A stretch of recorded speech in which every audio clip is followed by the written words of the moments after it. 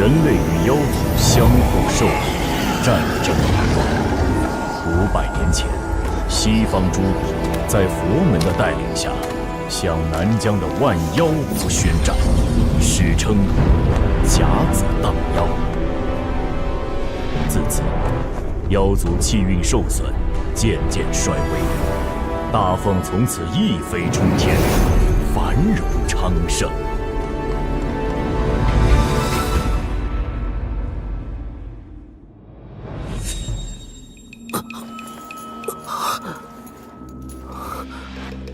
这是在哪儿？我昨天不是在酒吧跟警队同事队长，喝！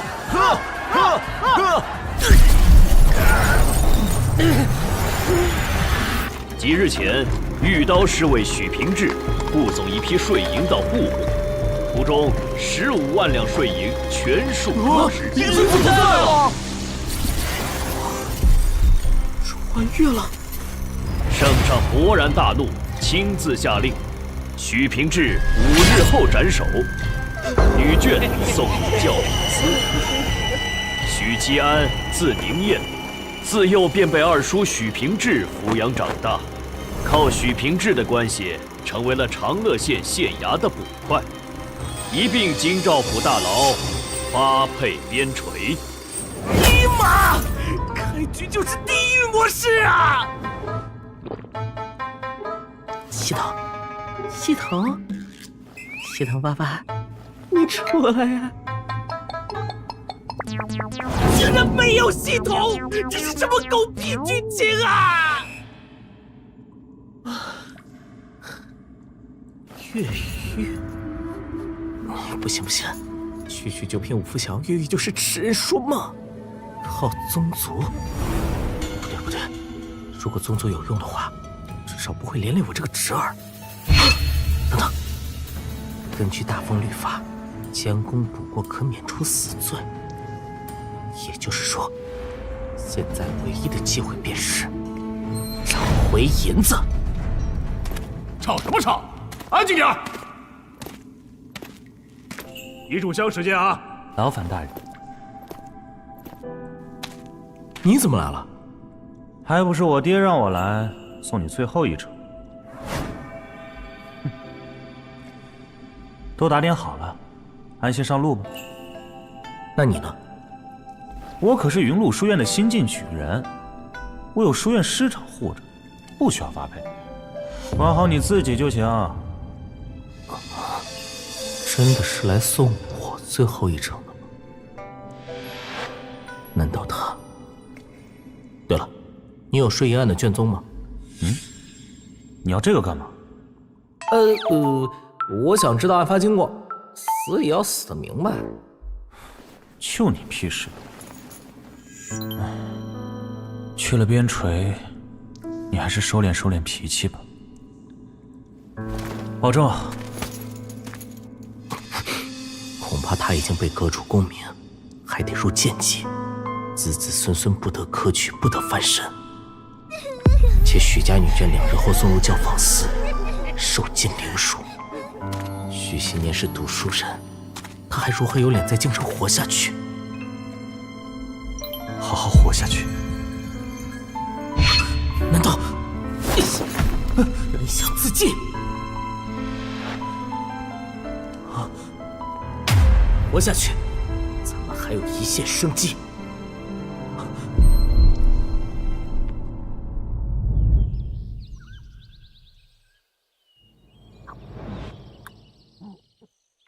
圣上命我等在许平志斩首前追回税银，只剩2天。许平志那边人际交往和财政状况等都摸了一遍，并没有什么疑点。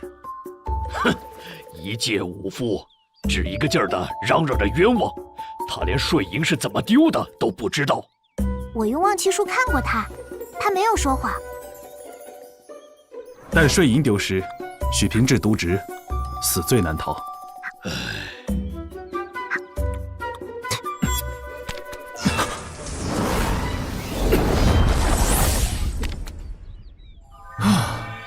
舒服了。大人，大人，司天监的弟子给您的信件，还有包子。啊，我的人说，沿途20里没有在河内观测的妖气，岸边也没有妖气。15万两白银能飞到哪里去？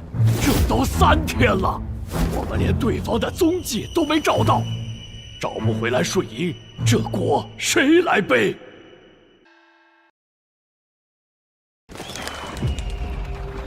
？3日前，御刀尉许平志负责押送一批税银进京。辰时1刻，队伍行至广南街时，刚过桥，忽然掀起一阵怪风，马匹受惊，冲入街边的河里。河起，震耳欲聋的爆炸声传来，河水炸起6丈高，逐浪滔天。士卒跃入河中寻找白银，却只找回了1250两白银，其余的白银一而飞。恐是妖作案。那我就毫无办法了呀。真的是妖物所为吗？不是妖物，那妖风怎么来？银子怎么就凭空消失？怎么会炸起数丈高的水？但是，妖物劫走税银的原因是什么？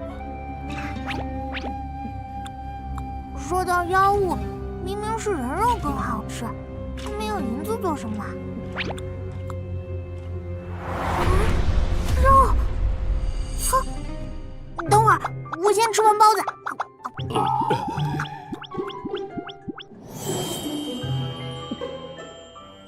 银子在妖类眼里未必有活生生的人肉人，哪怕想要银子，偷窃或抢劫都比劫走税银稳妥。言之有理，不排除是受人指使。那谁会指使妖类窃取税银？理由是什么？也许幕后主使需要一笔巨款，但又不能肆无忌惮的敛财。但税银押运路线是随机决定的。而妖物却能提前在河中埋伏，押运队伍中极有可能有内应。去云路书院等儒家圣人来问心。你是看不起我们司天监的望气术吗？我都说了，在场押运税银的士卒都是毫不知情的。武夫真是粗鄙。日落前我得甩开这破差事，进宫找长公主。我厨子的手艺当世一流。李大人，不如去请教魏公。你们文官有京察，我们打更人义勇，这便是魏公给我的考核。可现在朝野上下都在看着我们呢。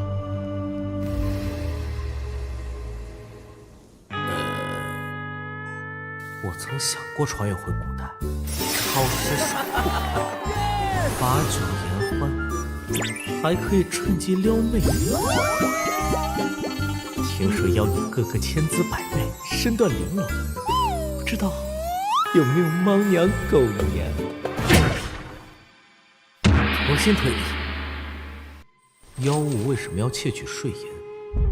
人肉不香吗？就算缺银子，也没必要盯着税银。税银有2个最明显的线索，一是妖风，除了武夫之外，各大修炼体系都拥有刮风的能力。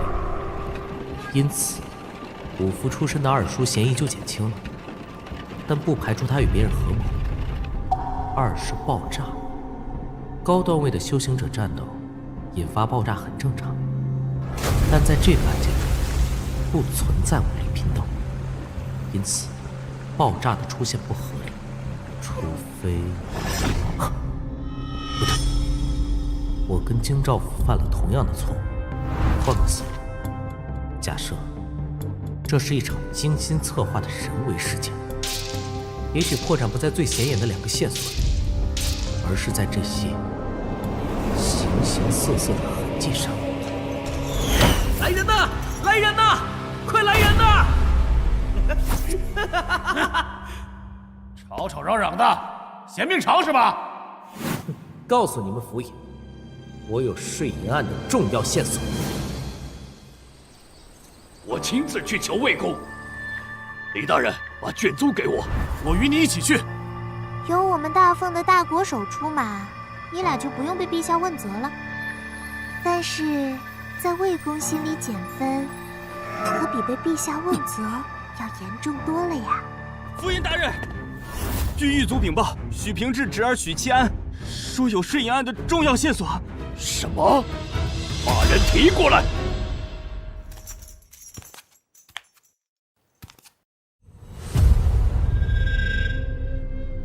飞袍应该是府尹，4品官员。这位胸口绣银罗的大叔，塔庚人组织的。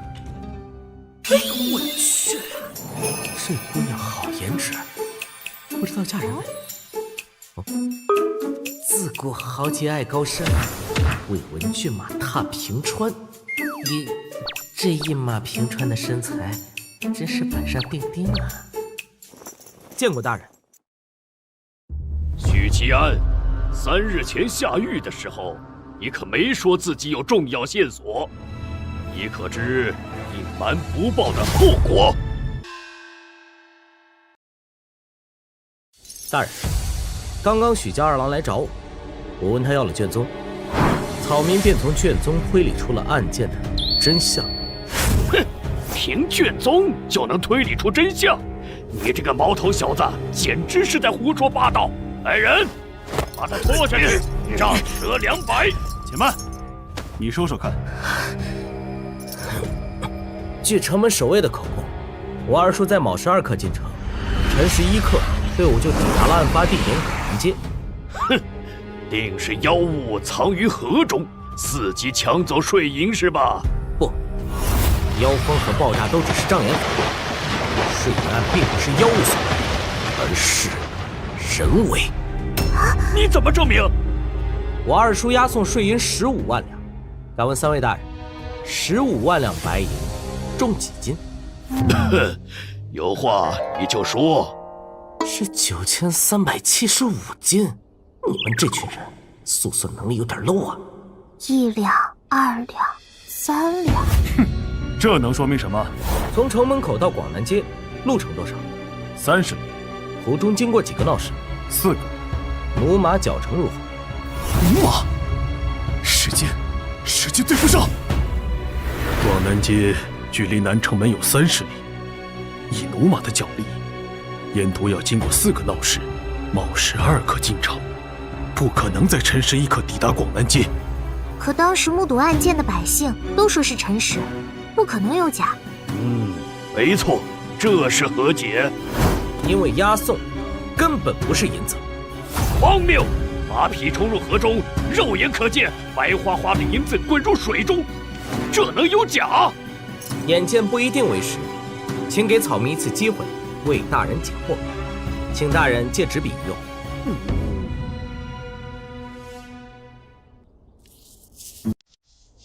可恶，毛鼻子可真麻烦啊！好了，大人，请按照草民的要求准备纸上之物。虽然不知道他要这些东西做什么，但这字儿写的是真的丑。我看看，还以为是什么啊，不过是粗鄙的武夫写的寻常东西罢了。给我看看。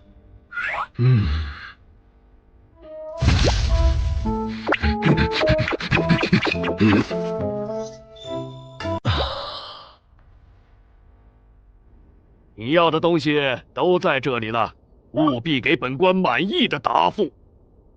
若是草民祝大人破了此案，可否替草民上书陛下，免去我许家的罪责？替父代罪立功，自然免去罪责。我现在要做的事情很简单，那就是高中化学知识，提取金属钠，用水融化粗盐，生宣覆盖在杯口，徐徐倒入盐水，过滤后将瓷杯架在蜡烛上炙烤，用竹签不停搅拌，直至盐水蒸干。但接下来才是最难的，电、氯化钠的熔点。搁在古代，这两个根本不可能完成。但在这个世界，有一个职业可以做到——炼金术师。大人是司天监的弟子吧？没错，家师便是司天监见证。家师可是……麻烦姐姐帮我融化这些结晶。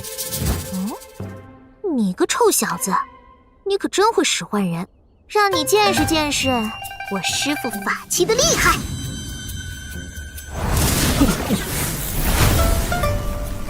停！通电不雷法，控制好电压，这个步骤很难。臭小子，要是没有东西出现，我非宰了你不可！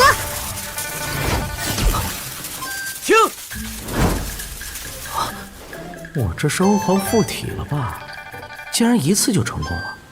几位大人，银子制备成功了。这东西比银子轻很多，但外观却极其相似。案发那天，正是有人用这个东西以假乱真冒充了银子。果然轻了很多。你是炼金术师？不，我不是，我只是化学的搬运工。就算银子被替换成这样，那爆炸又是怎么回事？莫非河里藏着妖物？假银子入水怎么会爆炸？大人请看，若是把它扔水里，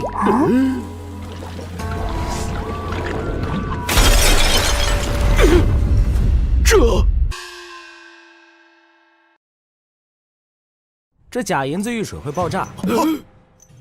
正如卷宗所述。这么说，从一开始就是幕后主使利用爆炸和妖风误了我们的调查方向。难怪司天监的望气术也观测不到妖物。废话，谁也别想逃过我们司天监的望气术。水银落水后，氏族只寻回1000多两白银。如果没猜错的话，这些银子都是铺在最上层掩人耳目的。这个叫许七安的，居然把所有疑点都对上了。许七安，这次你做得很。衣服皱了。好，你做得很好。舒服了。这位大人竟如此赏识我。既然如此，那真银子去哪儿了？税银出库入京，层层转手。要问罪的话，大批官员得入狱。可是税银一路押送入京，重重关卡，若是假的，早该发现了。唯一的可能是最近才调包的。最近？来人，备轿！府尹大人，可不要忘了您对草民的承诺。希望税银能在我流放前追回来，否则许家的结局神仙难救。喂，喏，这个给你吃。等等，从哪儿偷出来的？这是在收买我？为什么盐能变成银子啊？草民曾在古籍中见过将盐变成银子的炼金术。那本古籍在哪儿？著作者是谁？人民教育出版社。古籍已毁，在下虽记得其中的内容，但草民危在旦夕，实在没有心情为人师。你这人倒是滑头。我们司天监不干涉朝政，怎么处置你，还得陛下说了算。你们收我为徒不就行了？以鉴政大人的地位，要一个连坐人犯，想来是没问题的。你明明是个武夫，为何要当术士？因为仰慕鉴政大人的风采。你骗人！那你先把古籍的内容告诉我。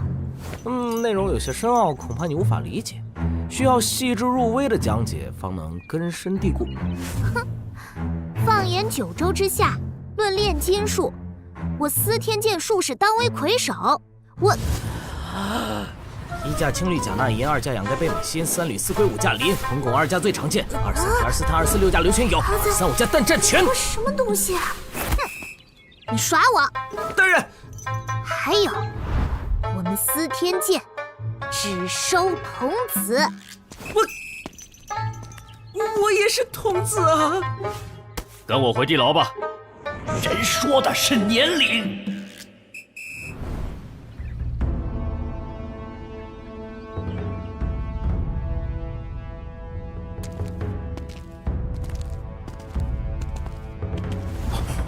期限到了吗？明智，老爷，我便是死，也不会进蒋方寺那种鬼地方的。娘，夫人，是我对不住你和孩子，还有我侄儿。下辈子我许平志给夫人你做牛做马。只是想不到，我许平志一生爱国忠君，却落得满门忠烈。哎，签字画押后就可以离开了。大人，你说什么？许大人，这是您的官服，收好了。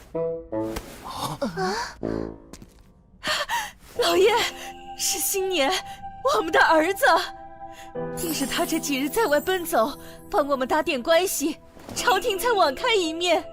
啊，不对呀，按道理，就算免了死罪，也不该是官复原职啊。这位大人，可知朝廷为何免了本官的罪过？案子破了，税银已追回，子嗣已为父戴罪立功。年儿，真的是年儿。老爷，年儿助朝廷追回了税银。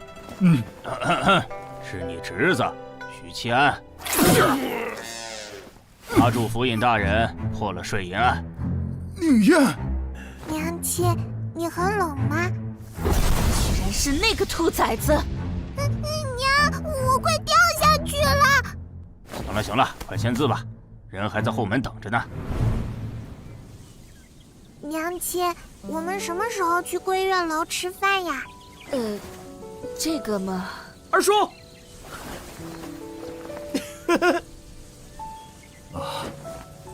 宁燕，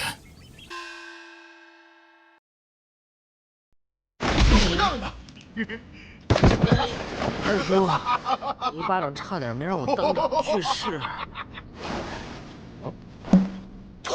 我去！我竟然有这么个清丽脱俗的妹妹。大哥，对了，我记得还有一个。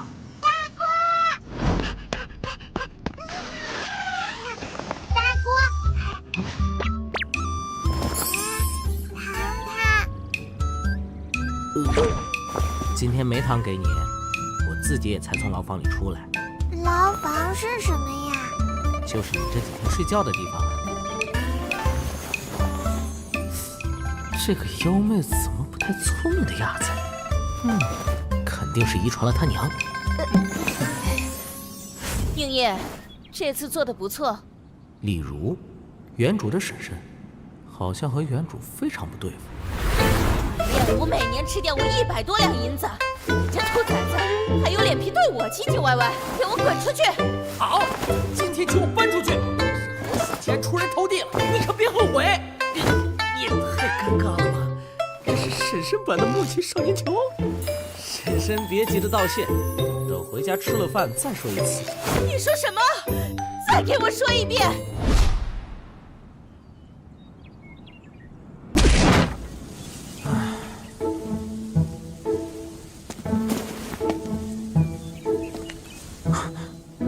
不能招来官府的注意。3岁识字，5岁背诗，10岁熟读圣人经典，14岁进入云麓书院，18岁的举人，我简直就是天纵奇才，能7尺男儿，情愿轰轰烈烈的死，虚度的活。大凤京城被誉为天下首善之城。包子，这个包子。老板，晨会2两银子。哇，真不便宜。要不这样说？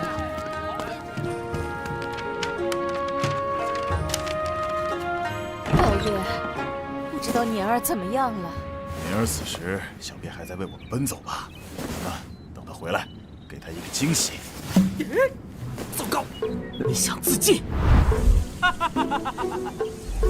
今年生是逍遥人，死是桀骜鬼。这不是年儿的声音吗？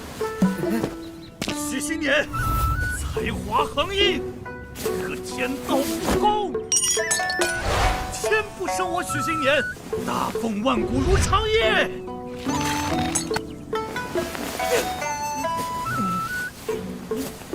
年儿，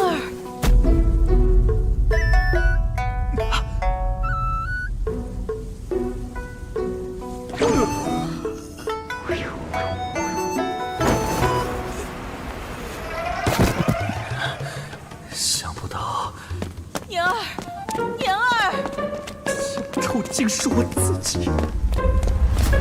年儿，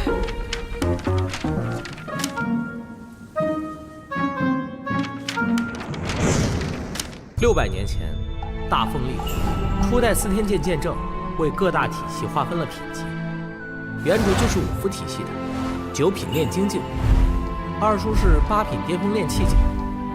司天剑是独属于大凤王朝的修行体系，且异常高调，因此司天剑的术士体系倒是更清楚一些。其中，6品炼金术师的发明与创造融入了千家万户。 至于这个世界的其他修炼体系，穿越过来却只了解到这个世界的九牛一毛。不过也不能怪原主，从小生活在京城，知道的有限。不像我是个四处奔走的刑警。要不是我在酒吧的时候喝嗨了，酒精中毒，快叫救护车！哇！ 好不容易升职，眼瞅着就要飞黄腾达了。也不知道父母怎么样了。糟糕，电脑硬盘里120 G 的资料没有删掉，这也太社死了！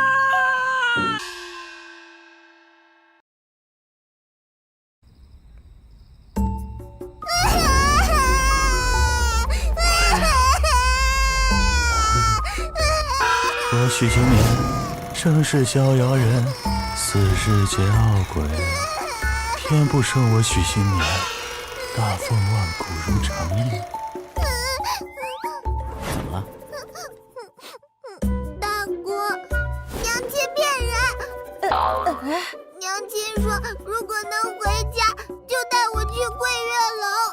爹爹刚才也说了桂月楼。老许，你可以啊，是祸水东引了。桂月楼是京城顶级的酒楼，出入皆是达官显贵，不招待平民和富商。桂月楼的消费嘛，小豆丁就是婶婶的命。只是一句戏言就志同都骗，婶婶言而无信的。好了好了，别吵了，快吃饭吧。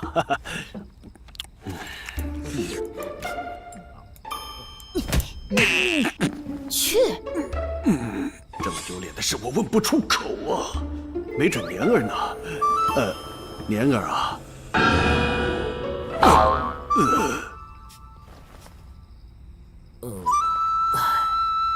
灵月啊，你老偷看为兄干嘛？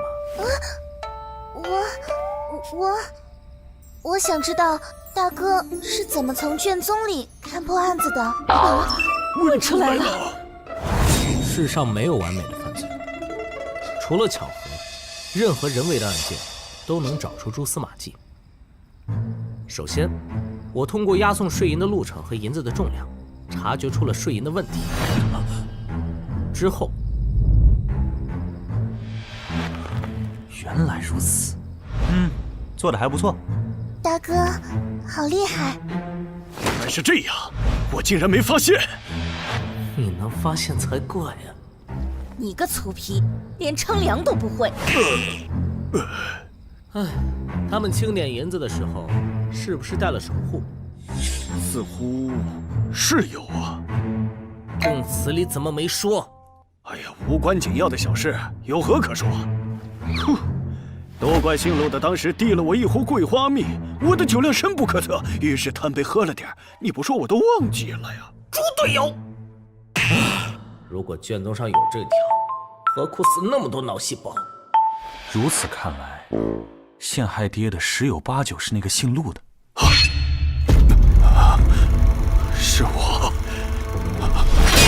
是我糊涂，差点害了全家。20年前也是。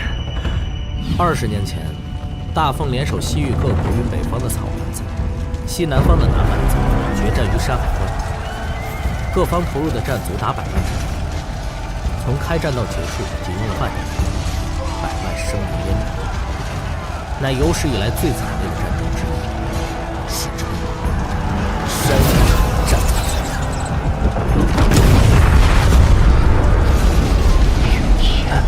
大哥，当年我与你爹在山海战役中抵背而战，明说过要一起活下来的。平治5年就白土。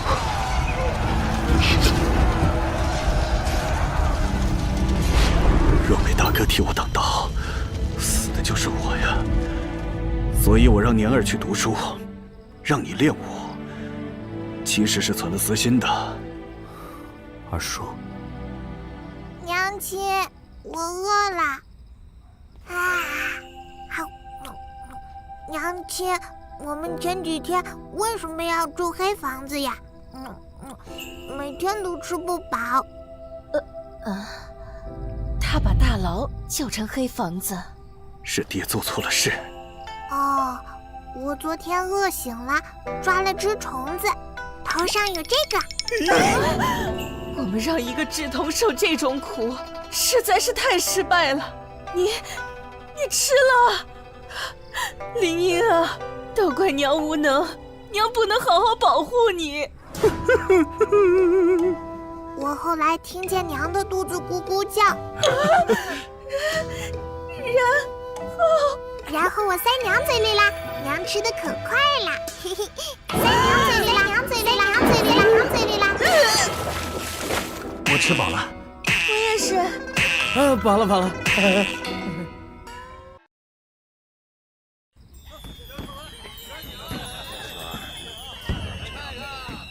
为什么又失败了呀？万师兄，再用点力啊！肯定是盐的剂量不对，太难了呀！三位师妹怎么还不来啊？这群人竟然还在炼假银子。自从睡银案告破后，殿下觉得假银子危害极大，责令司天监炼制假银子。于是炼金术师们开始了没日没夜的工作。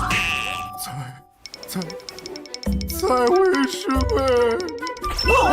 才会师妹，完了！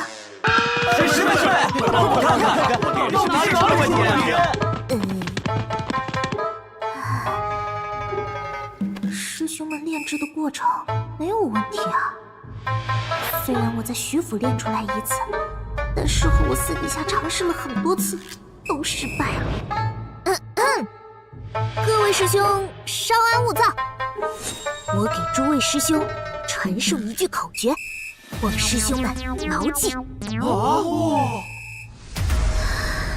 1加青绿甲南银，2加掩盖贝美心，3里4骨，5加连同符，2加费城加23铁24碳24，6加刘倩友235加蛋全占。这是什么？这是一位高人告诉我的秘诀，你们自己慢慢悟吧。才会师妹，别走啊，师妹！我也不懂啊，赶紧跑去找师尊。师妹。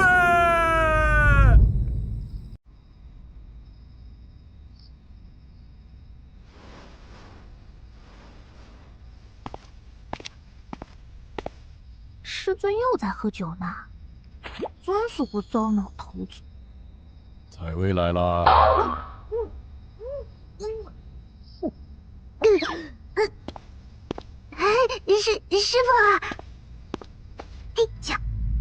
师傅，假银子到底是什么东西啊？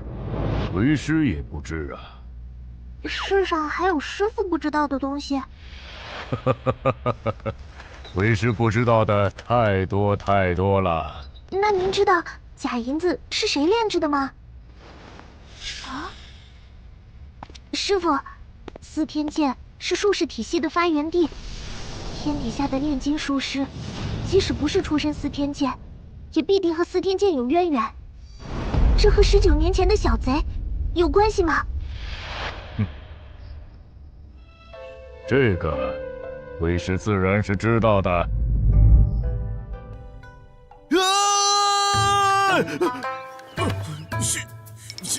许清安，你是人还是鬼？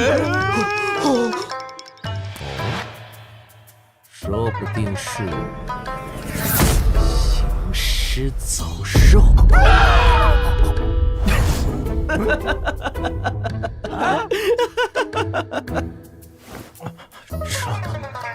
这是怎么回事？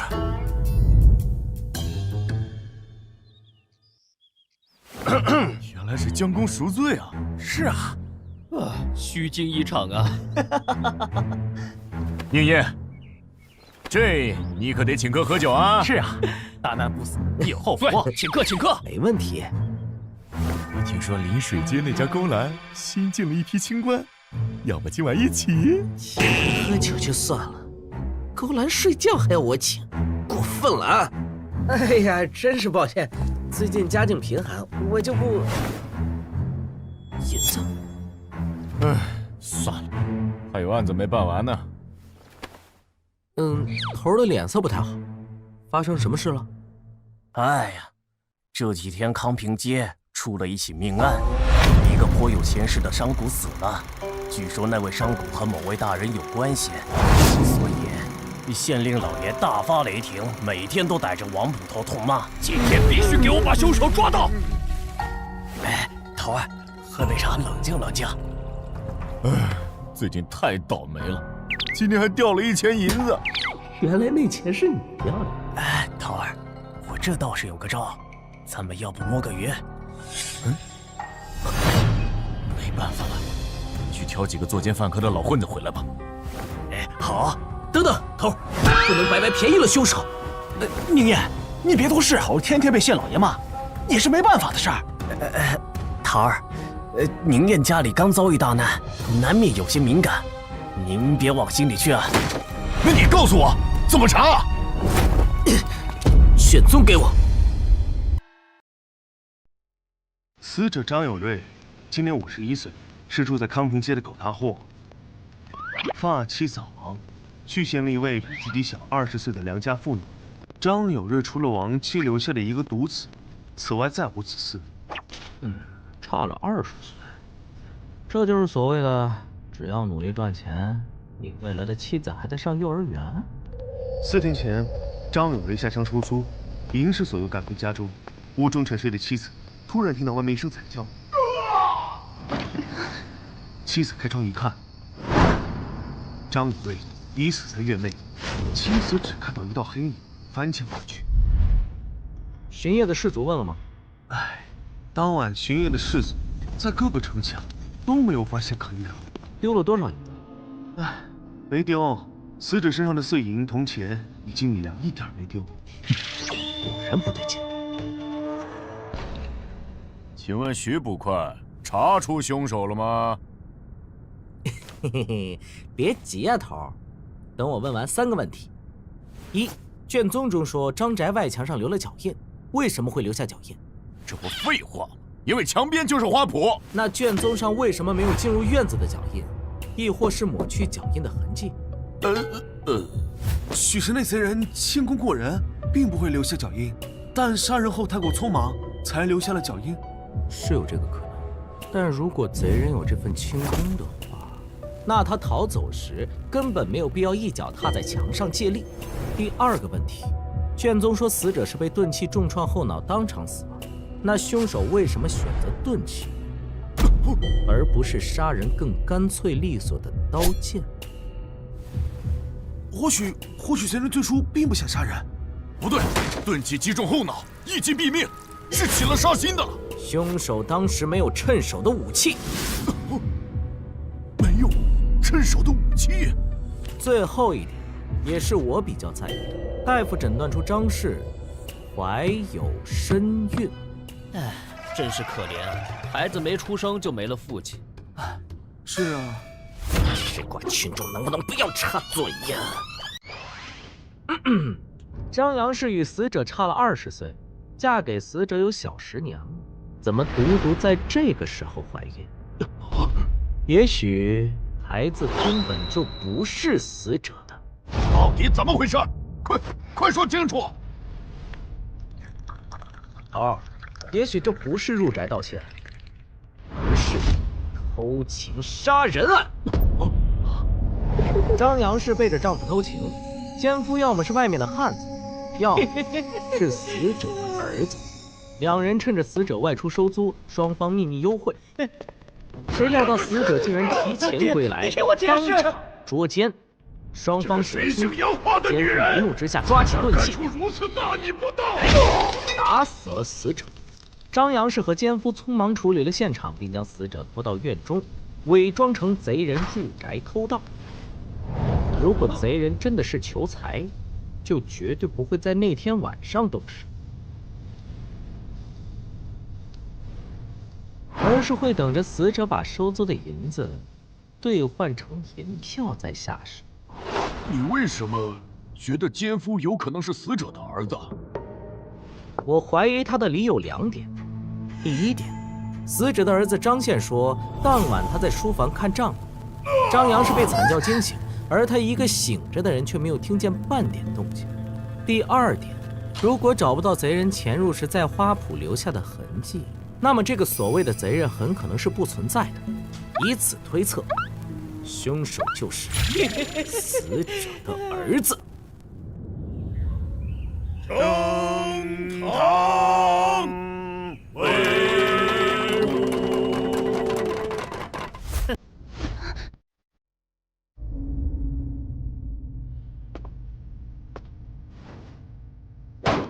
家人是如何杀死张有瑞的？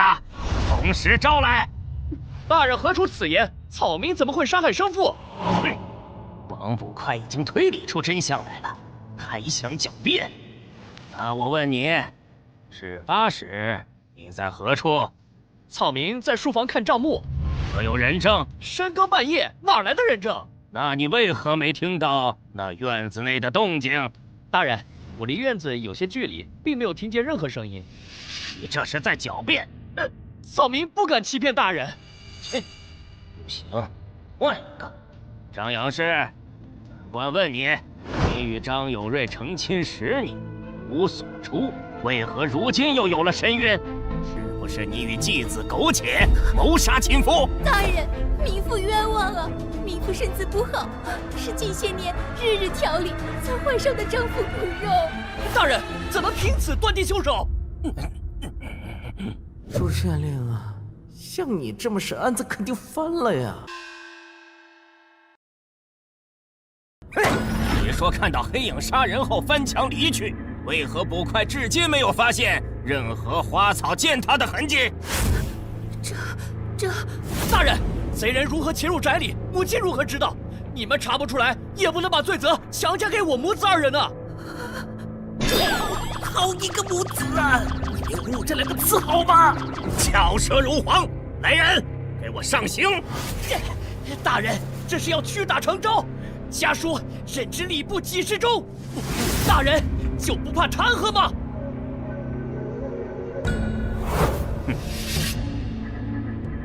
你敢威胁本官？来人，杖责20！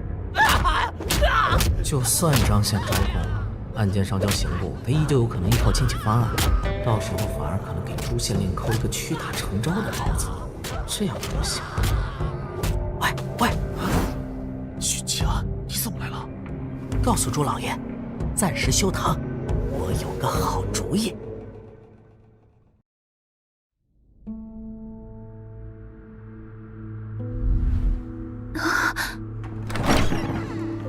别紧张，只是随便聊聊。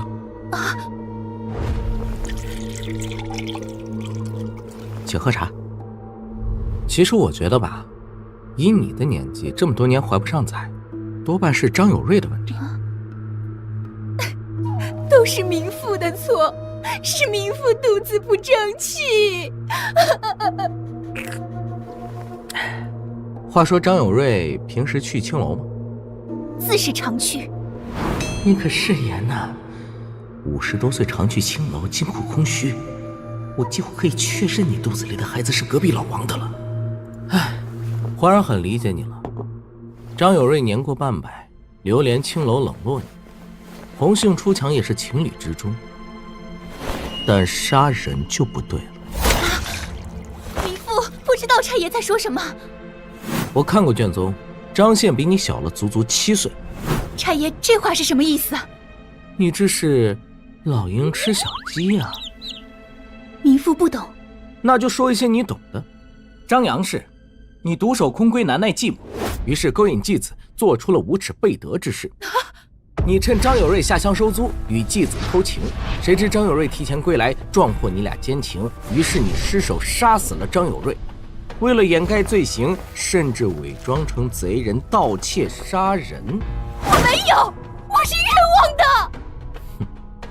他心慌。哼，你难道不好奇我为什么知道的这么清楚吗？难道这不可能？是不是觉得你的奸夫不可能认罪？你们自以为处理的天衣无缝，其实破绽百出。其一，张宪只在墙上留了出去的脚印，却没有入宅留下的脚印。贼人若有不错的身法，那逃离时更会激发潜能，根本不会留下脚印。其二，张有瑞死于钝器打击，而非利器。试问，哪个入宅偷窃的贼人会不带武器？其三，为什么县衙会一口咬定是你们杀了张有瑞，而不是贼人？因为你们犯了个错误。张有瑞的尸体双脚朝着屋子，头朝外，致命伤在后脑，这说明凶手是从他身后动手，用钝器袭击了他。一回来就袭击杀人，然后双手空空回去。这怎么可能呢？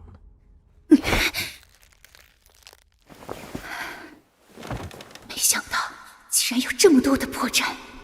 对了，张宪还说了，是你寡廉鲜耻勾引他本不欲与你继续纠缠，可你拿肚子里的孩子威胁那天晚上是杨真真趁乱打死了张有瑞，不是我。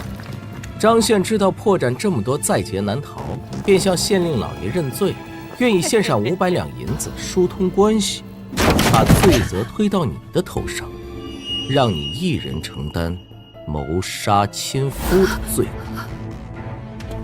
张宪是什么人你最清楚，张宪是什么样的人我不知道，我只是不相信这种无关爱情只有欲望的关系会有多牢靠。而且张宪是个富二代，有家产又年轻，到处都是海的味道，何苦为了一个女子牺牲？但是县令老爷廉洁正义，他不偏信张宪的片面之词，命我过来问讯。如果你坦白从宽，县令老爷许诺免你死罪。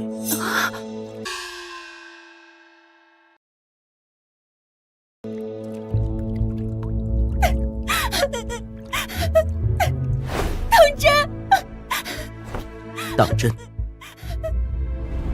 其实我骗了杨真真。依照大风律法，通奸谋杀亲夫者，女子凌迟处死，奸夫则斩首示众，不可能免除死罪。见到杨真真供词的张宪措手不及，再也无法狡辩，绝望地招供我。宁燕，本官会记你一功，好本事。都是大人教导有方，小人只是学了些微末伎俩。没道理啊！当初这小子初来乍到，性格憨实倔强，只会闷头做事，是真正的愣头青。怎么转眼间就断案如神了呢？桃儿，你们出来了！宁燕，为了感谢你替我解决了大难题，今儿我就带你去勾栏耍耍，开个荤。哎，桃儿，你要长大了。我不是这样的人，我就不去了。破了身，我这辈子都到不了炼气境。说到勾栏，也就是所谓的妓馆，面向的是平民百姓。青楼更加高档，客户群体是富商和达官显贵。说到青楼文化，就绝对绕不开教坊司。教坊司的娘们是真的漂亮，都是宦官家眷，个个细皮嫩肉，能掐出水来。年初时，我随县城大人到里面耍过，侥幸见过福山姑娘，真是花容月貌。你们上次见到福香姑娘了吗？头儿，当晚要不是已经有了恩客，我就已经和他。睡一晚多少银子？30两。这么贵，都可以买几个小娘子在家里。一起打麻将嘛，脑子秀逗了才去教坊村睡花魁。穿越过来一段时间后，我决定开始写日记记录一下。12年阳月20日，没错，我得换个活法。在这里混得太好未必是好事，但是混得不好，日子也不好过。今天看着同僚拿着牌票去敲诈商人，心里不是很舒服。大人，您刚才挥手。但我知道，这是社会常态，我无法改变任何事物。阳月4日，二叔告诉我，贪官污吏横行无忌，这个世界比我想象的更糟糕。阳月5日，王捕头带我去勾栏里耍，这令我对勾栏的印象有所改变。它是一个听曲听戏兼灵肉交融的场所。你真坏！我万分惆怅，因为我还在练精进，不能破身。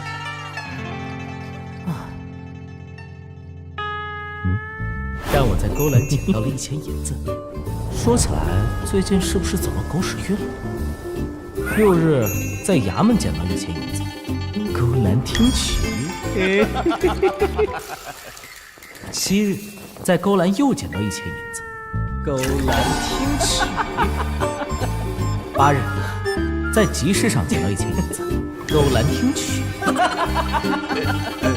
9日今天没有捡到银子，我支付了1000的票子。客官慢走。嘿，演账钱的地方再也不来了。今日找二叔借钱，二叔个穷鬼也没钱。许新年先表达了自己的不屑，随后嘲讽了我，最后给了我5000银子。天不生我许新年，大风万古如长夜。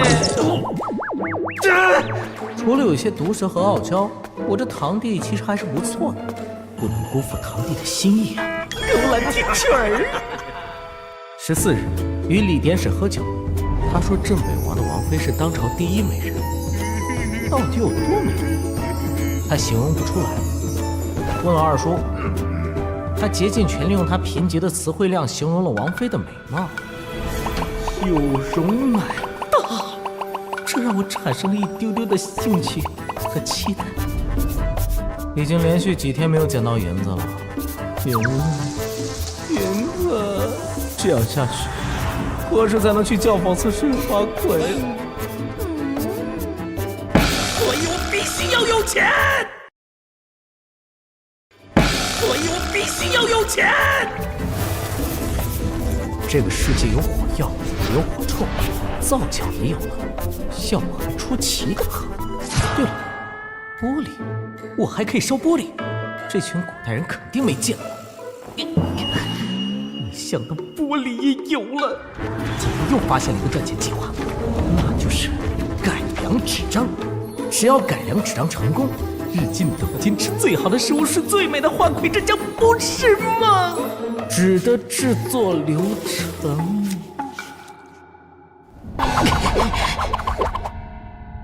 今日与同僚去茶馆偷懒，听说书先生讲故事。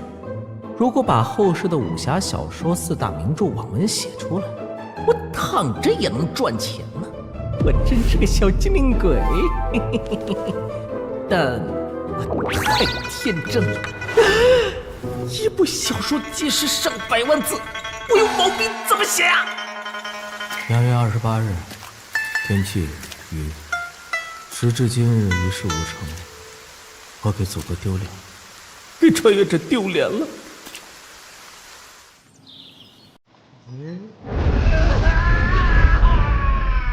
今日俸禄发下来了，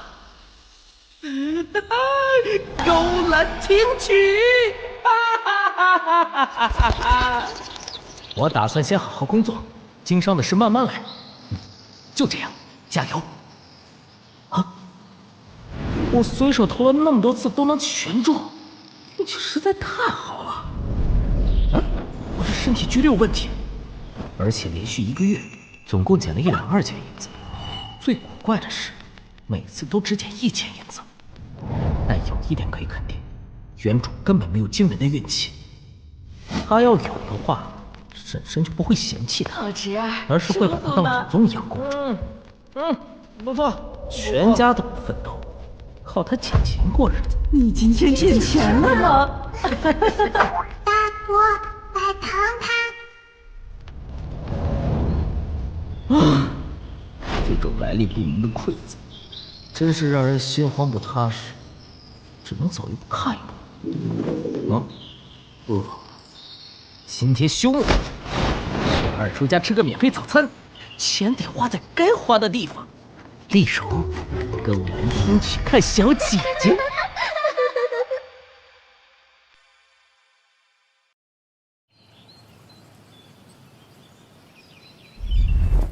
哎，好端端的一个早晨，这倒霉侄儿怎么跑过来了？我的这份早餐，林音，眼睛睛的武夫胃口比常人大，这种饭量只能半饱，分大哥一只肉包好不好啊？不要！果然，别急嘛，大哥不会让你吃亏的。我的肉包放在你这里，那这4个肉包是不是我们都有份？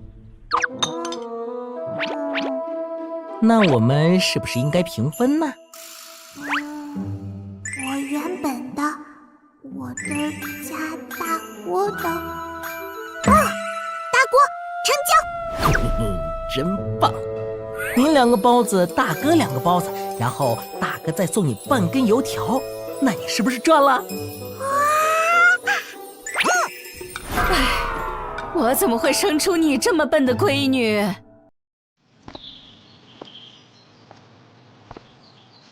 灵儿，你终于出来了。宁儿，好端端的关房间里做什么诗啊？宁儿，莫理会外人的风言风语，赶紧吃早饭。许熙年又在头疼作诗的事了。许熙年走的是儒家修行之道，他在读的云路书院是天下读书人梦寐以求的圣地。云路书院的开派祖师是圣人门徒，是仅存的可以修儒道的书院。许熙年的开窍镜属于儒家体系的第9品，能增长记忆力，学习能力加强，但悟性依旧是障障。辞教，你什么时候才能突破到第8境修身境啊？暂无头绪，师长说要自悟，可以参考开窍镜吧？你开窍镜是怎么修成的？将圣人经典倒背如流，化为己用。那不就是背书吗？那修身境的话，是不是得锤炼体魄？这人好烦！我正在试着从修身境体现出来的能力反推行之法。那有没有成功呢？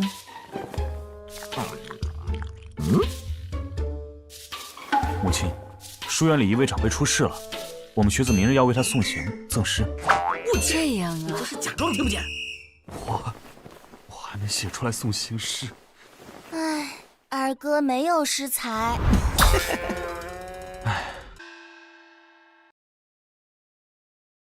别胡说，你二哥才华横溢，诗词之道没放心里罢了。嗨，随便写几句呗。你那天脱口而出的诗也很有气魄呀。那位长辈是名满天下的大儒，极善诗词。除了对长者的敬仰，其实我也存了结交人脉的想法。若能让那位前辈赏识，益处多多。可以呀。心高气傲的许新年终于意识到 PY 交易的好处了。我当初若能结交这位文坛前辈，或许就能救你们逃脱大牢，不至于求救无门。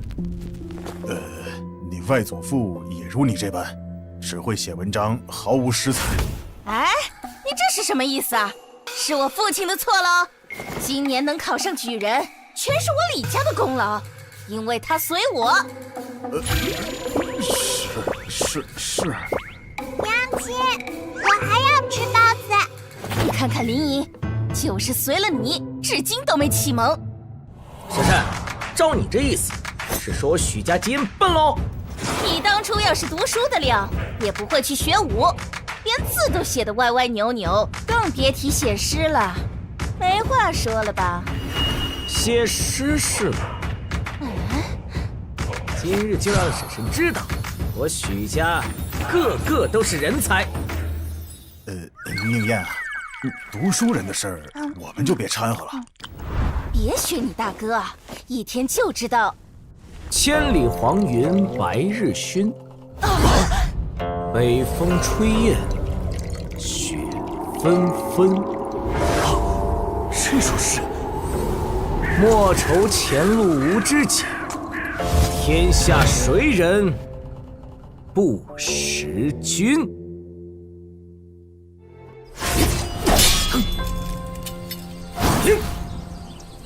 不错，身手又进步了。二叔过奖。但是，要想再进一步，只有找炼神境的高手帮你开天门，晋升8品炼气境才行。哎，我在山海之役中积累了战功，才换来军中高手为我开天门，踏入炼气境。回家第2年便有了新年。如今世道还算太平，你连积累战功的机会都没有。二叔，你想说什么？还说了一堆。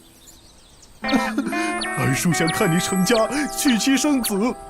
从古至今，长辈对晚辈说的话总是如此相似。除了靠积攒功勋，还有另一种办法：砸钱。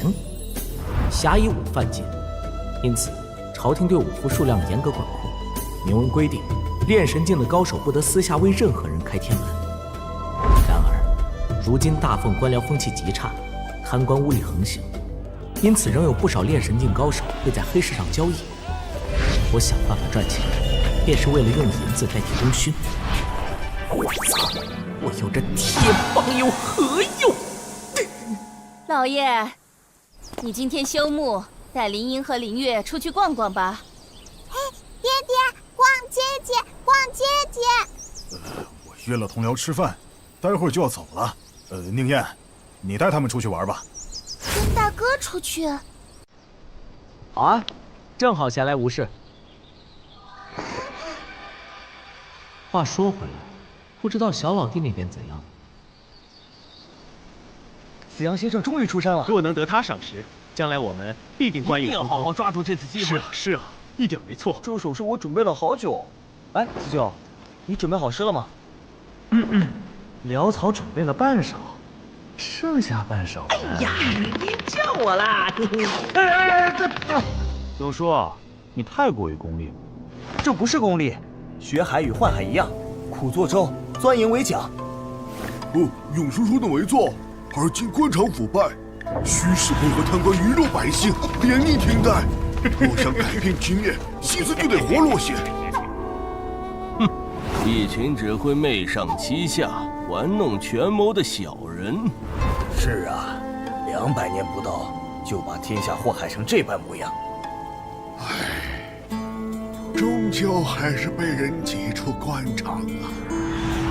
云麓书院作为儒家圣人大弟子开创的学院，一直都是儒家正统。200年前，因为争国本事件，被当时的皇帝所厌弃。云麓书院的一位先生，趁机自立门户，成立国子监，取代云麓书院成为了朝廷官员的主要输送机构。儒家正统之争也因此延续了200年。我此去是为银鹿书院开疆扩土，奠定官场根基。但想重振书院往日风采，需要我等齐心协力，更需要优秀的年轻人。诸位学生，有没有人愿意赋诗送一送子阳居士啊？不得头筹者，可得我随身玉佩。学生朱退之愿赋诗一首，为子阳居士送行。天哪，子阳居士的玉佩，随身玉佩，学生愿赋诗一首，为先生送行。学生愿赋诗一首，学生也有诗一首。王爷。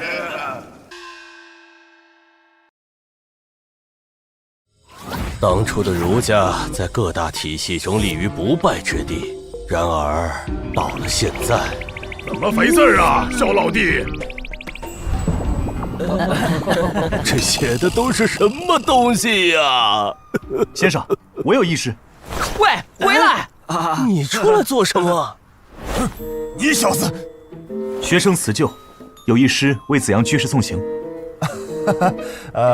这是许辞旧，我的学生，兵法策论出类拔萃，是个可造之才，但是个不会作诗的。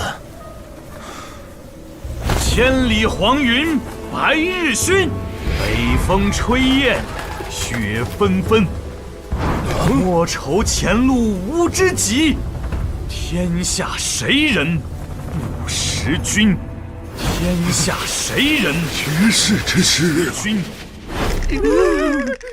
好诗，绝了！后半句呢？此诗只有半阙。哪有写诗写了一半啊？你还是人吗？无妨无妨，半阙已是惊为天人。张兄，你这学生不错。虽是半阙的七言诗，但大放如今诗词衰弱，这首诗定会名声大噪。许辞旧，这诗可有名字？别问了，这诗是我有感而发，名字你就将就着想吧。没有。莫急莫急，这首诗既然是为我送行的，那老夫替你想一个。真羡慕。那就叫聂阳亭送杨公之轻舟。学生赠诗，诗名当以字或号代称，只有同辈好友才能写明。全凭先生做主。胡扯老贼，为了养民已经不要脸了！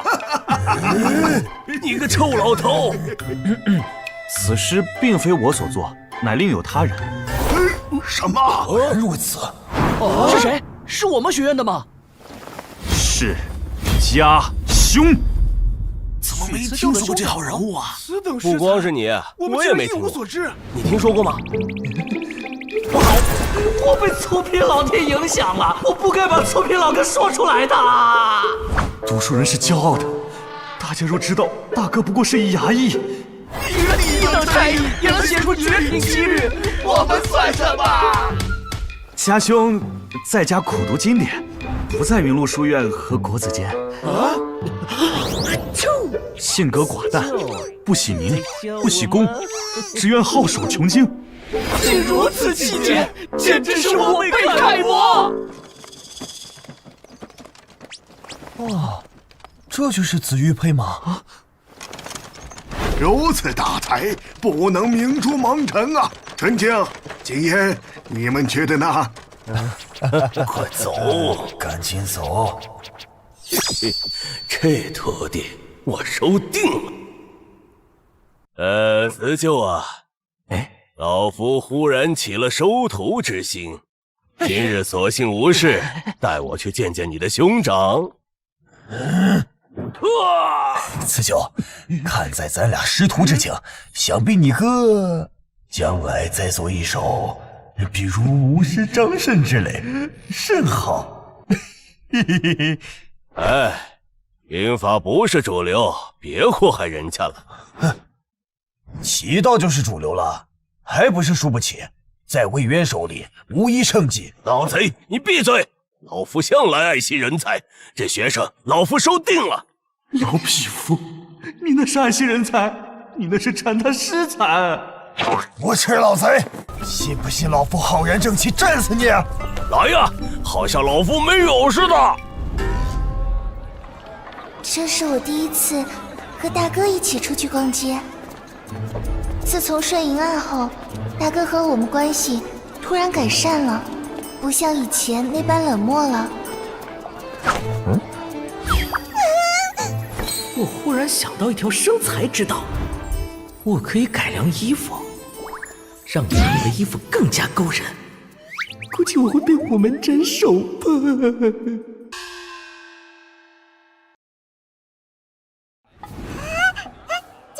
姐，糖葫芦！家里刚遭逢大难，钱财耗尽，姐姐身上没钱了。大国！大哥也没带银子，不过很快就有了。来了，捡到银子了，吃糖葫芦啦！这不科学啊！恰好是勾栏天取的钱，难道我天天跑勾栏是天意？不管了，先用了再说。3串糖葫芦。好嘞！大国，我要内串大。找回您的铜板。大哥，谢谢。大妹妹长得真养眼呢。大国，你的糖葫芦甜吗？刚刚不是才给你吃吗？你想吃啊？大国怎么知道？糖葫芦吃多了，嘴里可是会长虫儿的。会长什么虫啊？白白胖胖、浑身油腻的虫儿。那一定是很好吃。拿走。谢谢大哥。是在下说，上来小酌一杯呀，上来听曲儿啊。大哥，楼上的娘子们好漂亮呀。上来玩，快来，老爷人家都想你了呀。进去也得支付2钱银子的酒钱，便宜的大概5、6钱，贵的要1、2两。大哥，娘子们是做生意的，当然要穿得漂亮体面些了。他们做什么生意呀？哎呀，那边的鱼丸店好像不错，我过去给你们买吃的。等我，我要2。姐姐，大国真好。啦，今日无事，勾栏听曲儿。来了，大哥给你们买了鱼丸。你们干嘛？大姐，小娘子要去哪儿呢？别走啊，小美人儿！你走不掉的。你们走开啊！来陪我们公子玩玩呗。大坏蛋，不准欺负我姐姐！丑死了，没戒奶的小屁孩！看我把你踩扁！混账东西！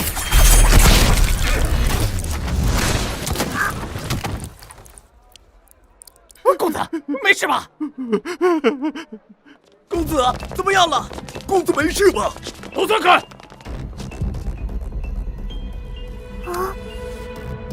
这是血。别怕，大哥在这里，没事了。大哥，林一，我的妈呀！这可是我最心爱的宝马呀！林月，带林一去长乐县衙门敲鼓，就说是我让你去的。然后让王捕头派人去御道卫朱百户家请二叔，在皇陵街。快，就是他！大哥小心！怎么了这是？这怕是惹到公子哥了。赶紧走，小心引火上身。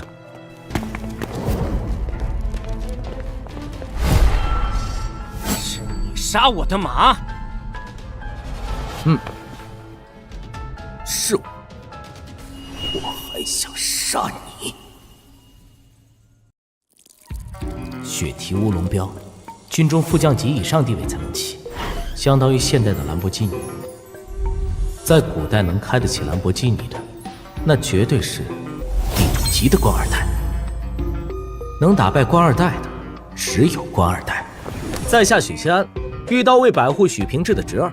方才2位是我妹妹，不知道他们哪里得罪了公子。我为救幼妹，才误杀了公子的爱驹，许某定会赔偿。许平志，是丢了睡银那个？正是。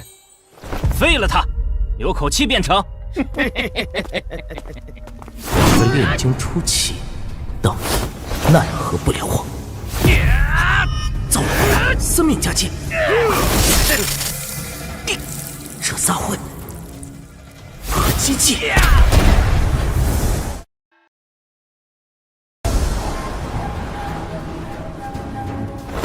哼，姓许的，下跪磕头喊我2声爷爷，本公子可饶你一命。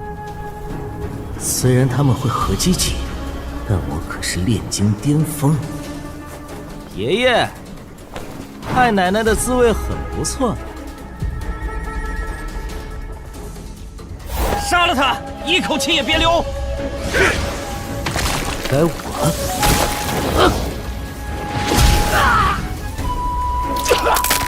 主人。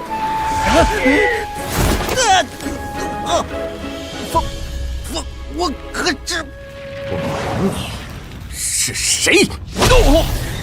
我欺负我妹子，都不可饶恕！主人，都别动，不然我杀！你们都别动！好，很好，我也教公子一个道理。匹夫一怒，血溅五步。让开！衙门办事，谢大人等通通离开！混账东西，竟敢在长乐街当街斗殴，给我通通带走！是。别动，都别动！你们抓我做什么？还不快放开我！你们可知本公子是谁？给我安静点！那王八犊子身份不简单，你想好怎么解决没？我没有选择。哎呦，这不是周公子吗？周侍郎可好啊？此人当街行凶，还想杀我，速速将他拿下！周公子，严重了，严重了！混账东西，连户部侍郎周大人的公子也敢打，你有几个脑子啊你？许七安，你这次糊涂了呀！周公子，这是大水冲了龙王庙，都是自家人啊！您大人不计小人过，别跟他一个小人物计较啊！他居然是户部侍郎的儿子，在大凤王朝官场，一位官员的能耐有多大，看的不是品阶，而是背景和权力。1、2品官员很多，但真正站在权力巅峰的，其实就一小撮人。6部的尚书和侍郎就在此列，就算是二叔。一个御刀卫的百户，在户部侍郎面前，我不配，什么都不是。打了户部侍郎的儿子，这事闹大了。少给我来这套！你不抓他是吧？我自己来。别，周公子，把这小子给我抓了！是。怎么？谁敢在县衙内施暴，格杀勿论！姓朱的，你敢斗我的人？周公子不要误会，本官只是还有程序没有走完。本官这里收到一份送书，许灵月状告公子您纵马行凶，霸凌良家女子。哼，我当什么事？纵马行凶？我伤到谁了？霸凌良家女子？我有动那女人一根手指头？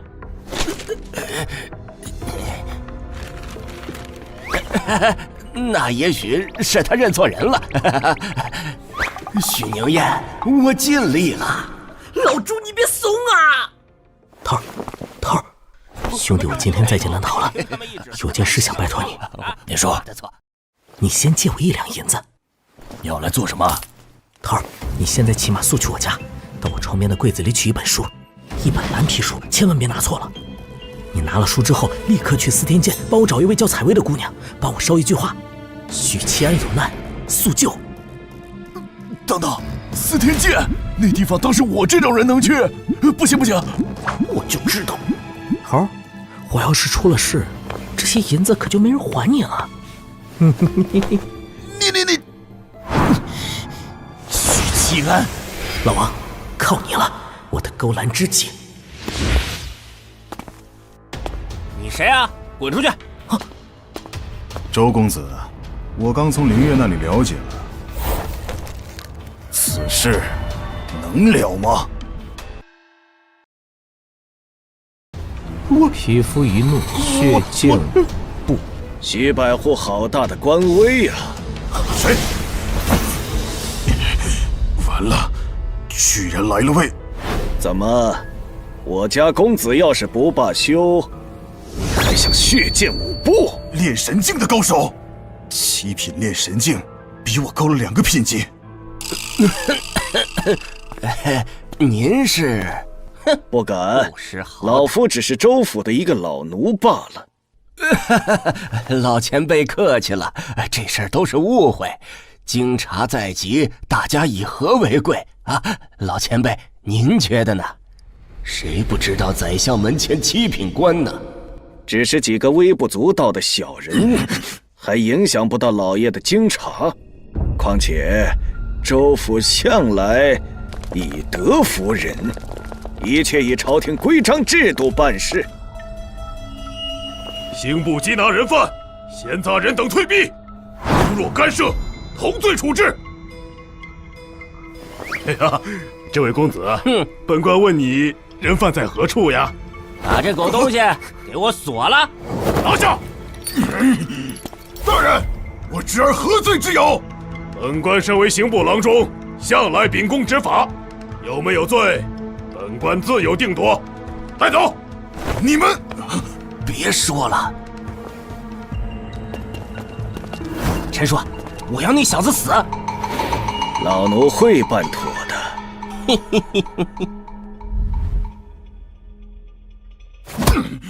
不要告御状！可恶啊！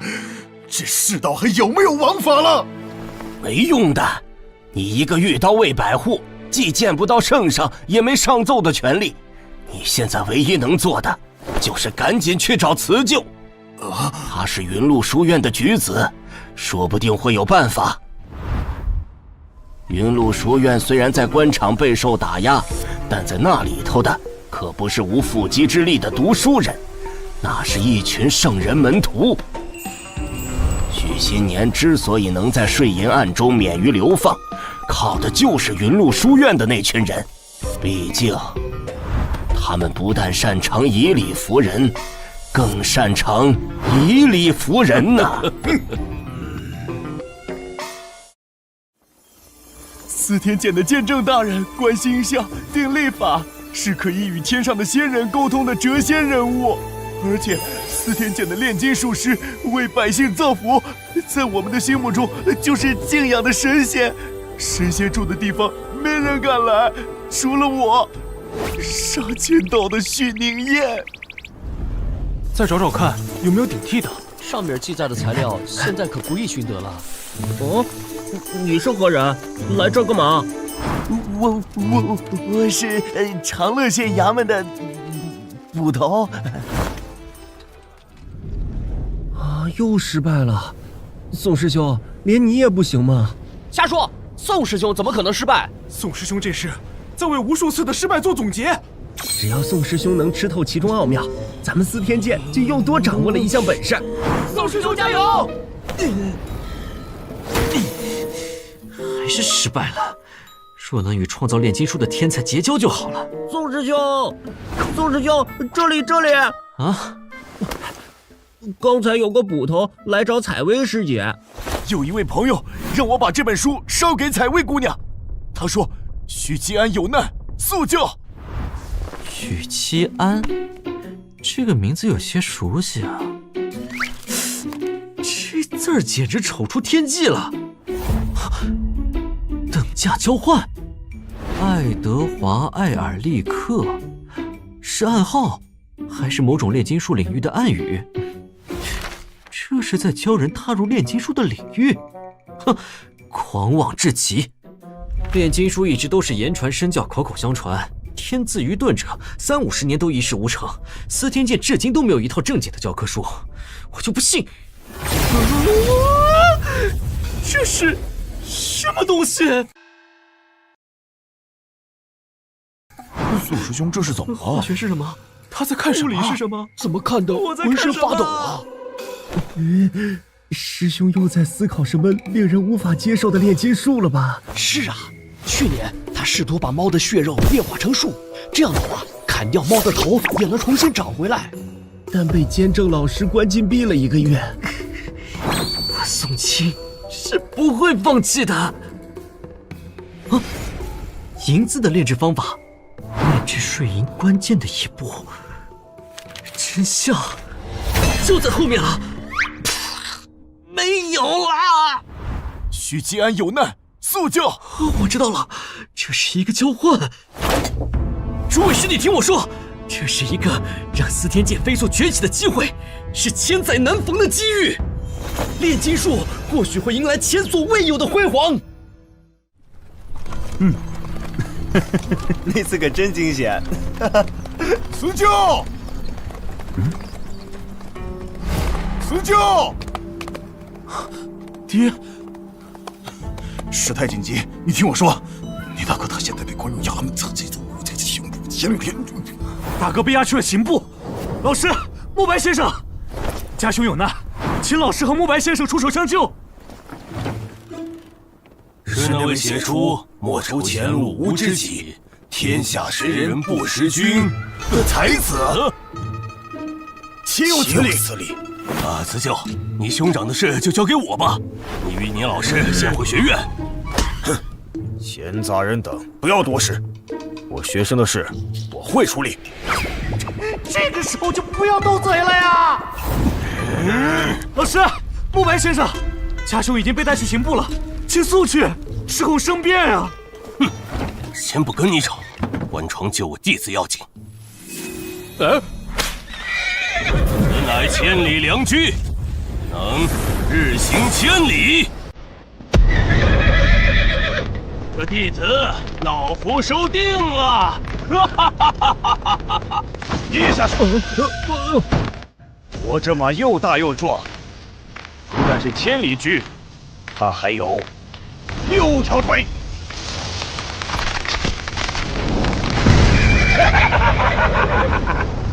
先走一步了。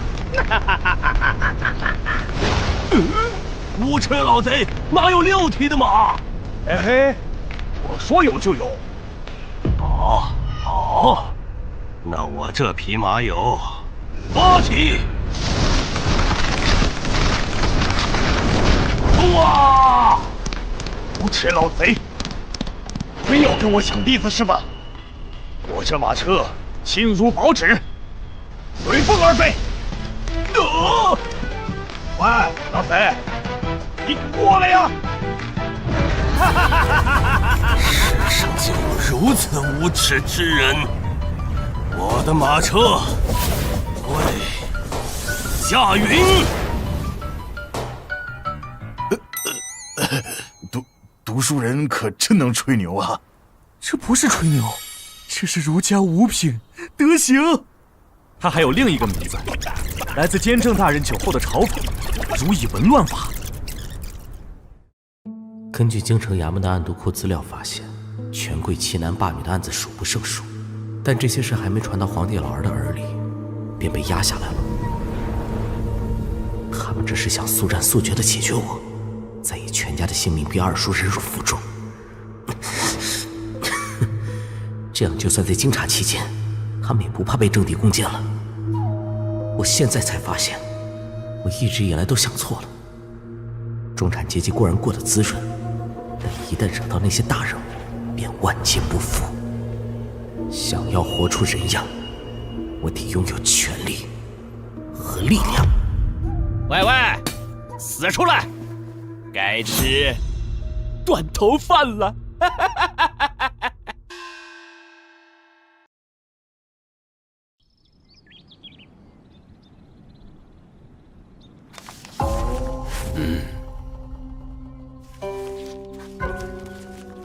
啊！发生了什么？孙尚书可在？陈继兄、景言兄，你们到我刑部何事？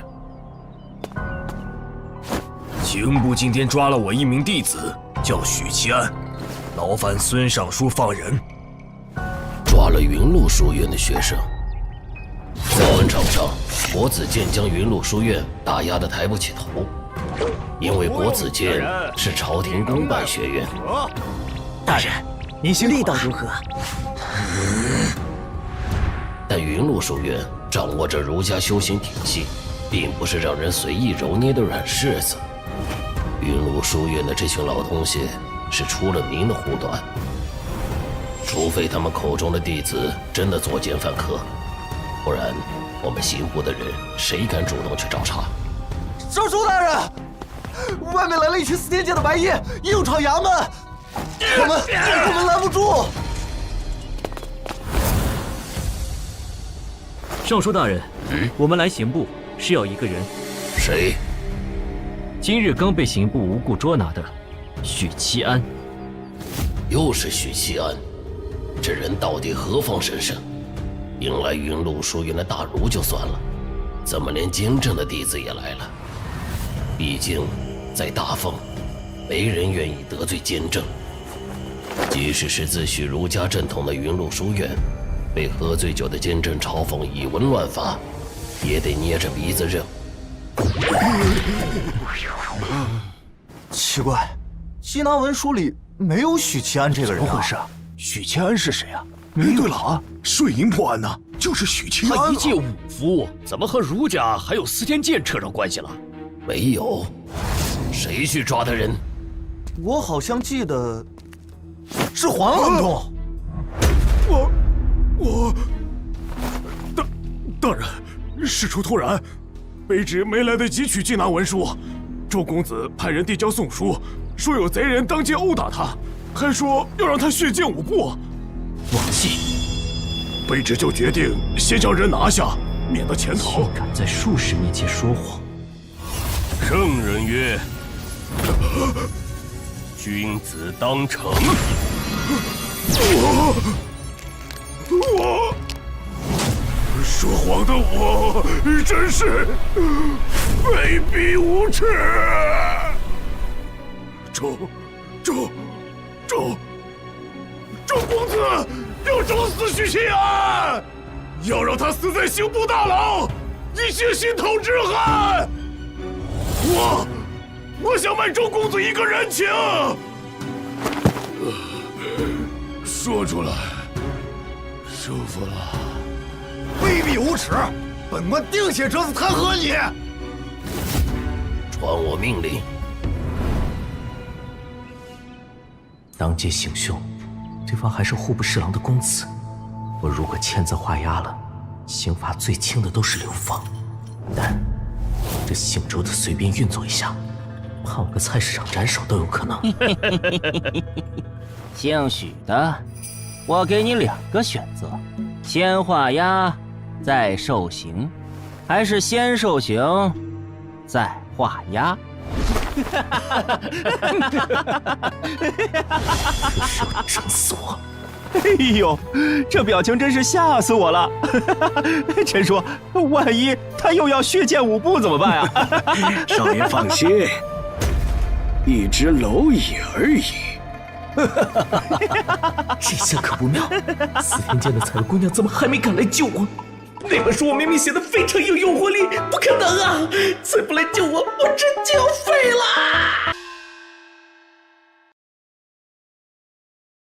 对了，听说你自幼被二叔许平志养大，那你们感情一定很好啊。我有理由怀疑，这件事是你们一手策划的。在认罪书里加上这一条。好嘞，现在重写。他查过我。这里是刑部，不是户部。周公子想审犯人，回户部审吧。你谁啊？敢打扰本公子？如果户部也想管刑狱的话，你什么口气？你以为你在跟谁说话？刑部孙尚书传令，即刻放人！终于来了。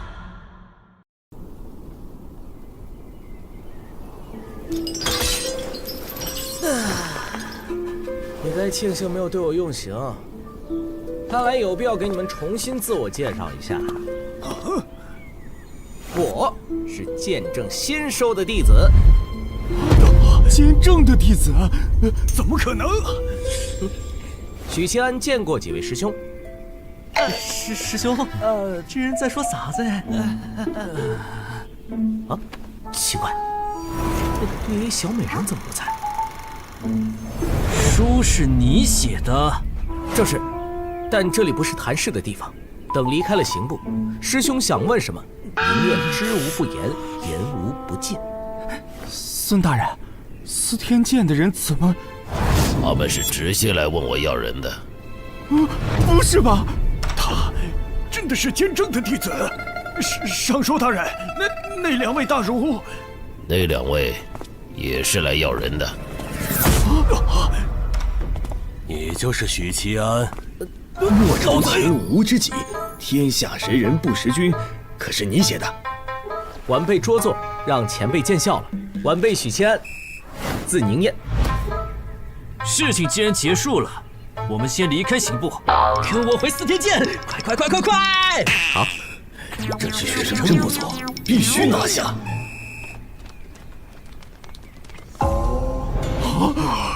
终于走了。等一下，我还有一件事要处理。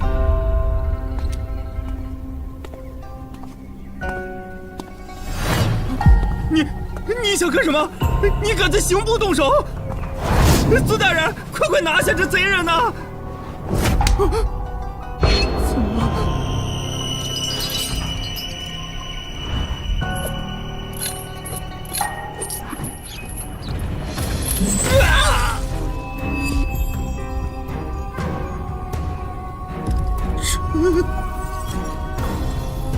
书，救我！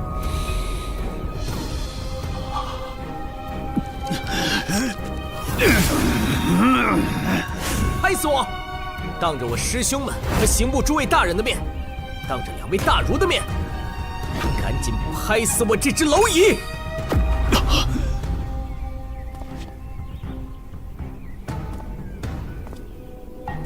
果然，在这里，只有官二代才能对付官二代。这，千万有没事啊！这，不知老师他们救出大哥没？二叔，宁燕，你没事吧？可吓死老子了！让二叔担心了。谁担心你了？多谢老师和慕白先生相救。慈九啊，你大哥如此识才，怎么就做了衙役呢？大哥觉得呢？这个，无妨。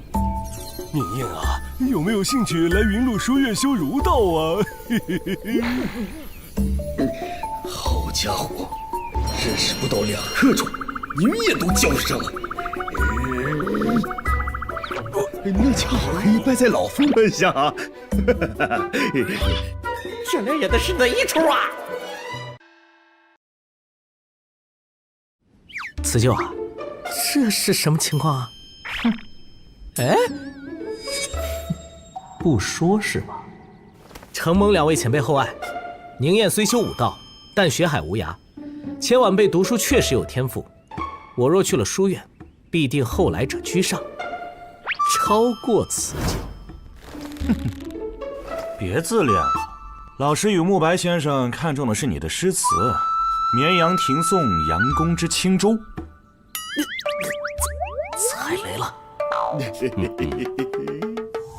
没想到他们收徒看中的不是我一表人才和人品坚挺，而是斩我的诗。这两个糟老头子坏得很呐！多谢两位先生抬爱，宁燕一心向学，就却之不恭了。恰好近日突发灵感，酝酿了几首好诗，等了却眼下这桩事，您便定到云路书院拜访2位老师。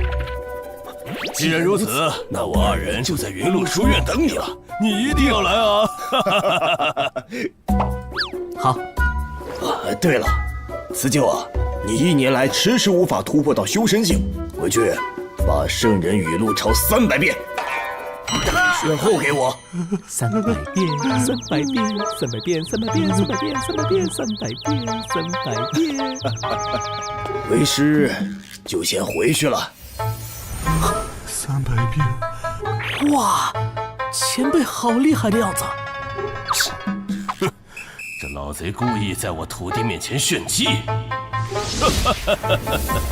老夫3寸之内不属于此地，属于城门口。师兄，这2位大儒是什么境界？听年儿说是儒家5品德行。德行境，只要我牛皮吹得够大，世上就没有我做不到的事。德行境能规范人的行为举止，用言语操纵他人。此境最核心的能力是初步掌握了言出法随的真谛，能一定程度上篡改事物的规律。因此，它还有一个名字——以文乱法。真令人羡慕啊！各大体系都有神医，只有武夫好勇斗狠。所以说武夫都是粗坯。二郎，大哥有一事相求。说。他日，二郎到了德行境，我需要你对我说，大哥的貂蝉在哪里？哦，大哥的貂蝉在腰上。武夫都是粗坯。宁愿说的是什么意思啊？似乎有点厉害。我们站旁边很久了。好的。观星楼作为京城最高的建筑，其建造所耗费的人力、物力、财力，是大凤王朝1年税收的1/3。它由司天监的炼金术师与工部联手设计建造，耗时12年，天底下独一份。凡是第一次见到观星楼的人，都会觉得这是一个雄伟壮丽的奇迹。可是，你明明是第一次来观星楼，怎么你的样子并不惊讶？因为我见惯了高楼大厦呀。哼，难怪我二叔常说，我自幼心有静气，常常山崩于前而面不改色。这也许就是天赋吧。哼，很好，只有这份静气，才配与我宋清谋士。这人说的什么意思？许谦，你怎么又惹事了？你之前不在观星楼？我到长公主那儿打秋风了。你好像还没吃饭。宋师兄，你带他回去吧，等他吃饱了再送回来。我仿佛看到了许灵英长大以后的样子。话说税银案已经结案了，你知道是谁调包了你二叔的税银吗？我只是一个小捕快。换掉税银的是御刀卫的千户陆昌之，还有户部的主事郑欣。所以，户部侍郎周显平是他们的靠山。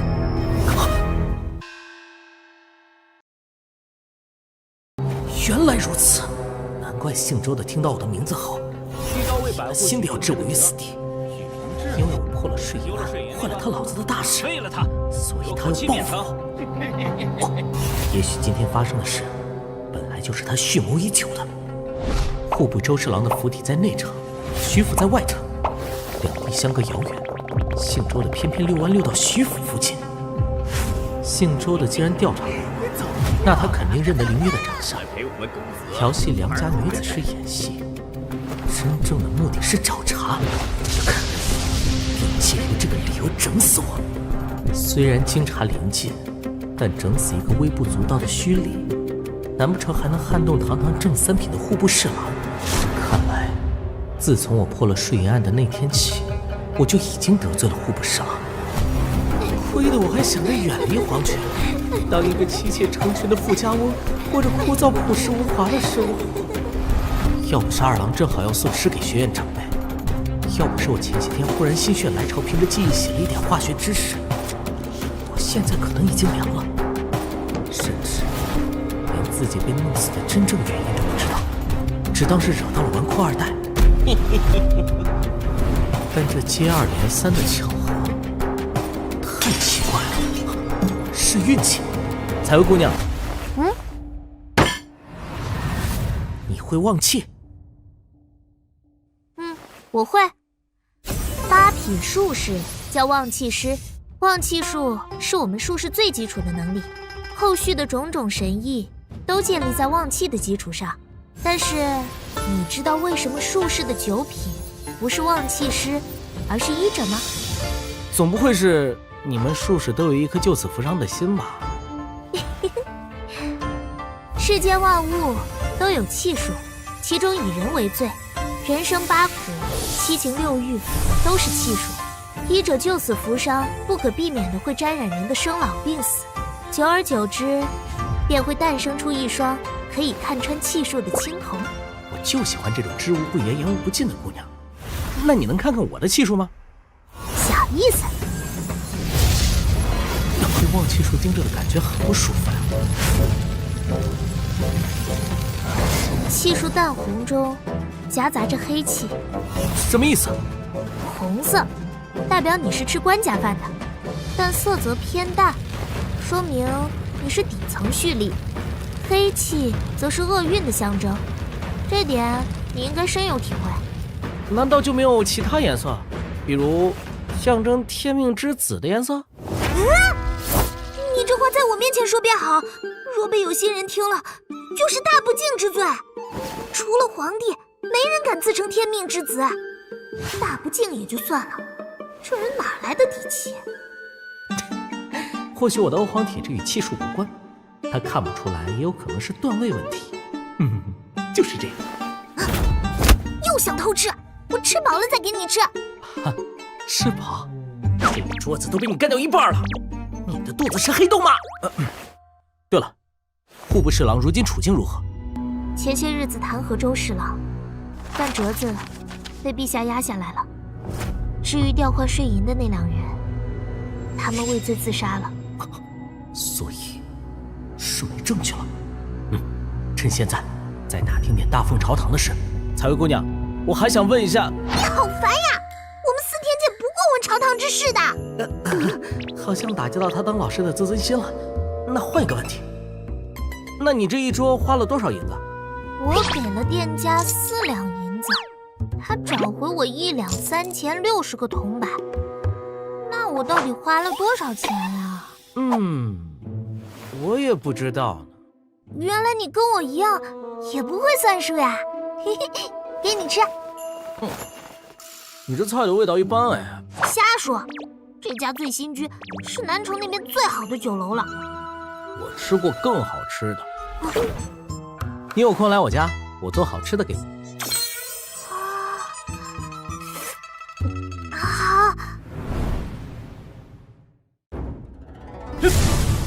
好。接下来的是过去无数次都卡住的环节。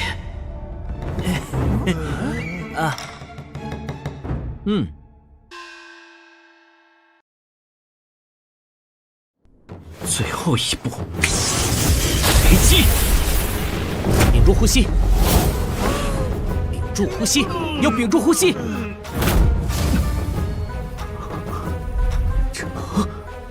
成功了！宗心师兄，你怎么做到的？这次终于成功了！成了！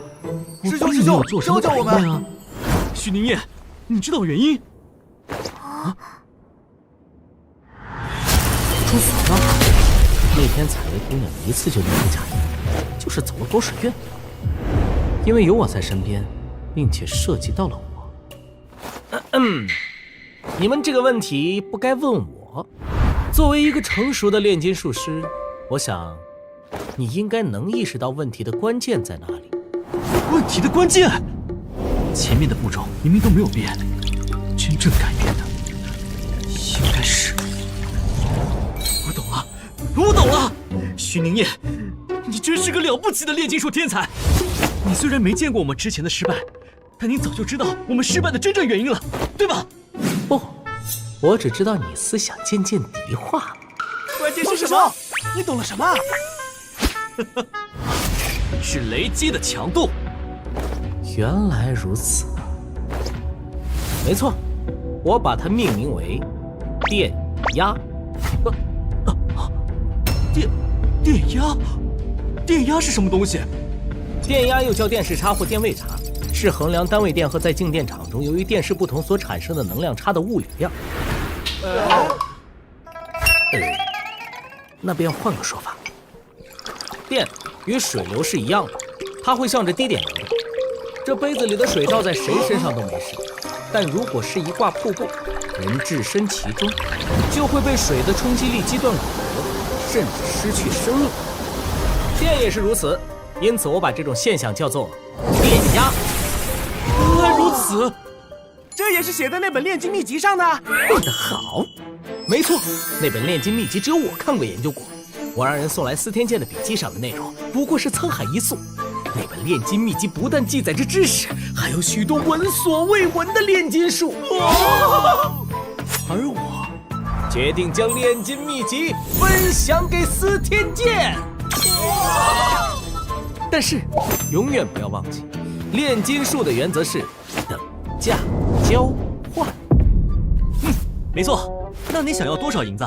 粗俗，炼金术岂是银子可以衡量的？不要钱才是最贵的。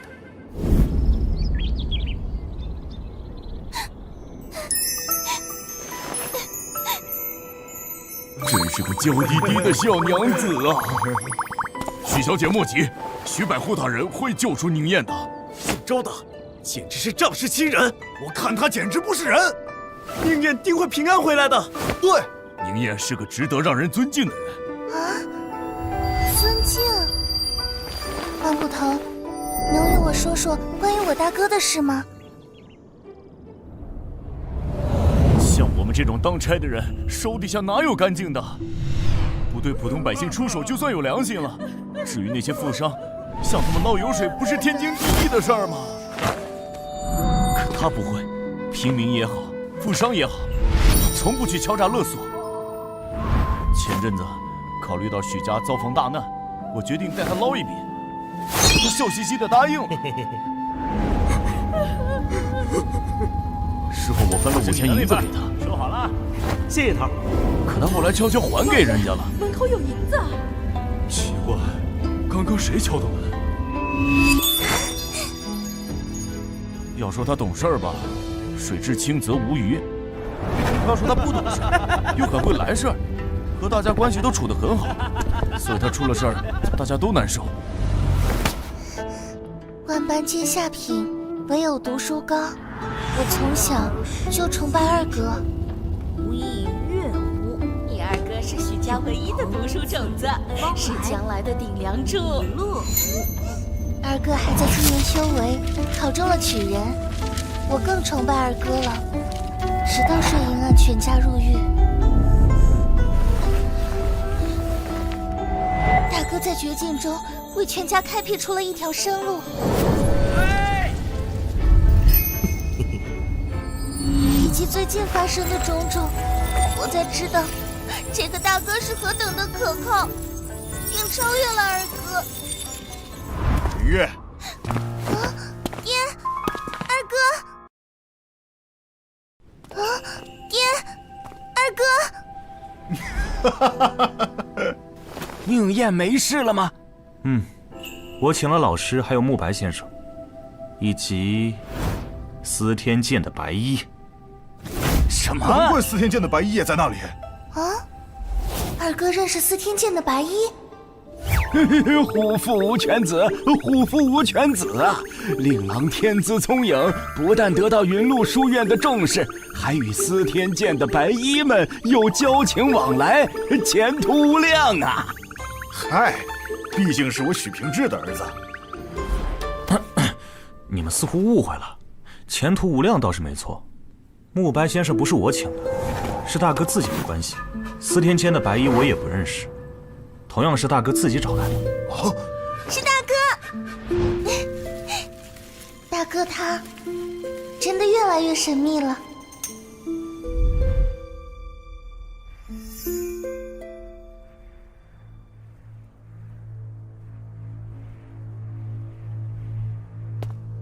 这里奇怪的玩意儿挺多啊。这是什么？这是一项伟大的实验，它的本体是猫，我试图把它和树木融合在一起，让它获得断肢重生的能力。本来都马上成功了，但还有个致命的弱点，是心脏无法重生。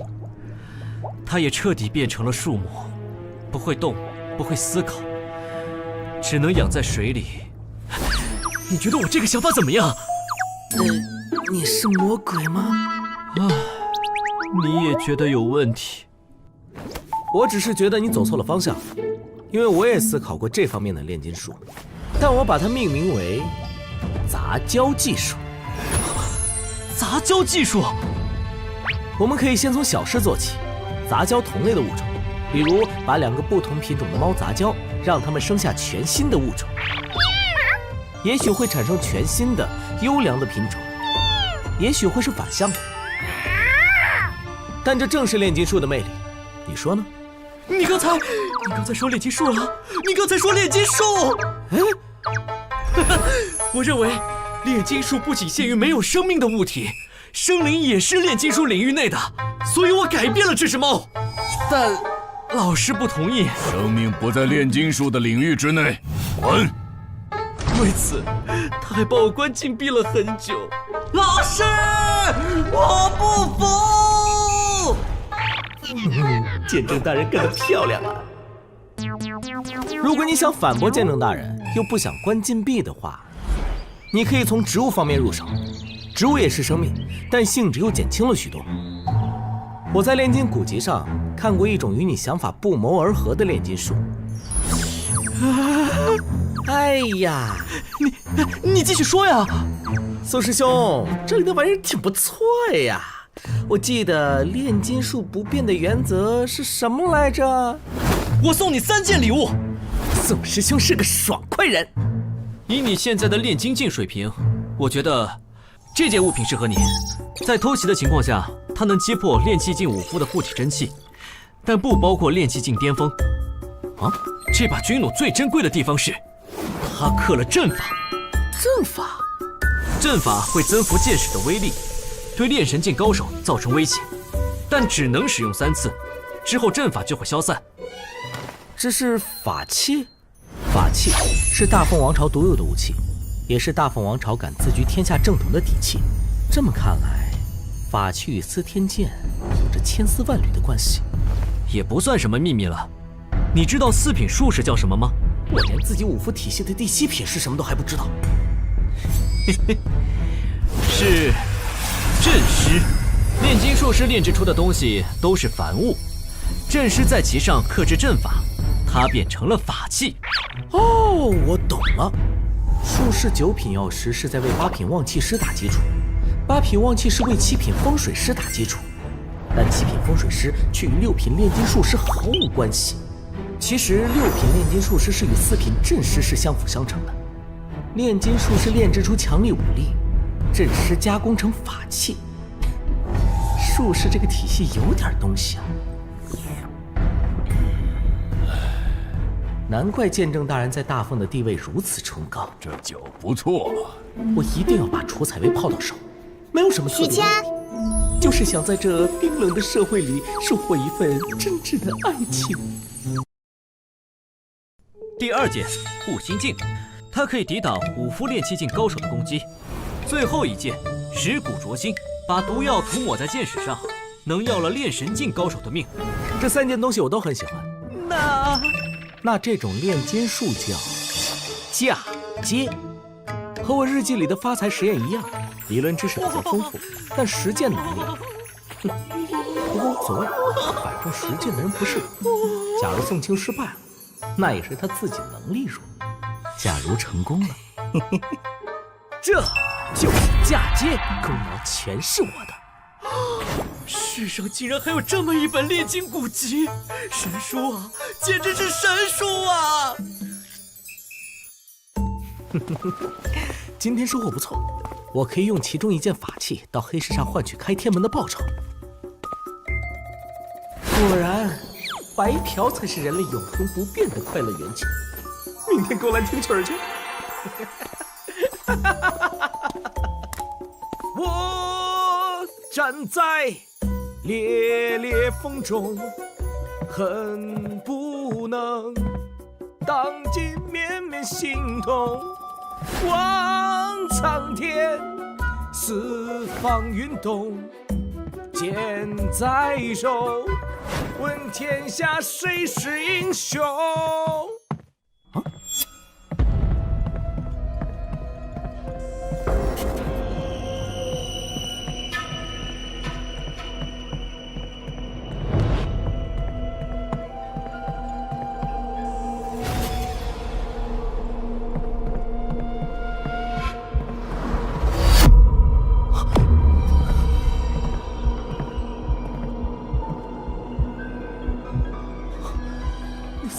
凶啊！下次还是不要唱歌词这么狂的歌了。道理是这么个道理。我要这天再遮不住我的眼，我要这地埋不了我的心，我要那众生都明白我的意，我要那诸佛烟消云散，及时行乐。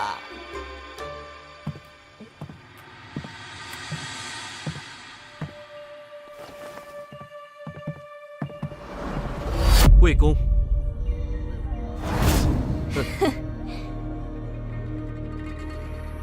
魏公，老师喝多了酒，正在午睡，还得请您在茶室等待片刻。方才登楼时，偶遇一个有趣的年轻人，似乎不是司天监的弟子。哦，他啊，一个微不足道的小人物罢了，不过挺有趣。打更人这个组织从事刑侦、逮捕、审问等活动，同时参与收集军情、策反敌将等工作。它不属于六部，也不属于军事系统，它是皇室的情报组织。打更人凶名赫赫，在文武百官眼中宛如虎狼，整人不需要理由。大封的所有官员都听说过一句话：白天不做亏心事，晚上不怕打更人。万一许明也无意中惹了他，有趣？怎么个有趣法？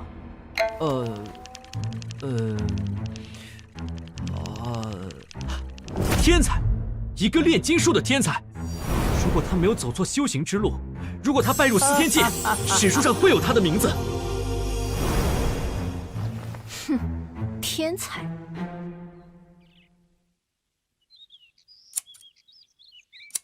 夫人，昨天我去找大郎，发现他没有冬衣，穿的还是秋衣呢。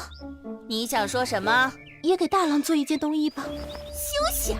那小兔崽子逮着机会就气我，想让我给他做衣服，门儿都没有。天天来家里吃饭，也不知道补贴点家用。大郎的俸米不是给府里了吗？就他那饭量，也就看看自己够。狼行千里吃肉，狗行千里吃屎。老话说的真是半点没错。夫人，干嘛？出事儿了！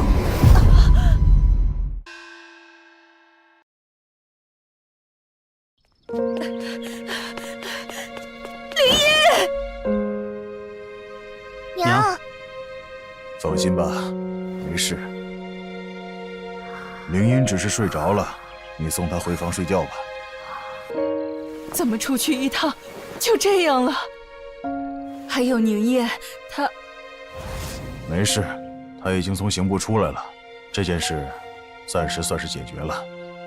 这回要不是大哥，我们就危险了。他脾气是倔了些，可对待家人也没差过。要换成一般人，不会这么拼命。你老是瞅他不顺眼，觉得他习武花的银子多，还觉得他说话不中听，老是和你作对。可你曾想过，他寄人篱下20年，就真的那么好过了？他心里就不敏感吗？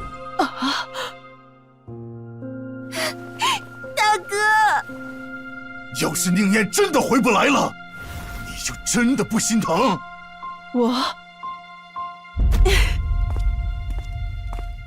母亲，母亲虽然总是一口一个吞金兽、倒霉货的称呼大哥，但其实母亲终归还是把大哥放心上的。啊！毕竟养了大哥近20年，也养出感情来了。换成是你儿子陪着，这次说不定连他也一起被掳走欺负了，绝对会。爹，你在说什么？鸡腿，好多的鸡腿。碧娥，把老爷和二郎的冬衣各缩减1件。等大郎回来后，量一量他的尺寸。嘿，夫人改变主意了。在你眼里，我是那种刻薄的婶婶吗？你是啊。你说啥？救命啊！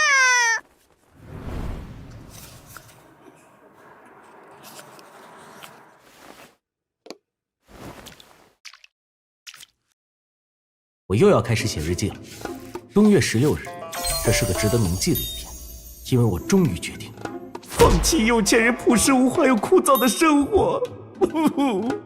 生活如此艰辛，我需要权力，需要武力。为此，我有3个想法：一，改变修行路线走儒道，只要把2位大儒舔舒服了，相信他们会鼎力支持我。比我自己在武夫道路摸爬滚打要好很多。唉，别人穿越用诗装叉，而我是用诗词做监狱，不可能，这就是欧皇的与众不同。但缺点是，又要回忆起被高3生活所支配的恐惧，而我未必是读书的料。2，努力一把，把司天监的采薇姑娘勾搭到手。有了鉴正大人撑腰，我就算不努力，也能过得有滋有润。缺点是，我可能会告别3妻4妾，告别勾栏听曲的惬意生活。这牺牲有点大呀。3，把司天监得到的法器卖出去1件，换取开天门的机会。缺点是，炼气境依旧斗不过护国十郎。目前还是先抱紧司天监和云鹿书院的大腿，再谋划后续吧。我有预感，睡眼案的风波不会就此结束。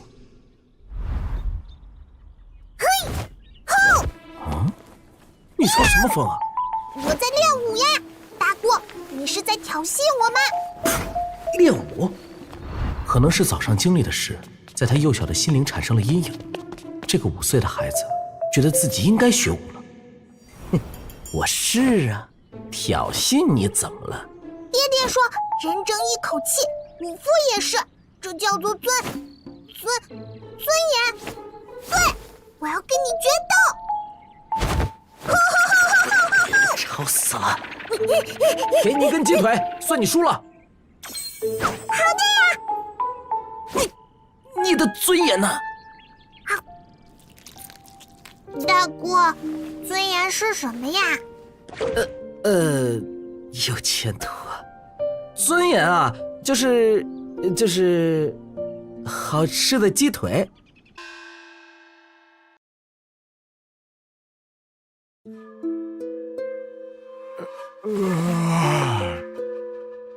对于今天下午的事，你们怎么看？啊，事情不是已经过去了吗？你想说，那个周公子可能还会报复？不会，若是平常也就罢了，但今天有云鹿书院的大儒以及司天监的白衣出面，我料那个姓周的不敢再搅风搅雨。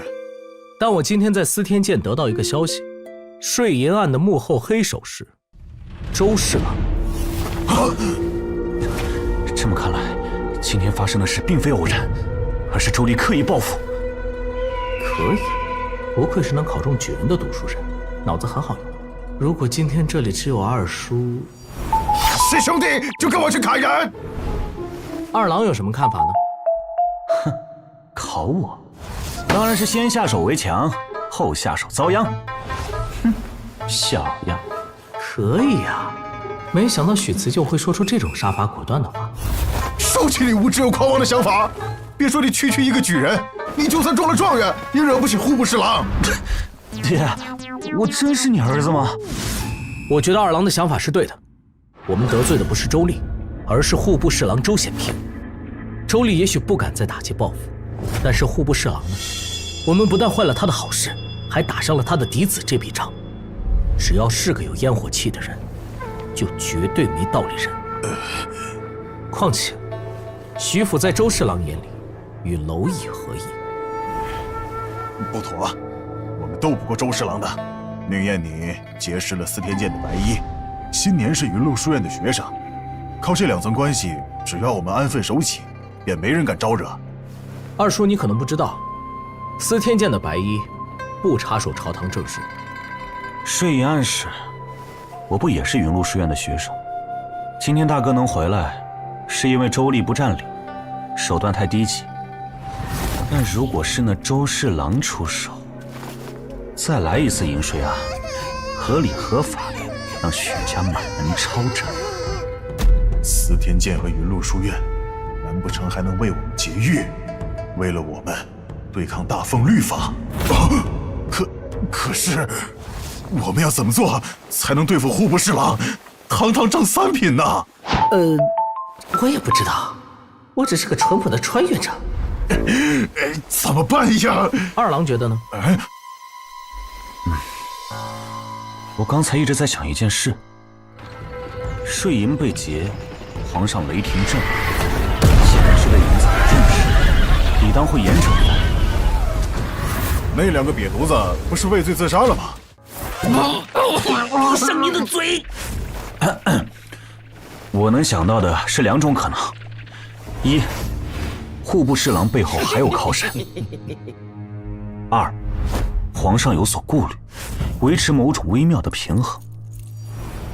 大哥说过，户部给侍中弹劾周侍郎贪没国库钱粮，那他为什么没有弹劾另一位侍郎，没有弹劾户部尚书？难道周侍郎的政敌在对付他？老师说过，从古至今，帝王术的核心永远是平衡。皇上没有动周侍郎，说明这事。帝王心术放在平时或许管用，但眼下京察在即，要是能抓住周侍郎的把柄，就有极大的可能把他干掉。京察是组织，就算是皇上也不能一意孤行。儒家的屠龙术，核心就是理智2字，所以周侍郎的政敌不会就此罢休。屠龙术，这还是那个粗皮的快手堂哥？别乱想，我只是古装剧看得多。那大哥觉得应该怎么做？你还是不肯服输啊！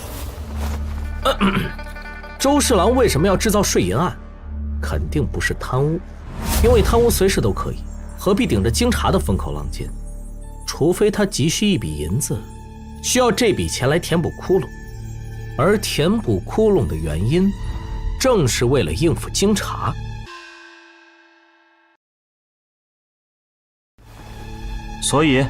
所以我们要找出周侍郎贪污税银的真正原因。所以我们要破案。我明白了，所以我们要揭露这件事，让姓周的无所遁形。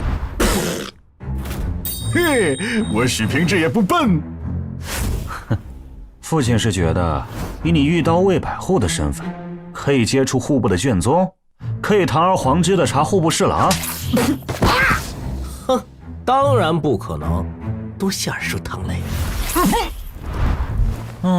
那大哥觉得该怎么办？驱虎吞狼，对付周侍郎的主力不是我们要做的是压死骆驼最后一根稻草。至于怎么做，我还没想好。大哥说的还算不错。再退一步，我们不用去对付周侍郎。堂堂3品大员，心机手腕都有，不是现在的我们能对付，但是人就有弱点嘛。只要我们好好想想，一定能找出弱点。周丽，那我们就制造罪名，给周显平的政敌递刀子，让他们助我等斩杀周显平。大佬，刀已备好，请慢用。经查在即，如果周侍郎的公子做出什么天怒人怨的事，作为父亲，周显平难辞其咎。哎，嘿嘿，爹，你怎么掉我挖的坑里了？逆子！皇帝愿意保一次，未必愿意保第二次。我儿辞就有首辅之资。自然。难道你知道我就没有首辅之资？二郎啊，所以说书生空谈误国，你也难逃窠臼。好，那请大哥赐教了，我倒要看看。咱们要思考的不是怎么算计周历，而是去观察周历，收集信息，然后汇总起来，大胆的制定计划，再小心翼翼的推敲过程，来判断计划的可行性。辞旧，你有举人功名，能接触到适龄学子，了解一些官场的信息。你去搜集周历的情报，事无巨细，不要错漏。二叔，周府在内城，遇到卫平时要负责内外城的夜巡，你负责监视周府的动静，不要你自己来做，找值得信任的心腹去盯着。周历一天里去了什么地方，做了什么事，接触了什么人，我都要知道。好，原来宁燕也是个足智多谋、办事靠谱的孩子。那你呢？我要为徐府谋一条后路。辞旧，晚点我们再商量细节，顺便向你打听一些事。于是，大哥，你睡了吗？没有。哦，今晚我在辞旧屋里留宿了。大哥，你睡了吗？没有。哦，大哥，你顶到我了。收一收你的肘子。肘子。咱们多久没有同他而睡了？睡着了吗？10岁之后，自从你每年习武花费100两，和我娘关系闹僵之后，咱们也就跟着生疏了。大哥，咱们现在还能睡在一起，明月妹子就永远没可能了。其实也不怪婶婶，一刀位的差事捞不到什么油水，二叔费尽心力加上俸禄，1年也才200多两银子，一半都喂给了我，另一半才是你们的开销。婶婶心里有怨气是难免的。这次危机如果渡不过去，许家可能就真的完了。周侍郎如果倒不了，清查过后，就是徐府灾难降临之时。我会安排好后路的，大不了经查之后，我们全家离开京城。我和二叔身手好，到哪儿都不愁没生路。只是二郎你苦读10年才考中举人的。哼，功名利禄，过眼云烟。我是读书人，读的是圣贤书，修的是圣贤道，岂会在乎区区功名？二郎啊，你竟有这般觉悟！天不生我许些年，大风万古如长夜。哎，我的被子呢？哎，辞旧，把被子分我一些。寒冬腊月的，就算大哥是炼精精也很难受的。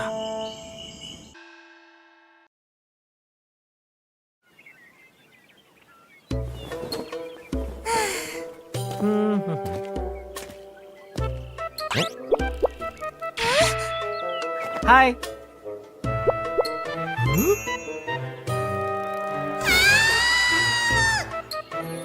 妹妹长大了呀！往日里，二哥不走这边，爹娘的主屋也不在这边，大哥怎么会在内院？都被大哥看到了。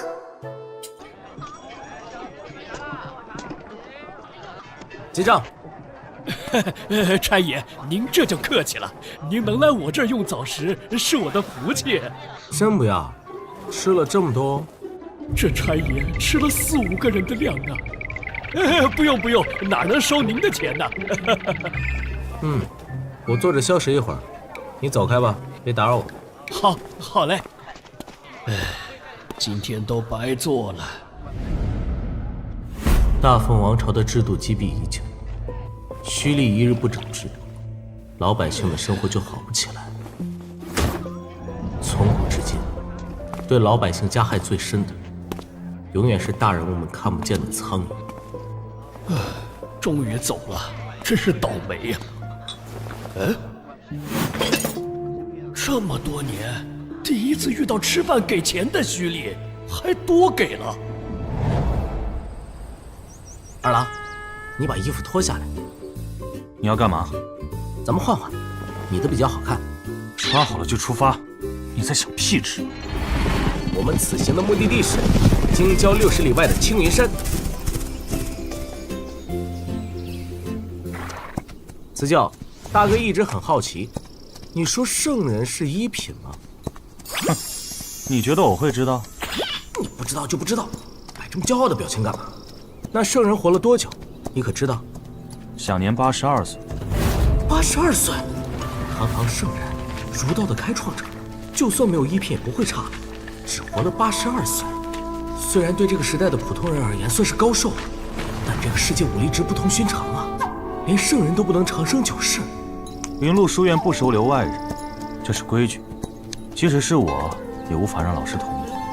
大哥真有把握？事在人为。这一步我走错了，不要重来，我不管。落子无悔，这是规矩。圣人曰：知错就改，善莫大焉。圣人是这个意思吗？难道不是？老贼，你想与我论道，那可以。咱们今天只有一个人能活着离开，老夫也不是吃素长大的。敢不敢再来一局？来就来，谁怕谁？两个臭棋篓子，别吵了。院长呢？长公主来了，院长陪着呢。再过3个月便是春闱，学院的学子们读书的兴致却不高。昨夜我去宿舍转了一圈，挑灯苦读者寥寥无几，仅有的几盏灯火，照的也是棋盘。真是玩物丧志！无耻老贼！输了就是玩物丧志，赢了就耀武扬威，都与李慕白一样，玩不起。与我何干？云麓书院的学子仕途艰难，即使考中举人进士，也很难在官场平步青云，往往是被打发到穷乡僻壤为官，或丢到某个犄角旮旯里发霉，这极大地打击了学院学子的科举热情。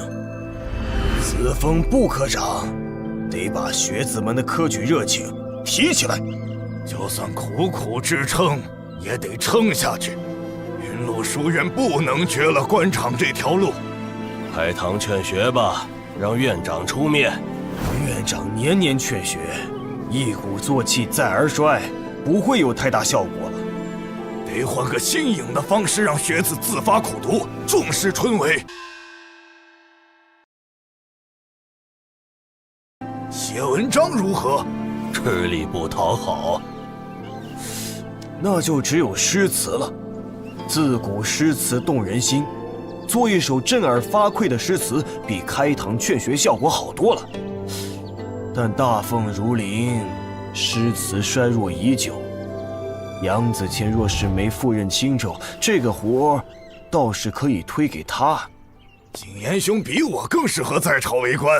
老匹夫，你在嘲讽我踢皮球？你行你来。先生，您的学生许辞旧来了。许辞旧，他来干嘛？圣人语录300遍抄完了，请他进来。是。说起来，老夫近来新收了一个学生，是这许辞旧的堂兄，实在惊世骇俗。那也是我的学生。那首“莫愁前路无知己，天下谁人不识君”的诗人，你们为名利遮了眼。哦，还有妒忌。哈哈哈！杨子谦之名必定因为这首诗流传后世，确实让人艳羡。可佳句难得，多少读书人一生也就寥寥几首好诗，能载入史册的更是没有。除了一句莫愁前路无知己，天下谁人不识君，已经是神来之笔。闻之欣然，还指望再来一首？过于在意名利，久而久之，你们肚子里的浩然正气怎么存续？幼嫔所言极是，读书人三不朽，纵使要名垂青史，也该堂堂正正的走大道，而非捷径。是我二人偏了。知错能改，善莫大焉。学生见过老师。坐吧。宁燕，你来学院是因为有家具要给为师鉴赏？学生来此是有一事相求。我们决定在展开行动前，把家中女眷送到云鹿书院来，这样哪怕真被户部侍郎报复，云鹿书院也能庇护徐府女眷。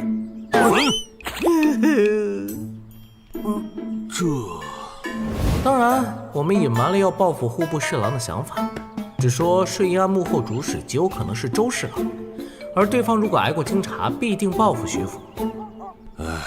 书院禁止外人留宿，这是规矩。长公主不也时时住在书院？长公主何等身份？书院禁止外人留宿，除非皇亲国戚。二郎的毒舌还是那么犀利。景琰兄啊，你这学生，我倒有点期待他将来踏入立命境。那可太恐怖了。你是许宁燕？正是学生。听说你颇有诗才，不如这样，如果你能现场做出一首让我们三人都满意的诗，老夫就做主，让徐府女眷暂住书院，并保他们周全。啊，写诗？你们这是逼我白嫖你们？率性作诗还是固定题材？劝学。果然不可能率性作诗，否则我分分钟再拿出一首千古绝唱。在劝学相关的领域理论知名度的话，书中自有黄金屋，书中自有颜如玉。不对，这首诗没记错的话，好像是宋朝皇帝写的。而云鹿书院毕业的学子向来仕途艰难，辞就考中举人时就感慨过，不知道将来会被外放到哪个穷乡僻壤。我若抄这首诗，不是戳云鹿书院的心窝子吗？只会适得其反。大哥，我就知道。学生献丑了。辞旧，替我磨墨。给。辞旧为我代笔。我那手书法写起来字像狗爬，认真写字像狗认真爬。三更灯火，五更鸡。正是男儿读书时。黑发不知勤学早，白首方悔读书迟。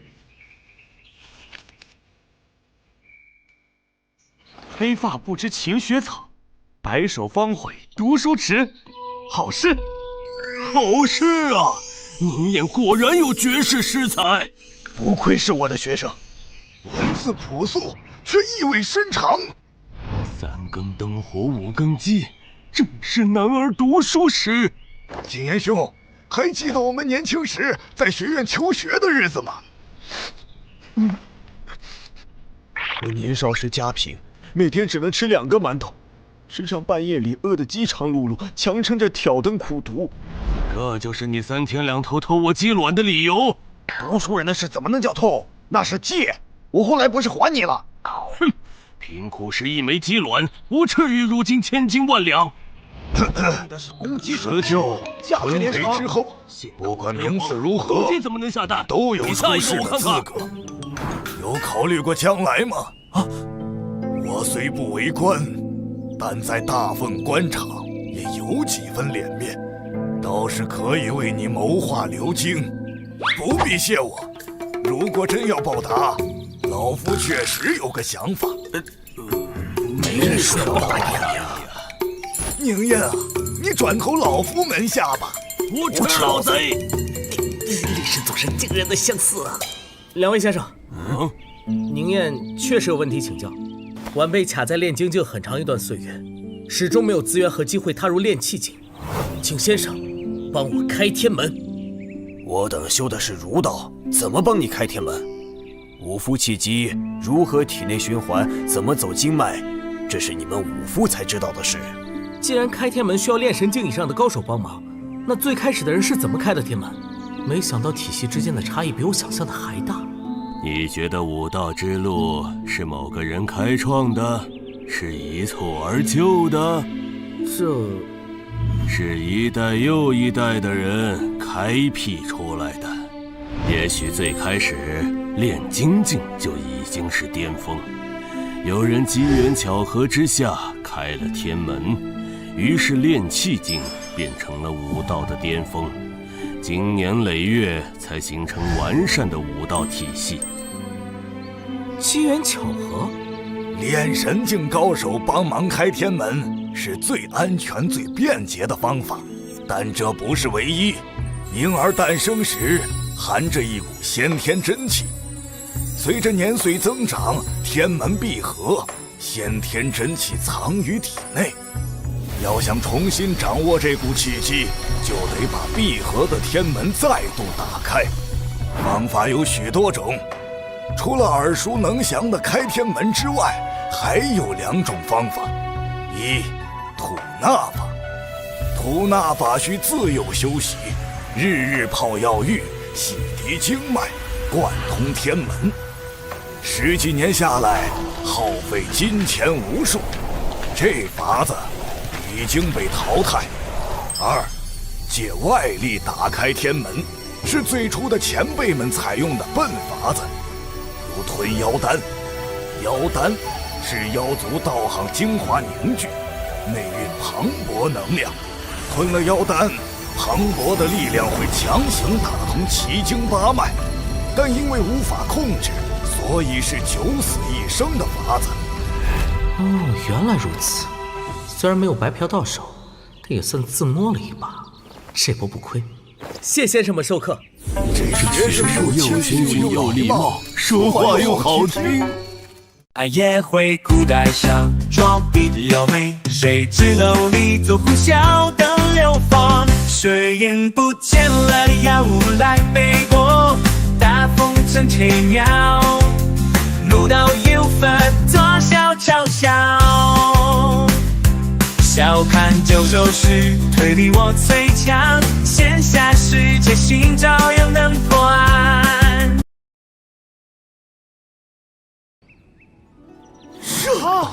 射手确实师，3更灯火5更鸡，正是男儿读书时。惭愧啊！秋闱之后，我便再也没有挑灯夜读了。这是乍一看朴素平常，却揭示着深刻的道理，发人深省啊！我以前沉迷手谈游山，看到这首诗，我才意识到将来绝对会后悔的。这首诗出自哪位大儒之手？都说诗词无用，殊不知诗词最动人心。许宁燕当真是绝世诗才，他只用1盏茶的功夫，这份水准，别说如今，便是纵观历史也能名列其貌。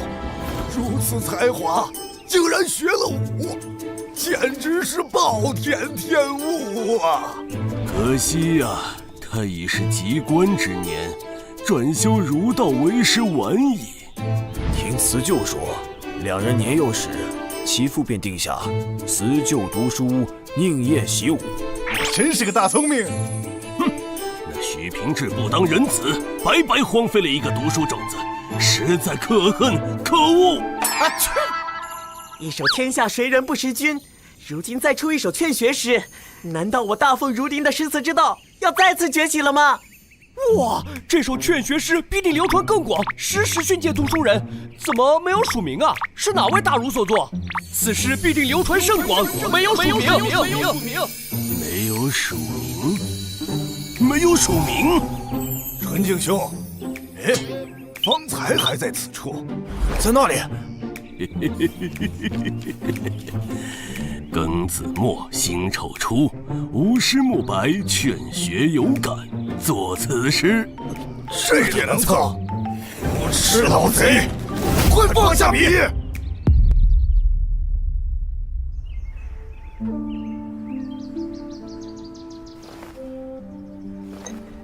半年未见，院长发间隐私又增添了许多。都是烦恼丝。今日上山，闻书院弟子吟诵一首诗：莫愁前路无知己，天下谁人不识君。如此佳作，本宫听了甚是欣喜，不知是哪位大儒新作？这位长公主与寻常女子不同，她从小跟着魏渊学下棋，跟着张慎学兵法，跟着陈泰学治国，圣人经典她倒背如流，文章策论不输国子监学子。博闻强识，学富五车。18岁时，皇帝特许她参与翰林院的编书工作。长公主试图重编前朝史书，惹来群臣抗议，最后不了了之。云麓书院人才济济，却不及人家率性而作。不，整个大凤儒林都以思想麻木古板，缺了灵气，而诗词最注重灵气。院长这话倒是让本宫困惑了。做出此诗者，非读书人，乃长乐县一名虚吏。啊！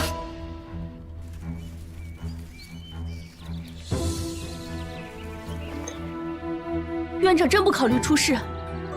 儒家以人为本，寿元不长，院长莫要再荒废年华了。荒废年华，若是能为后世子孙开辟一条求学之路，老夫何乐不为？可惜竹林悟道10余载，呕心沥血，亦跨不过程氏亚圣画下的天堑。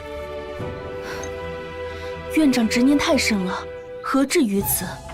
父皇邀您出仕，是打算重新重用云麓书院。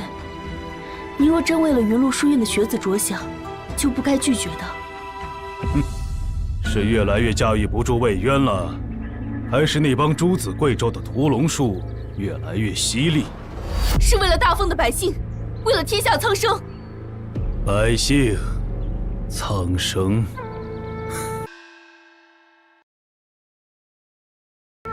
山海战役之后，大凤的国力日渐衰弱，天灾连年不断，尸位素餐者不计其数，虚吏之祸愈发明显。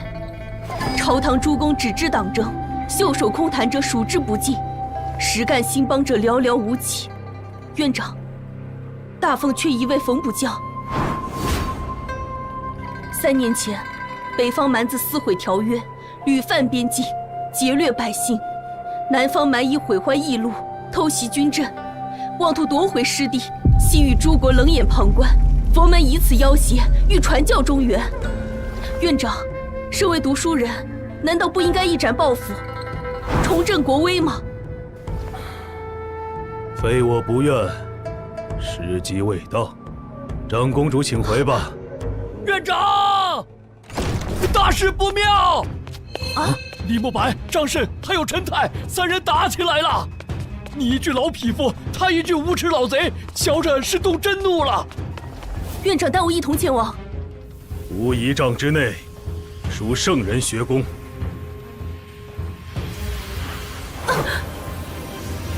怎么回事？李慕白，你这个无耻之徒！当日与我抢学生就罢了，今日竟做出如此卑鄙之事，圣人的学问都读到狗肚子里去了。身为老师，帮弟子润色文章诗词有何问题？明明是你这个老匹夫嫉妒我的才华。你可闭嘴吧！老夫都看不下去了。姓张的和我急眼，尚有缘由，但关你陈泰什么事？一边凉过去。看来比拼浩然正气是难分高下了。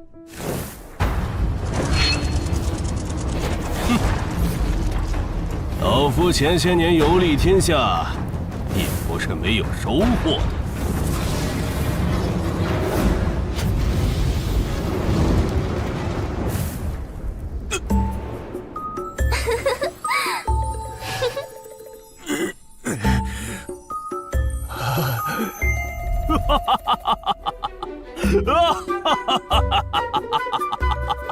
老夫还在呢。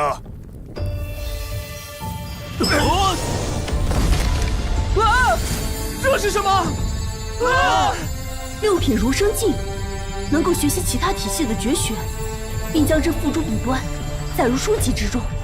张胜施展的是古诗的手段，李慕白纸上的妙龄女郎应该是巫师体系。至于陈太施展的，如果我没看错，是道门的金丹。没想到有一天，居然能看见大儒们打架，真是千载难逢，太罕见了！哇！无耻老贼！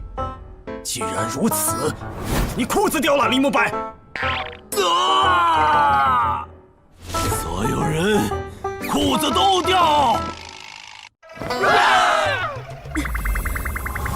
此地禁止同门相残，此地禁止浮空，都给我滚下来！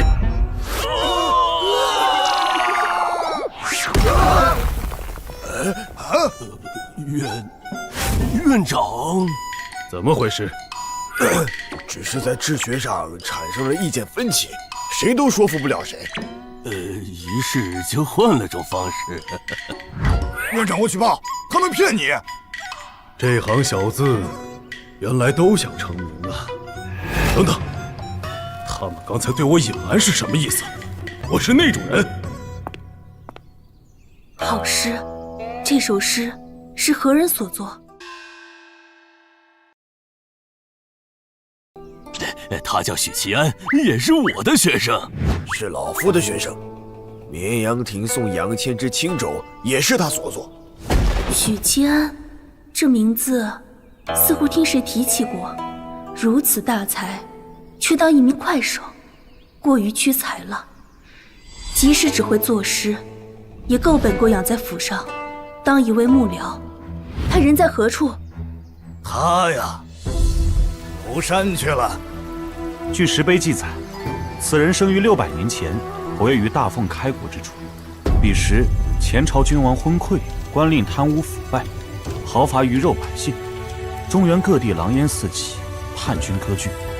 当时的大周朝廷与各地叛军进行了长达10几年的拉锯战，生活在底层的百姓困苦不堪。2品大儒进的钱钟在外游历3年，亲眼见证了民不聊生的景象。他满腔愤怒地携民怨至大周京城，以血肉之躯撞散了大周为数不多的国运。而后大凤立国，平定战乱，四海安康。携民怨撞碎一国气运，即使是王朝末年气运衰弱，依旧非人力可为。2品大儒竟这么厉害，我怎么没在3位大儒身上看到“牛”这2个字？谁告诉你老师他们是2品大儒进的？他们只是4品君子进。大儒有2种意思，一是指学问深厚且有名望的读书人，另一种专指儒道的2品进。2品进，例如我们属于前者。云麓书院可有2品大儒？听说200年来，最多只出过3品立命进。我们学院的院长就是3品立命。哦，还不错嘛。还有，那3位老先生的性格似乎有些浮夸和不正经，缺乏一点沉稳。他们以前不是这样的。君子进之后是3品立命进，这或许和立命进有关。子阳居士也是如此，突然转变性子，跟换了个人似的。我听老师说，子阳居士只差半步便是立命。大哥，我昨天想了很久，如果不是你，爹已经被问斩，女眷冲入教坊司。如果不是你，林月和林英昨天就危险了，很可能遭了信州的欺负。如果不是你，许家可能还沉浸在劫后余生的侥幸里，然后有一天忽然被灭门。谢谢。他就是云麓书院名字的由来。读书人就是雅致，白鹿为坐骑，不是坐骑，是妻子。也没差。书院的云志里记载，这只白鹿是妖，时常在圣人座下聆听经典。后来化形成人，便陪伴在亚圣身边，一人一妖自幼相处，感情甚笃，最终结为夫妻。人妖之恋在当时不容于世，现在亦然。但是圣人知道后，没有棒打鸳鸯，反而赞同他们的婚事。可见只要有情，人与妖亦能长相厮守。自古人妖之恋皆有魂号，如天人合一，所以这位亚圣的魂号指鹿为马，马子的马，高。仗义死节报君恩，流芳百世万古名。成慧。这块碑是国子监那位亚圣留在这里的。哦。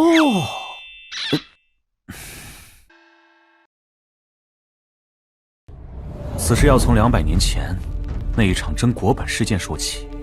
太子者，国之根本。当时仁宗在位，太子之位空悬10余年。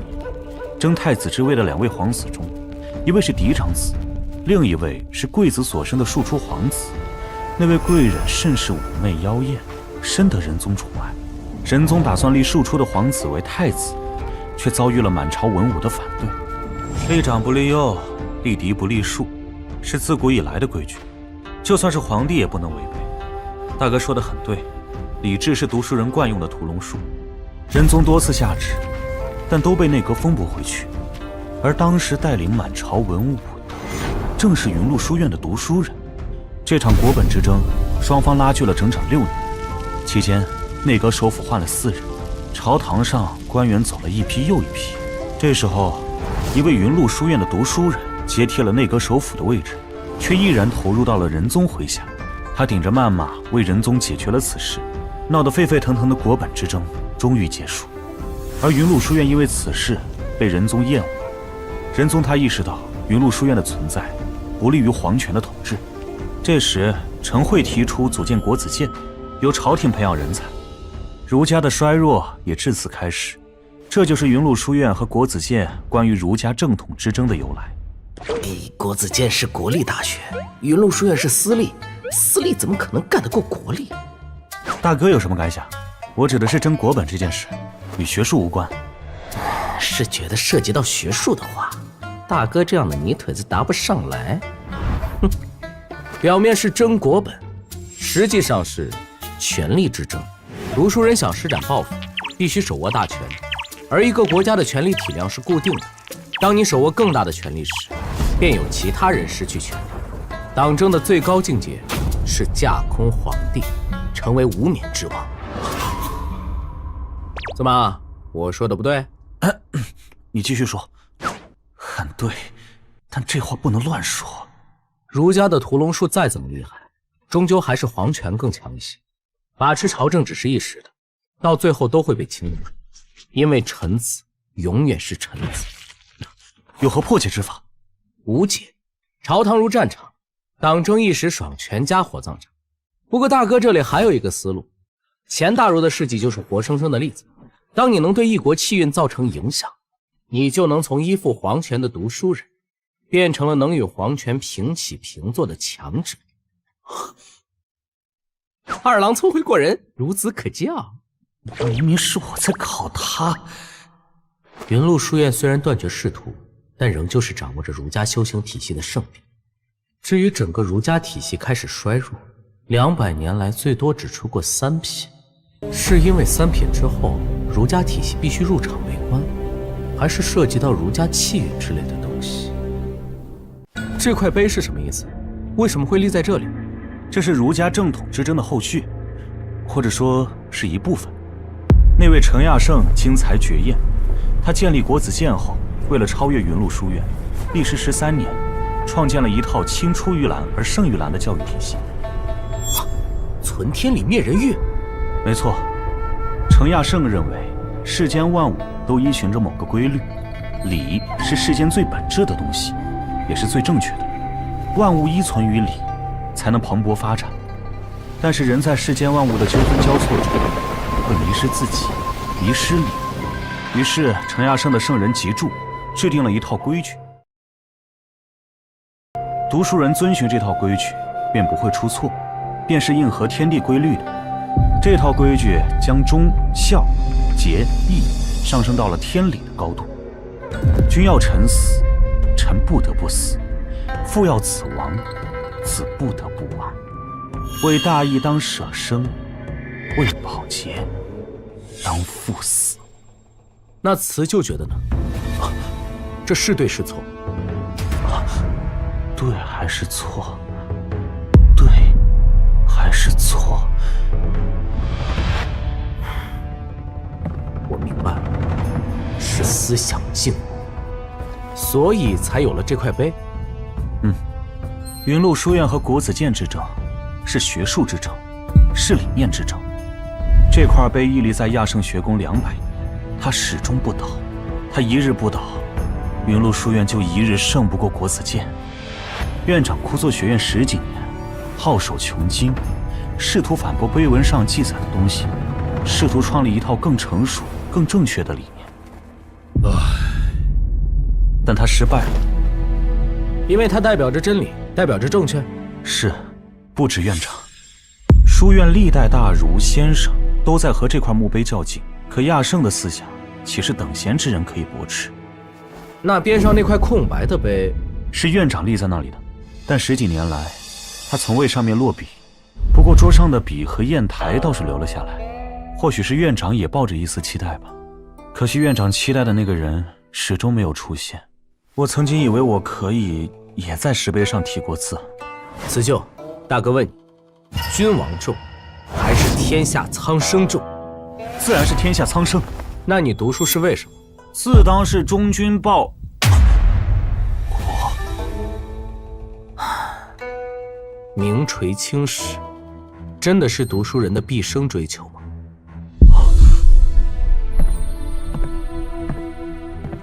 君要臣死，臣不得不死；父要子亡，子不得不亡。凭什么？辞旧，替我磨墨。这次我要自己写。本来就是混口饭吃的小本生，起早贪黑，勉强糊口，明明肉疼的要死，却不敢要银子，可怜的像条狗。大凤王朝的蓄力问题积弊已久，满殿衣冠禽兽，一口一个忠君爱国，却从未对底层的百姓垂下怜悯的目光。超凡武力的存在，让封建王朝的弊病展现得愈发淋漓尽致，也让底层百姓连揭竿反抗的勇气都没有。为天地立心，为生民立命，为往圣继绝学，为万世开太平。辞旧，这才是读书人该做的事。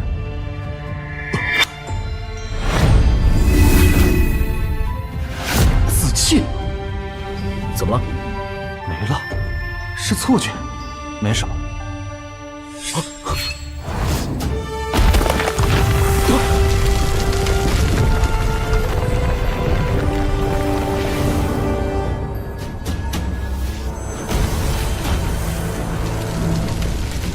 怎么回事？好像惹祸了。惹什么祸？惹什么祸呀？这跟我们有什么关系？我们从没有来过亚圣学宫。读书人，你等等我！关键时刻还是读书人应变能力强。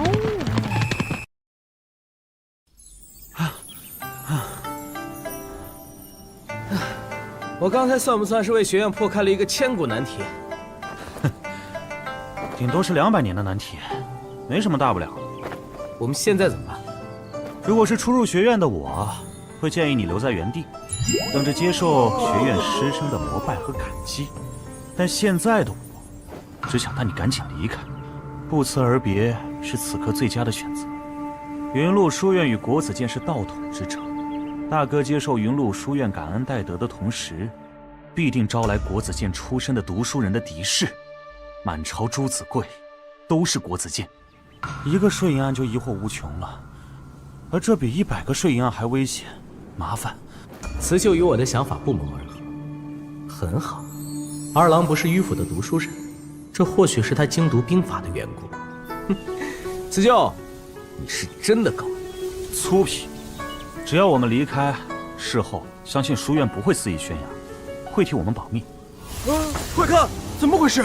亲戚，是亚圣学宫的方向。啊，院长和3位先生呢？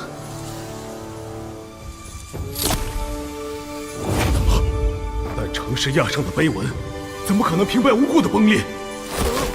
院长，亚圣学宫清气冲天，究竟发生了什么事？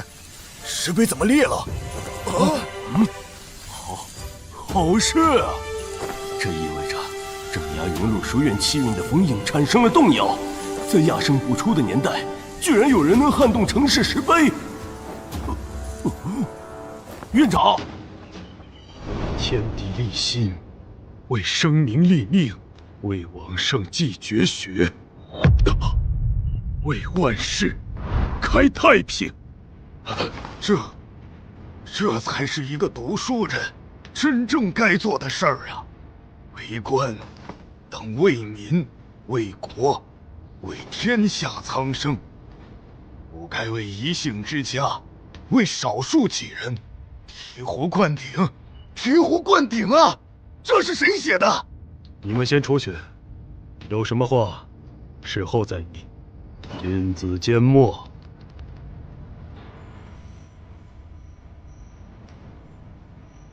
朝闻道，夕死可矣。方才亚圣学宫精气冲天，10丈之内被隔绝内外。公主莫问了，此事我等暂时也摸不着头绪。长公主，云麓书院清气冲天，亚圣学宫被封禁，将此事禀告给魏公，让他盯紧书院，查明此事。是。还有，替本宫查一个人，长乐县衙快手许继安。师傅，我什么时候能踏入6品，成为炼金术师呀？你什么时候不顾着吃，肯安心修行，时机就到了。哎呀，这辈子都不太可能了呀。对了，那假银很容易燃烧，且丢水里就爆炸，根本无法保存嘛。这样不好向皇帝交差啊。皇帝老儿吃饱了撑着，让他滚犊子就是。徒儿可不敢说这话，您自己去。哎，师傅，4师兄都快魔怔了，你也不管管，没事总往城外跑，说什么炼金术奥义的大门已经朝他敞开了。哎，师傅，我觉得许继安这个小快手挺不错，咱就不能把他说到4天剑。哦，您不知道他是谁？哎，就是破了摄影案那人。啊，对了，师傅，什么是嫁接啊？采薇啊，师傅你说，吃东西都堵不住你的嘴吗？哦，师傅，您怎么老是往那边看？采薇啊，师傅有些遗憾。师傅您说，师傅怎么就不会儒家的禁言术呢？师傅，我错了，你快变回来！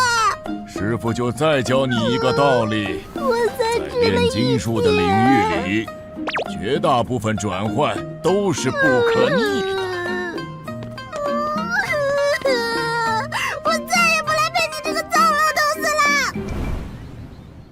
我问过了，当时并没有学生在亚圣学宫附近，也不知道有谁进去了。石碑上的字迹不属于书院任何一位学子，能写出这么丑的字，我不认为是我们学院教出来的。倘若不是学院的弟子，而今天又在学院内的，就只有恰好在游山的许辞旧和许凝言兄弟俩。难道？一想到那块碑文，真是惭愧呀！我这些年早已断了仕途的念头，一心只想流芳百世，在青史上留下自己的名字。纯净兄高风亮节，劝学师就交给我来指导吧。为国为民，与名垂青史也不矛盾啊。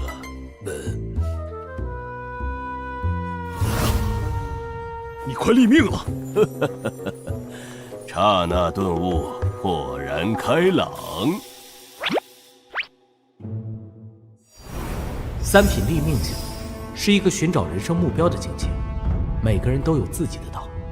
院长赵守的道是为儒家开创新的流派，为天下千千万万的读书人打破思想禁锢，找出一条新的道路。所以，他一日达不成这个目标，便一日无法突破到2品境。自今日起，亚圣学宫禁止学子入内，这件事不准外传，君子当3缄其口。是。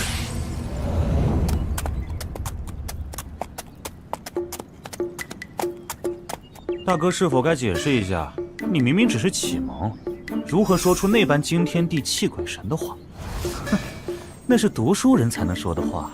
例如我，瞧把你得意的！万般皆下品，唯有读书高是吧？好歹是9年义务教育，而且还是资深键盘侠，这比拼知识储量，你们这些读书人在我面前只能算弟弟。你们读书人也受着某种思想的熏陶，久而久之，即使意识到不对，也很难挣脱出来。这是思想禁锢。思想禁锢。云麓书院的院长同样被思想禁锢，被城市的学术影响着。他想要突破，想要找到新的流派，但他自己身在漩涡，又如何带领天下读书人脱离漩涡呢？真正能做到的，只有身在漩涡之外的人。可能正是因为大哥我没读过多少书，才能剑走偏锋，标新立异，不受城市理学的禁锢。大哥一番话让我豁然开朗。小老弟悟性很强大，可惜啊，你没有继承我许家的优良基因，你继承的是李家的。忽然不想跟大哥说话了，这要是娘听了，这小混球就是跟老娘八字相冲。这金步摇，我送公子了，求您以后别再来了。这多不好意思。本人终于走了。虽说解开字谜，首饰可以半折出首饰宝气轩的特色，但这公子这么一搞，在下可以为娘子们解字谜，但省下来的银子得分我一半哦。轮到我了！公子真厉害，才什么都中。哎呀，那位公子怎么走了？啊，不知道什么时候会再来呢。再不走，老夫血本无归了。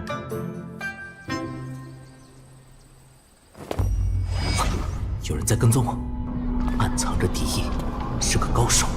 这个时候，如果对我抱有敌意，暗中监视的只有周府。拜访云麓书院的打算是正确的，即使我和二叔身手都不如，但家中女眷是累赘，对付周府的计划刻不容缓。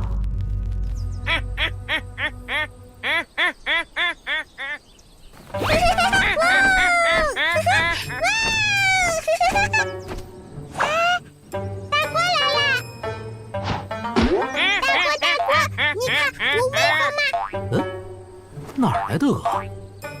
娘让人买的，说自己家养，娘应该是自家养，比外面买要便宜。没有大鹅吗？大鹅在那边，我去赶出来。大哥，你等我一下。大哥救哎呀，辞旧和二叔在书房吗？我与大哥已经打点妥当，明日就可以送娘和妹妹去书院。正好可以请书院的先生教林英启蒙。林英听到这个好消息，一定高兴的哭出来。对了，有件事要告诉二叔，我刚回来时被人跟踪了。辞旧，你呢？就算被人跟踪，我一个9品开窍境的书生又如何发现？宁燕，今晚你留宿府里，我们叔侄俩住得近些，这样好照应。我晚些时候再出门一趟，让于道尉晚上加强附近的巡逻。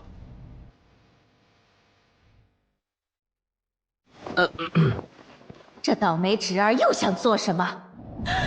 宝气轩的金步摇，还算你有点良心，拿来吧。妹子，送你的。谢谢大哥。消消气，别跟这个臭小子一般见识。宁燕，你有银子补贴家用多好，犯得着买这些华而不实的东西？家里又不缺一短食，爹爹吃的饭里还有大哥的凤米在里面呢。宁烨，你哪来的银子？我看妹妹头上的首饰过于廉价，便记在心里，所以节时攒了些银子，再加上宝气轩有猜字谜半价的游戏，不好说首饰是白嫖来的吧？记在心里，这个家里只有大哥才把我放在心尖上。过了年，宁烨就20了吧？老爷得给宁烨配一门婚事。什么？绿娥就不错，打小就在府里养大，与宁烨也是青梅竹马。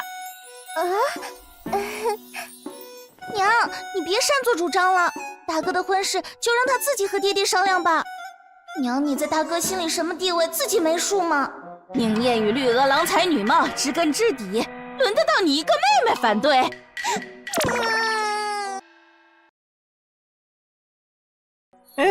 没有，知根知底就过分，还没到那一步。娘是觉得绿娥嫁了大哥，既免了彩礼，又有了理由让大哥搬出去生活。你这孩子从小就不会说话，不愧是我耿直的小老弟。夫人，我就是你的工具人嘛。行了，这事儿你不用操心。不踏入炼气境，宁烨不会近女色的。你至于吗？气到现在。你家那个小崽子一点良心都没有，就知道气我。当初我从你手里接过他时，他还是小猫一样大，是谁把他拉扯大的啊？宁烨让我给你的，你俩是谁都不肯低头认输，他也不好意思给你。这分量居然比闺女的更重，所以放在桌上没有拿出来。那小王八蛋还是有些良心的。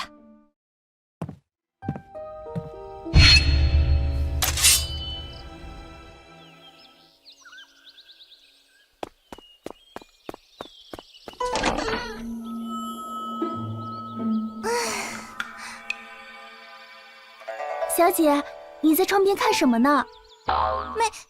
没看什么。小姐，你是在等什么吗？没等什么。小姐，快过来梳妆，准备出发了。迟到，你烦死了。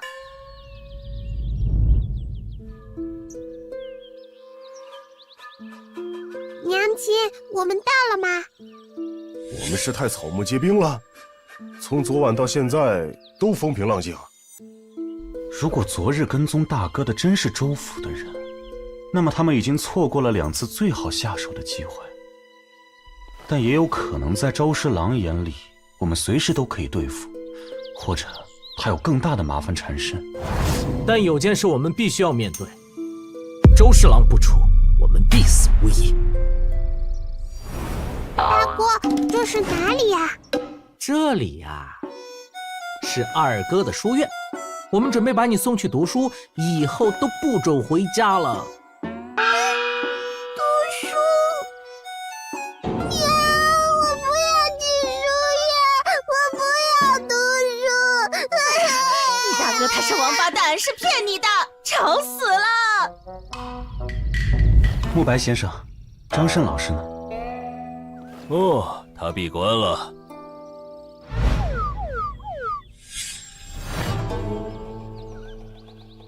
我已经让人安排好了院子。谢先生。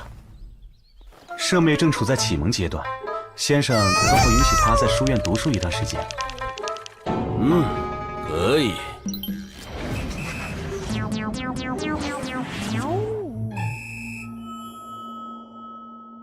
那么，我们把这2天各自收集到的情报汇总一下，制定对付州府的计划。周丽这几天很安分，大概是被周侍郎警告过了，没有任何违法乱纪的举动，整天与一群衙内纵情声色，出入在赌坊、酒楼、教坊司等地。周丽频繁出入某个宅子，那宅子没有挂匾，应该是他在外面买的私宅，里头住着一个丫鬟、一个婆子、一个看门的老头，还有一个女人。那女人10有8九是他养在外面的。你们有什么看法？我们学院的弟子虽然与国子监的学子不是一路人，但个人可以有交情。同期的举人偶尔会聚在一起。周丽这个人性格嚣张跋扈，与国子监的许多同窗都有嫌隙，发生过冲突。但他绝对不是无脑纨绔，与他有嫌隙的人背景都很一般。周丽虽然办事方法并不高明，但有一定的心机和城府。他的嚣张跋扈只针对背景和势力比自己低的人，这无疑增加了我们对付他的难度。周丽对教坊司的福香姑娘迷恋已久，逢着去教坊司一定要找福香姑娘，但屡屡在打茶围时落选。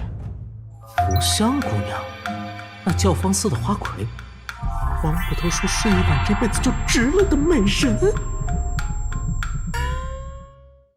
我原本觉得可以再玩一次驱虎吞狼，利用周丽与同窗的矛盾来制定计划，但那些同窗分量不够，而以周丽的谨慎，让他去惹层次更高的衙内，难度太大，几乎不可能实现。周丽去教坊司的次数极多，如果想套出更多情报，那位福香姑娘是个极好的突破口。此舅，你别陷入思维误区。对付周丽，我们不可能有太复杂和精妙的计划，因为彼此间的差距太大。读书人最容易聪明反被聪明误，算计人的时候会给自己增加难度，去思考布局的精妙，手段的高超，尤其是自视甚高且熟读兵法的许辞旧。大哥有什么高见？简单，越简单越好。真正没有痕迹的犯罪是激情杀人，涉及的人不要多。第二，事情不要太复杂。如果周丽与某位衙内起了冲突，而那位衙内的父辈又恰好能与周侍郎扳手腕，此舅你会怎么做？美人计，借刀杀人，瞒天过海，激将法。好了，别算计了。我们可以乔装，然后逮着机会直接暴揍那衙内一顿，然后扬长而去。宁燕这主意深得我心。就这么简单？简单不代表无效，更多时候留白反而有好处。最近我得罪什么人了？周丽，你他娘的王八蛋！而这种事周丽肯定不会成，但这不重要，大家自由心证，反而矛盾激化了，如何？还不错。那大哥收到什么情报了？我打听到周侍郎的政敌是谁了。户部尚书。户部尚书，周侍郎的上级。难怪户部周侍郎要谋划税银，因为他知道自己即将被头头穿小鞋，急需一笔巨额的银子来填补亏空。而正是因为同在户部，所以户部尚书能逮住周侍郎的狐狸尾巴。宁燕，你是怎么知道这种事的？司天监的采薇姑娘告诉我的，而代价只是这小美人很好收买，这是优点。缺点就是她无心朝政，司天监也不插手朝政，因此知道的有限。这么看来，我们收集的信息还不足以制定出详细的计划。下一步怎么做？我建议去教坊司，从花魁福香那里打探消息。但这件事我肯定不行，我从不去烟花之地。我肯定也不能去，因为我还没踏入炼气境。看我干嘛？老子是会去教坊司的人吗？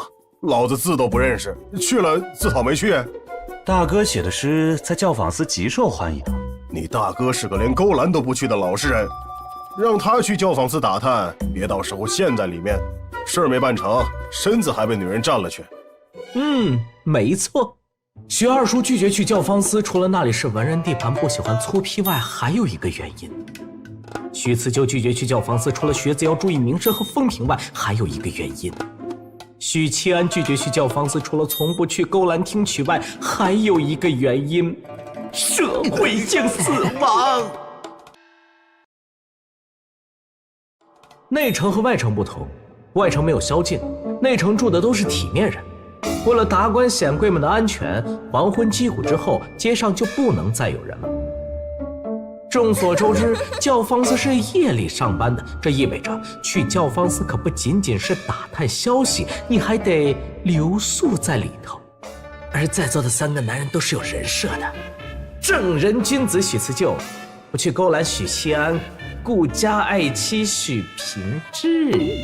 即使事出有因，做就是做了，改变不了这个事实。我在想什么？教坊司的事先搁置，我们继续打探消息。况且我们也不确定福香姑娘那里是否会有有利的消息。后天重新汇总消息，如果没有额外收获，我们再考虑去教坊司。好，还是我牺牲一下，明晚去一趟教坊司吧。这个时代能住在内城的，都是有身份有地位的人。去教坊司这种文人的地盘，当然得穿回小老弟的衣服。婶婶一心想变卖城外的房产，搬到内城来住，可惜有个吞金兽的侄儿，让婶婶无缘住在里头。老娘裂了！永康街，京城主干道之一。二叔说过很大，没想到这么大，10架马车并排都毫无压力。主干道如此宽敞是有讲究的，皇帝或宗室贵胄出行会有侍卫提前清场。即使有刺客想藏在2侧的楼房里放冷箭，200米的宽度足以让大部分军奴火铳失去用武之地。这马车，我估计奋斗一辈子买不起人家一个车轮子。又没中，该我了。头壶。老大，我家主人说了，黄金60两，买你摊上的所有东西。只是头壶没投中，直接氪金了吗？规矩就是规矩。这个老道，别的东西先不说，但是金锭银锭摆在摊上没被人抢走，这老道就绝不简单。哎呀，不投了，主人让我们走。老道，多少钱玩一次？1000银子，30步外蒙眼背身头。30步外投壶对于练精进的武夫而言难度不大，但背过身且蒙上眼的情况下，会让武者的手感降低，增加命中难度，几乎不可能投中。但我有绝对的自信，因为我已经连续好几天没有捡到银子了。金锭银锭全是我的了。进了！进了！哇，好厉害啊！停车。老大，这金锭银锭都是我的了。公子3只皆中，2选1。我不要，我只要银子。规矩就是规矩。这2件是罕见的宝物，且是黄白俗物能媲美。公子莫要被金银蒙蔽了双眼。我就是想要这些俗物。你这宝物有什么作用啊？老道不知，只知他们是在等待有缘人。宝物不宝物的，谁说的准呢？银子多实惠啊！这位公子，我家主人请你帮个忙。你们主人想要什么？那串菩提珠，我家主人愿意出黄金60两。成交！主人说您可以多投几次，银子都由我们出，若是失败也无妨。一次见！这位看起来平平无奇的年轻人，一身书生打扮，但绝对是个高手啊！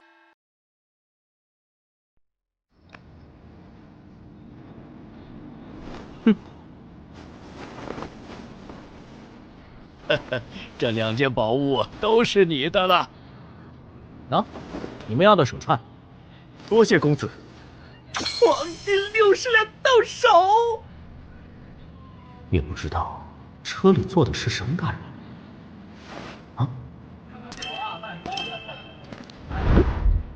老道人呢？神神秘秘的。算了，先去把金子兑成银票。在这里，黄金和白银的兑换比例是1比8，60两黄金就是480两白银。这些银子在内城估计只能买个小院子，大宅的那个1万两白银别想拿下了。蛋，用来扇婶婶的俏脸蛋，绰绰有余。你敢？为什么每次赚钱都不由自主的想着要用银票扇婶婶？原主对婶婶的怨念也太强了。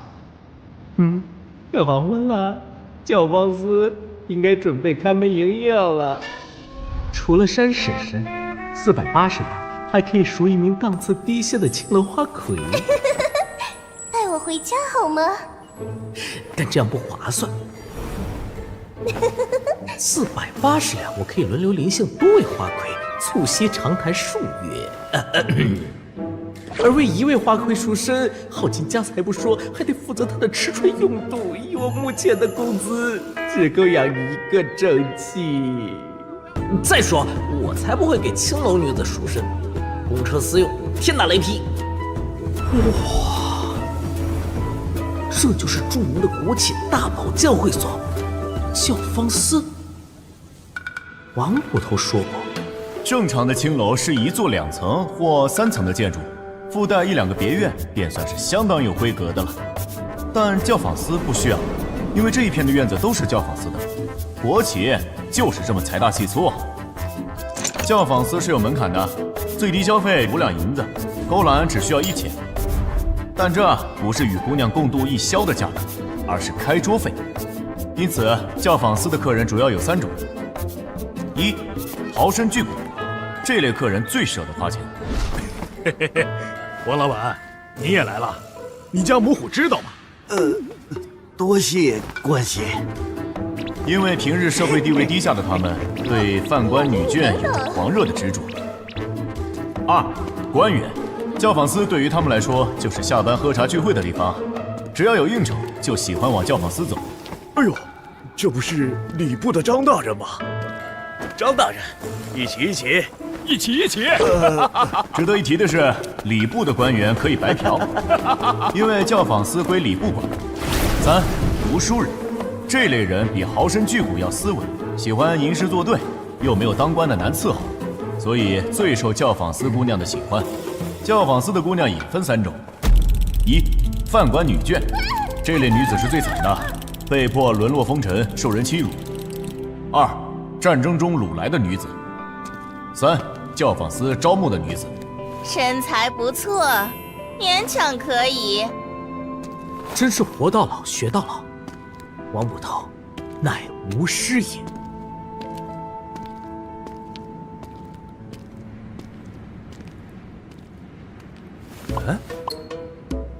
在下长乐县秀才杨凌，久闻福香姑娘大名，特来拜访。美丽的夜生活开始啦！教坊司的花魁总共有12位，根据品运财色分为4等，福香姑娘属于第1等，号称诗琴双绝。10两银子，因此这里的开桌费比普通院子贵1倍。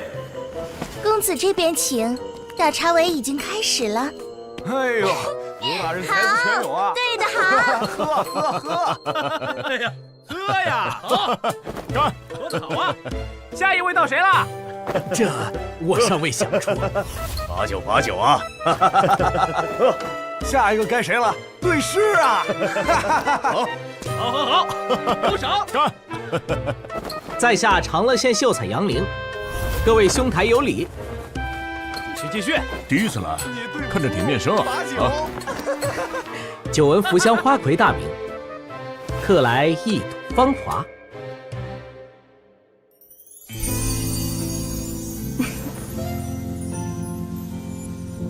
这个女人很 nice 呀！到我了，冰冷酒1点、2点、3点。哎，这么快吗？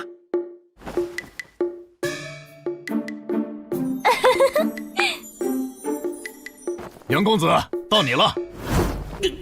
对对子不太拿手啊，但是对的工整就很难了。有了，丁香花，百头、千头、万头，妙啊！这下联可以啊。脸上的笑容过于职业化，坐姿有些僵硬，只有在劝酒时才饮酒。评价完立刻不再看了。这位花魁娘子对我们的水平看不上眼呢，一直在耐着性子陪伴。公子，您就坐这儿吧。啊，又有人来了。呀，这公子真俊。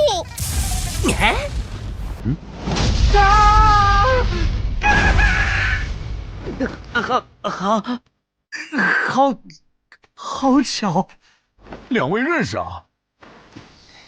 何止是认识啊，有过几面之缘，想来许兄还记得杨某，我们在长乐县见过。在下许平安，长乐县学子。幸会啊！又有人来了？难道？想多了。嘿。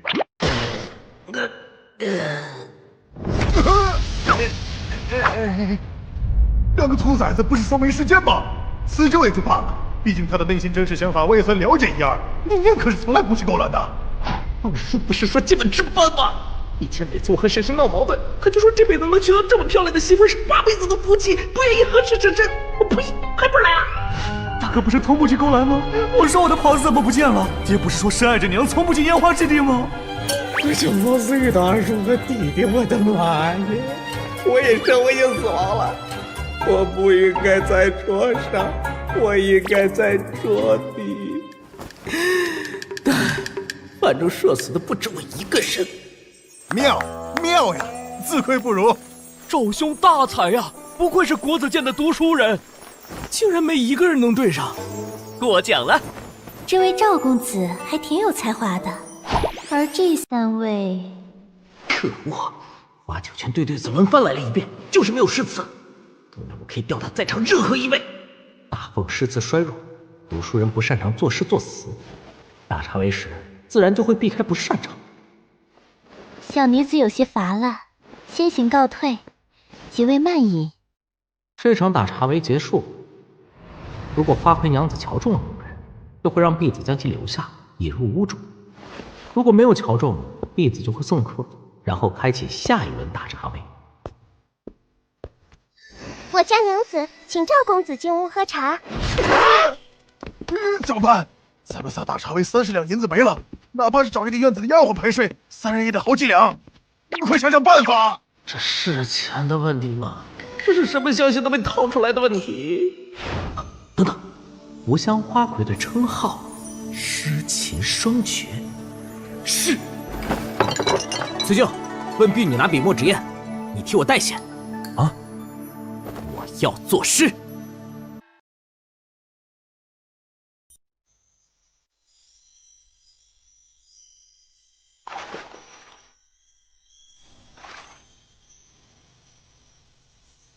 娘子，赵公子已经在隔壁茶室候着了。听外头的客人说，他是国子监的秀才。秀才有何稀奇的？不过以赵公子的才气，考取举人也不在话下。我就知道娘子喜欢这种有才华的公子。这么还原的周丽，还不是凭着父亲的官位，便耀武扬威。那赵公子才华横溢，若娘子好好招待，说不定将来能成为一段佳话，名留青史。哎呀，连我也取笑。女子想名垂青史，何其困难！多少读书人渴望不可求之事。娘子，外面那位姓杨的客人让奴婢送了首诗过来。没规矩的东西！娘子已经选了赵公子，岂可更改？是不是收了人家的好处？你即刻将此事交给福香娘子，说杨某在此地等候。放桌上吧。出去告诉客人，福香心领了。哎，你去请赵公子进来吧。是。慢着！谁送来的诗？哪位公子？你快说！好像姓杨。娘子这是怎么了？哎，娘子，你这般模样怎可出门？你放开我！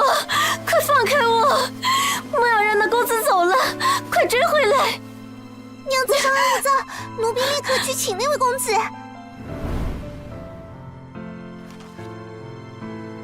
疏影横斜，水清清，暗香浮动，月黄昏。赠福香，赠福香。都散场了，这福香姑娘不买你的账公子喝多了，区区一个女人，如何懂诗词精髓？不可能啊，他没道理会拒绝我呀。这首诗要是赠与云麓书院的2位大儒，他们能把我当亲儿子养。杨公子，是您做的诗。来了，是我。我家娘子有请，公子请随我进屋。这不合规矩啊！怎么进去2人？刚才那丫鬟好像说到诗了，我恰好看见她与旁边那位俊俏小哥写了什么。2位，你们与方才那位兄台写了什么诗？随手一句打油诗而已。我听那位公子说自己书法生疏，写不出好字，才劳烦这位公子帮忙代笔。哼，切，不说就不说。此处不可留，让人瞧出我们3人有关系就不妙了。我懂。原本留宿在影梅小阁的话，那些婢子只要1两银子就够了，但现在只能去别院找其他女子了，低价是5两银子，这里包括了打茶围的钱。咦，奇怪，2郎这次没有习惯性的独声反问我为什么知道的这么清楚，但不问也好。2郎，银子你拿去。爹练精进的时候就不惧寒暑，就算在路边睡一宿也不碍事。你身子骨可经不起夜里的寒风。睡银啊是许家倾家荡产，生活依然拮据。我不要。你就拿着吧。爹，我说了不要。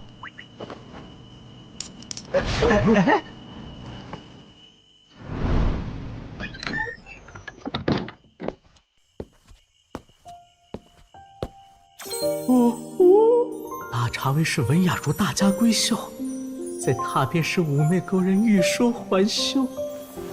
公子何故如此看着奴家？听闻福香姑娘天姿绝色，是世间难得一见的美人。以前我不信，现在我信了。杨公子莫要取笑奴家。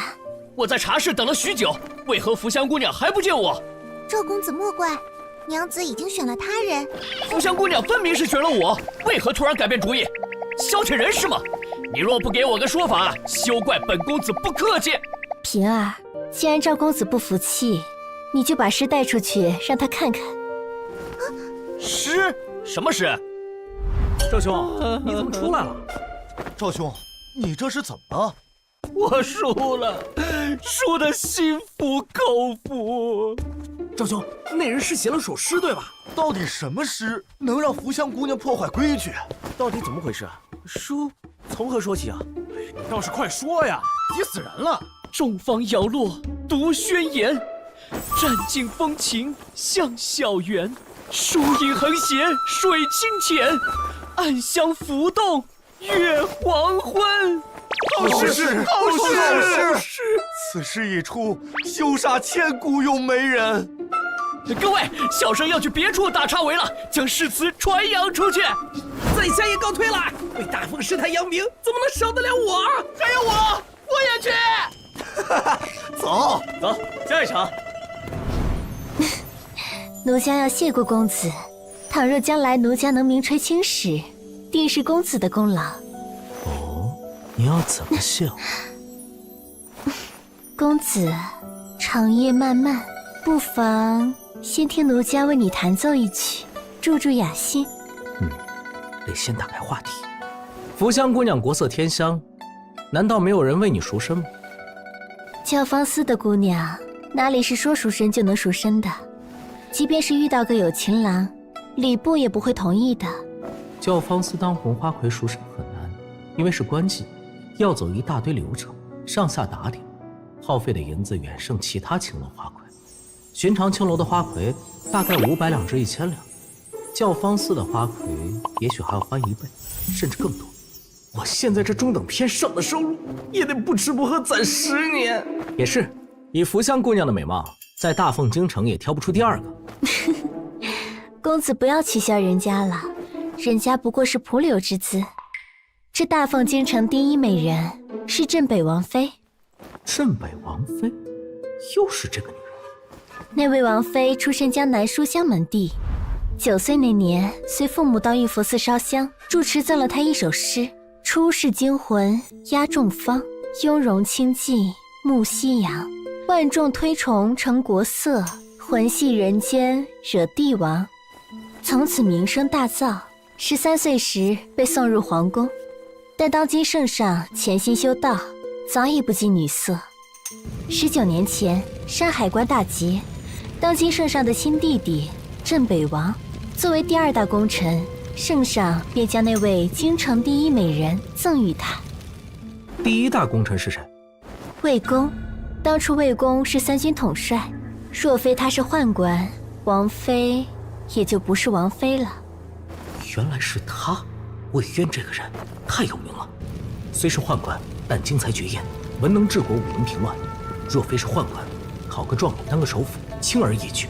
周历此人好色荒唐，胸无点墨。每次他参与打茶围，奴家就当他不存在，教坊司归礼部管。他一个户部侍郎的公子，奴家也不怵他。好色荒唐从何说起？寻花问柳不是常态吗？此事倒是涉及一些官场秘闻了，人家也是听其他官人说起。杨公子莫要外传。在去年的元宵灯会上，周丽看中了一位姑娘，趁人多眼杂，周丽便上前非礼，还让人打伤了女方身边的护从。谁想那姑娘是威武侯的庶女，那位庶女的生母与威武侯的发妻是亲姐妹，因此那庶女颇受主母喜欢，与嫡女待遇相差不大。主母不会放过那淫贼。威武侯告了御状，户部侍郎上书解释，双方扯皮多日，最后圣上裁定周侍郎教子不严，罚俸1年，赔偿威武侯5000两。周历禁足3月，若有再犯，严惩不贷。如有再犯，严惩不贷。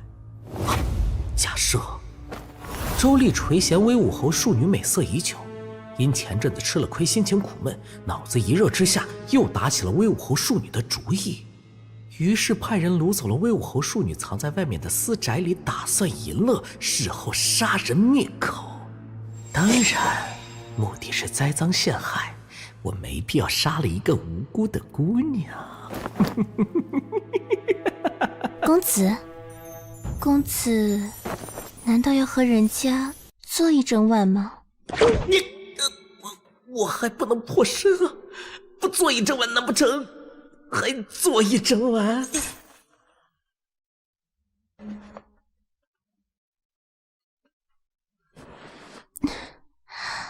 官人，公子莫非是未经人事？我前世也是经历过的。福香姑娘，你有没有听说过一种神技？什么神技？沾枕3秒就能酣睡。不信。那你离我远些，我表演给你看。好，1、2、3。杨公子。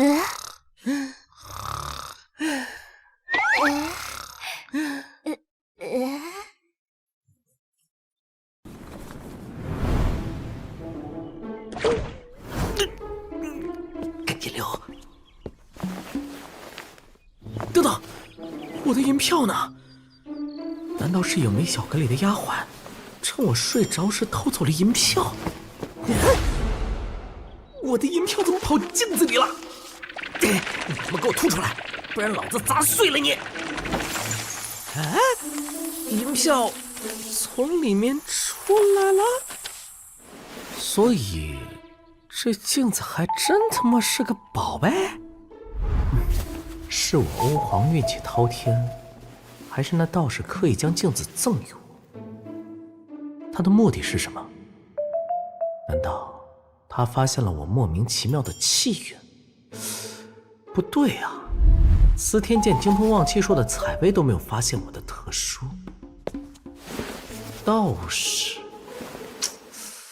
我对道门体系完全不熟悉啊，这莫名的馈赠让人心里难安。公子不等娘子醒来吗？我有急事。公子不洗漱再走吗？怎么去那么久？刚回来就洗澡，教坊司不能洗。有收获吗？这样，哦，再这样，然后这样。哦，大哥这个计划的核心在于你如何绑走那位威武侯的庶女。先派人盯着，然后找机会下手。武侯的庶女出行不会有太多的护从跟随，然后制造混乱，趁机绑人。可是白天动手的话，很难在众目睽睽中把人绑走。一旦惹来巡城的御刀卫，我们反而自食其果。如果我能解决这个问题呢？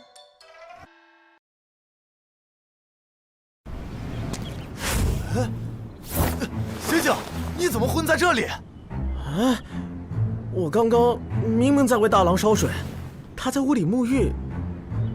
大郎忽然叫我进屋，来人！然后就记不起来了，就是头有点疼。屁股疼吗？不疼。还好还好。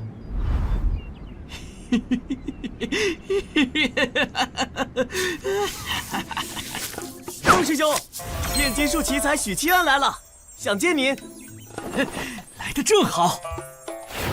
说实话，我有点怀疑你。这几天，我把你祖宗18代都查了个遍。当着人家的面说查他祖宗18代，真的合适吗？查的怎么样啊？太干净了。给你看看我最近的研究。我都编好游方高人的稿，你竟然不问了？上次我告诉他植物嫁接理论，这家伙还举一反三。但是人与马嫁接，大凤从此不用考虑战马资源，士兵们不用担心没有优秀战马，因为我们是成熟的士兵，自己可以当战马，捕捉禽类妖族与人类配种，制造可以充当空军的半妖。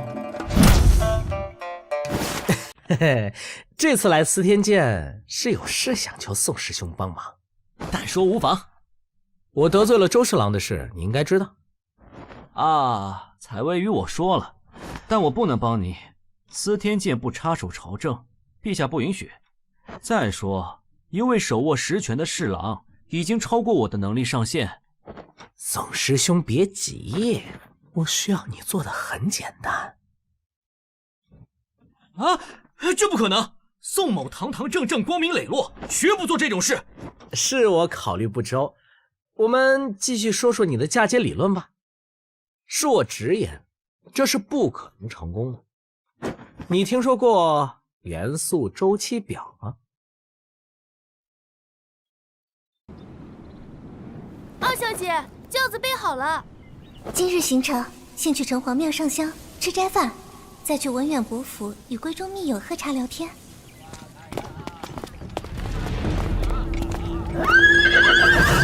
怎么回事？啊！快都让开！这马疯了！发生了什么？马车撞人了！走了，走了！二小姐，二小姐，二小姐，你怎么样？二小姐不见了！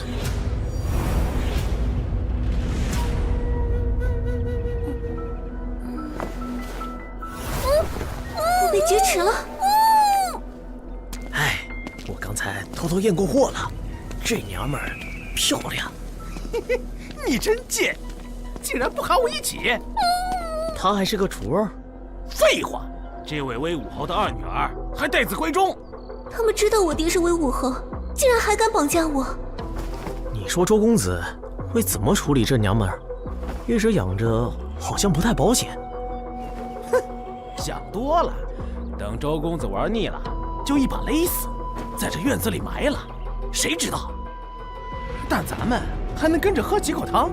这娘们细皮嫩肉，比高栏里的女子水灵多了。要不是周公子尝个鲜，现在咱们就把她办了。谁让人家是户部侍郎的公子？走走走，喝酒去。这不好吧？万一出了什么事儿？马上就黄昏了，咱们买了酒就回来。周公子，户部侍郎的公子。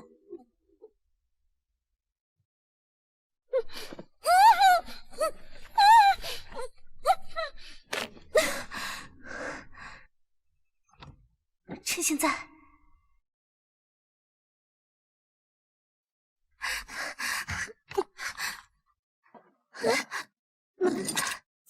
锁住了。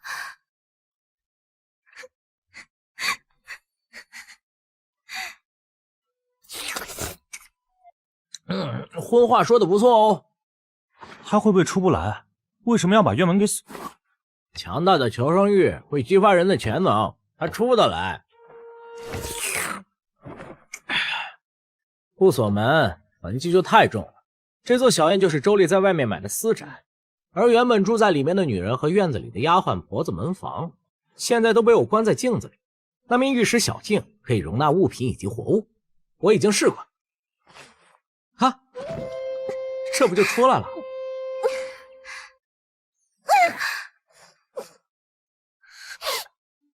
好，得赶紧逃！我是威武侯的女儿，我被劫持了，你们快救我！瞧瞧那边，谁劫持了你？周丽，我不周侍郎的公子周丽。宵禁了，辞旧，我们走吧，找个客栈休息，明天回家等消息。陛下，祖上为先皇披荆斩棘，出生入死，后人之举遭人欺凌，陛下不护，岂非寒了天下将士之心？我什么时候劫持的张家二小姐啊？爹，我没有。武侯，你血口喷人！先杖责30再说。周丽，关押威武侯庶女的院子可是你的私宅。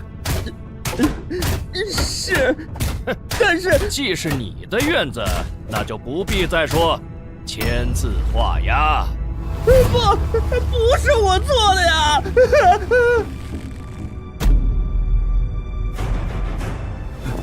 少爷，我们不会让你有事的。周丽无罪，是贼人栽赃陷害，就是有罪。证据呢？是啊，你拿出证据，我们从中作梗。我奉陛下旨意，前来协助办案。周丽，你可有劫持威武侯庶女张玉英？我没有，不是我，我是被冤枉的。怎样？说谎！什么？宗侍郎终于倒台了。有件事情想请教大哥。好奇为什么周丽会认下这个罪，或者说威武侯等朝堂大佬会看不穿这个不算高明的栽赃嫁祸？对于周侍郎的政敌而言，周丽不管是不是冤枉的并不重要，他们会抓住这个筹码咬死周侍郎。以前威武侯斗不过周侍郎是因为没有帮手，眼下就是天赐的良机，所以他那天负甲上殿闹得满朝议论纷纷。但我想不通的是，这事并不是周丽做的，周侍郎和他同党，心知肚明，理当做出应对之策。你当我那天为什么要去司天监？还记得司天监8品叫什么？忘记师。当初税银案就有司天监的术士参与案件的追踪审理，这案子乍一看不合理，但如果细查又会发现没有留下什么蛛丝马迹。大哥我这方面是专业的，再加上党争关系，案子注定又麻烦又难查，那么最简单有效的方法当然是找司天监的术士。所以大哥收买了司天监的术士？粗鄙，炼金术师的事怎么能叫收买啊？是等价交换。元素周期表，许其安，你真是个炼金术的天才。辞旧，你记住，这天底下除血亲之外，任何的朋友和敌人都是因为利益二字，尤其在官场。将来你入朝为官，大哥希望你能做能臣，而不是清官啊！记住，和光同尘。和光同尘。倘若我将来迷失在权力的迷雾中呢？那是你自己的造化。当然，如果你成了祸乱朝纲的奸臣，大哥会清理门户的。好，他日大哥要是成了为祸一方的武夫，我也如此。二叔，你要为我们做见证。滚！张口闭口同是曹哥，当老子不存在！与你说过多少次，握笔姿势要端正。知道啦，先生。那你倒是改回来呀！改什么？还是不写字了，你随我念3字经吧。人之初，性本善，人之初，性什么？人之初，性本善。人性本善。你中间停什么？我忘记了嘛。你，我就不信教不会你了。云鹿书院何时多了稚童？长公主，稚童无礼，长公主莫怪。这2位是书院学子的家眷，因家中有事，便让女眷们暂住书院。避难？哪位学子？家兄许新年。许新年，许七安的堂弟。什么时候的事？快1旬了。1旬？恰好大概1旬前，许七安与周侍郎的公子在闹市发生冲突，把女眷送来书院，而家中男人依旧留在京城。这是打算谋划什么？1旬不见，院长气色天差地别。圣人说：“学无长幼，达者为先。”看来和那天亚圣殿亲戚冲霄有关。那天到底发生了什么？院长可知周侍郎被罢官充军一事？对于大凤官场来说，这只是党争拉开序幕的第1步。书院里能与老夫手谈的人不多，长公主今日既然来了，就陪老夫下一局。与本宫下棋，院长何必自取其辱？没想到老夫闭关数日，京城就出了首惊世佳作。意境之深远，遣词之优美，神韵之卓然。宁燕那首“天下谁人不识君”也相差甚远。这杨凌是谁？有此才华，我竟从未耳闻。似乎是长乐县的一位秀才，于教坊司中写词赠予，花魁福香。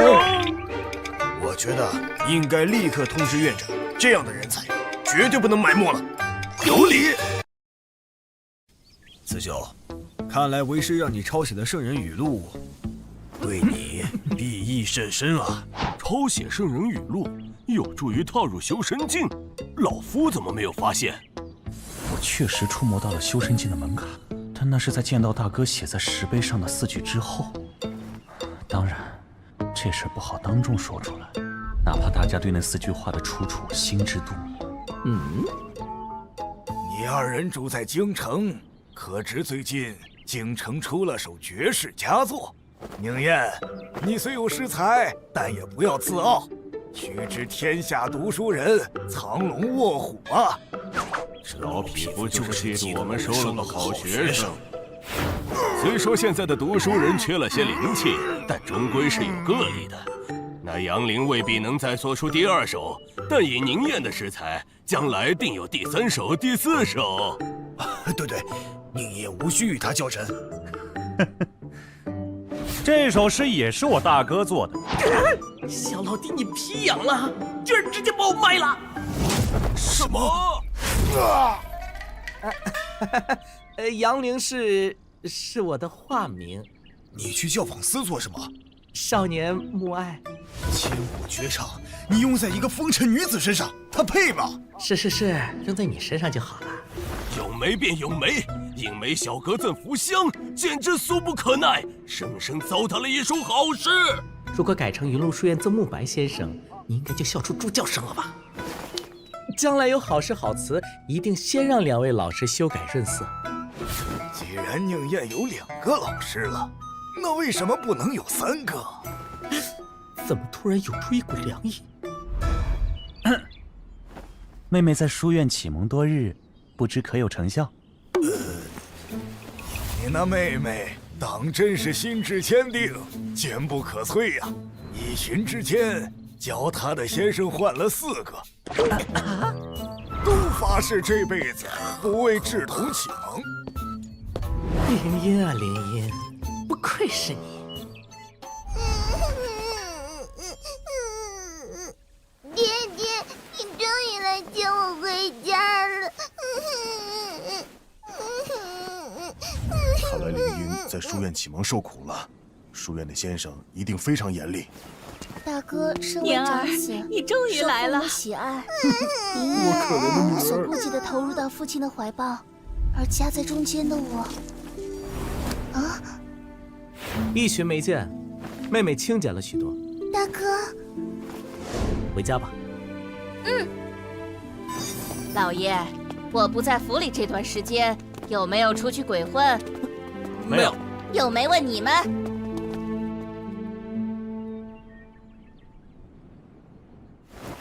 大哥今天休沐，约我出去逛逛吧。好，不行，万一又遇到周丽那种流氓，我今日也休沐。明月，爹陪你出去吧。算了，忽然觉得头有些晕。老爷，老爷！啊！门外，大更人来了。在大凤王朝，打更人这3个字，往往与问罪、入狱、抄家等血淋淋的字眼挂钩。哪个是许七安？跟我们走一趟。是我。两位大人，我侄儿犯了什么错？白天不做亏心事，晚上不怕打更人。好，我跟你们走。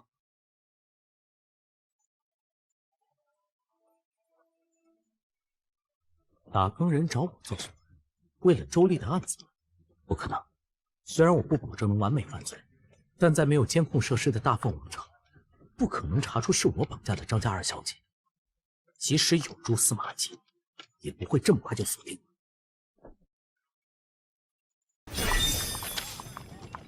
嘿嘿，小人是奉公守法的良民，仰慕大人为国为民，劳苦功高，奉上10两银子，请大人喝茶。大人能否告知小人发生了什么？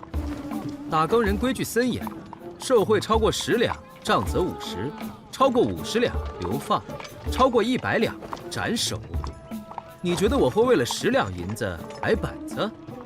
得加钱。收了30两，你我各10两，剩下10两今晚去教思坊打茶围。我只是奉命带你回去问话，具体内幕不太清楚。我的30两白银。到了衙门，你牢记一句话：该说的东西不要隐瞒，不该说的打死别说。我他妈，这道理难道我自己不知道？到了。不知道我会不会被送进打更人的大狱？那里可是吃人不吐骨头的地方，还是静观其变。进去。哦，对了，忘了跟你说，自求多福。又见面了。啊！我问你答，若是说谎，大刑伺候。回答问题之前，先整理衣冠，这是最基本的礼仪。你知道税银案的幕后主使是前周侍郎吗？听司天监的采薇姑娘说起过。那你知道周丽对付你，也是出于报复？想到了，那天司天监白衣们冲入刑部救我，众目睽睽，这个无法否认。你知道周丽想置你于死地吗？知道。所以为了不被周家报复，你绑架了威武侯的庶女，嫁祸给周丽。果然是为了这件事。啊！大人说的话，小人听不懂。威武侯庶女被劫持那日，你未在长乐县衙门当值，去了何处？小人勾栏听曲去了。小人的确渎职，时常偷溜去勾栏听曲。这一点，王捕头等虚力可以作证，因为大伙都是这么摸鱼的。那你怎么解释评书的事？衙门发放评书的记录里，多次显示你去了内城。小人冤枉，小人从未去过内城，从未在衙门取过评书。他们在夸我进内城都是托人办的评书，手脚干净，而委托人是杨凌，和我许七安有什么关系？论其审问技巧，我也是专业的。从他的这些回答里，我们居然没有抓住任何的蛛丝马迹。不错，如果不是我们提前掌握了证据，光凭刚才的对话，说不准已经相信你了。又是在诓我，语气还很有把握似的。哦，10月初1壬戌日，许七安自云麓书院返回，与宝气轩购金步摇2只，途中遭人跟踪，疑似州府的人。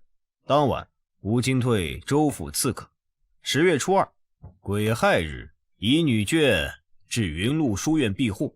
10月初5，丙寅日，进内城，入教坊司，留素隐梅小哥一夜，赠福香，疑似许七安所作。10月初7，戊辰日，驾马车冲撞威武侯庶女，以未知手段接走威武侯庶女。哼，你还有什么想说的吗？大哥人在跟踪我，在我去书院那天就跟踪我了。这些天所有的谋划都被大哥人看在眼里。完了，不，这不合理。既然大哥人目睹了全过程，为什么不揭穿我，反而要等到周侍郎倒台之后才请我过来喝茶？小人认罪，一切都是小人干的。2位大人如何处置？悉听尊便。徐七安，你很聪明，非常敏锐。如果你在刚刚的试探中露出破绽，或者在铁证面前被摧垮心智，那么迎接你的是真正的制裁。而现在，迎接你的是打更人的邀请。打更人的邀请？我？当时在府衙后堂，我就认为你是个人才。只是打更人有规矩，练气境是底线。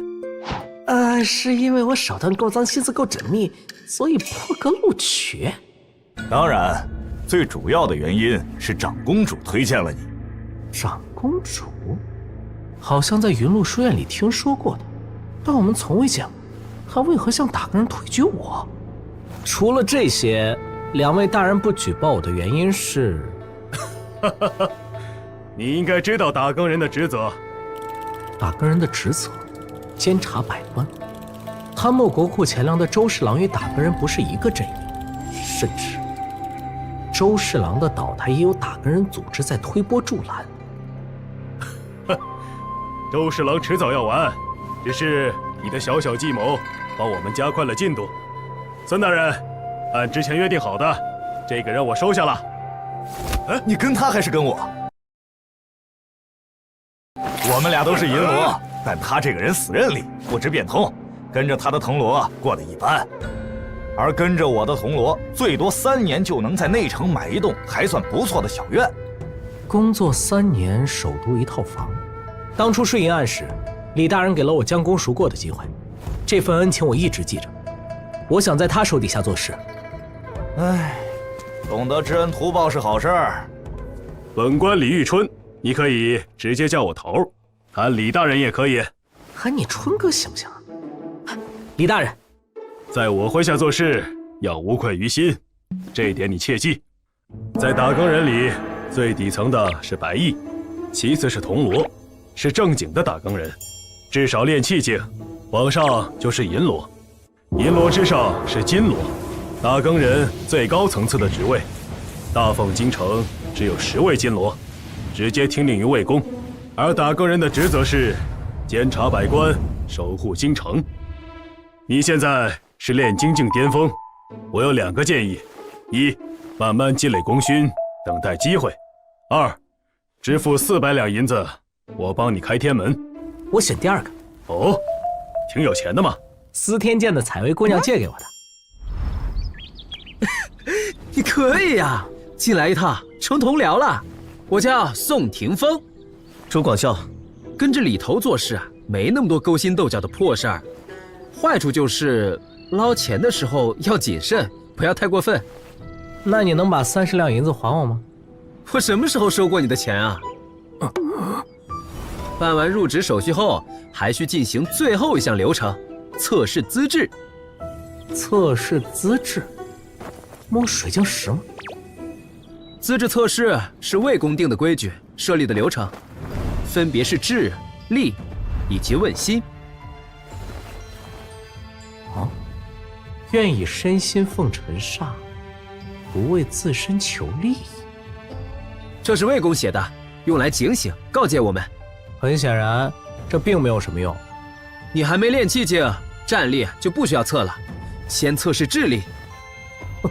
假装没听见。1炷香时间内猜出哪个盒子里有东西，你可以挑选其中1人询问，但只能问1个问题，而他们之中只有1个人说真话。这个问题很难，你仔细想，虽然魏公说这只是小游戏了，但能猜对的人很少。我虽然事后悟透了，但已经过了1炷香的时间。据说只有金罗大人们才能在20息之内悟透这题。哎，这种简单的逻辑题，我上辈子不知道啃过多少。测试开始。如果你是他，你会告诉我什么？没有东西。东西在这只锦盒里。啊，正确。多久？不算丽媛愣神的功夫，12息。他能破摄银案，看来不是瞎猫碰到死耗子。问心关在楼上，你从这里一直走到顶层就成。这一关没有要求，但你要记住，随心而走。过于做作的话，评分会降低。评分？资质测试评分4等，甲、乙、丙、丁，资质越好，自然越容易被栽培。我是乙，我是丙，我俩在外面等你。呵呵，我是个大壮丁。啊？怎么楼梯口有面铜镜在这儿？啊！这镜子有问题，会让人强行进入贤者时间。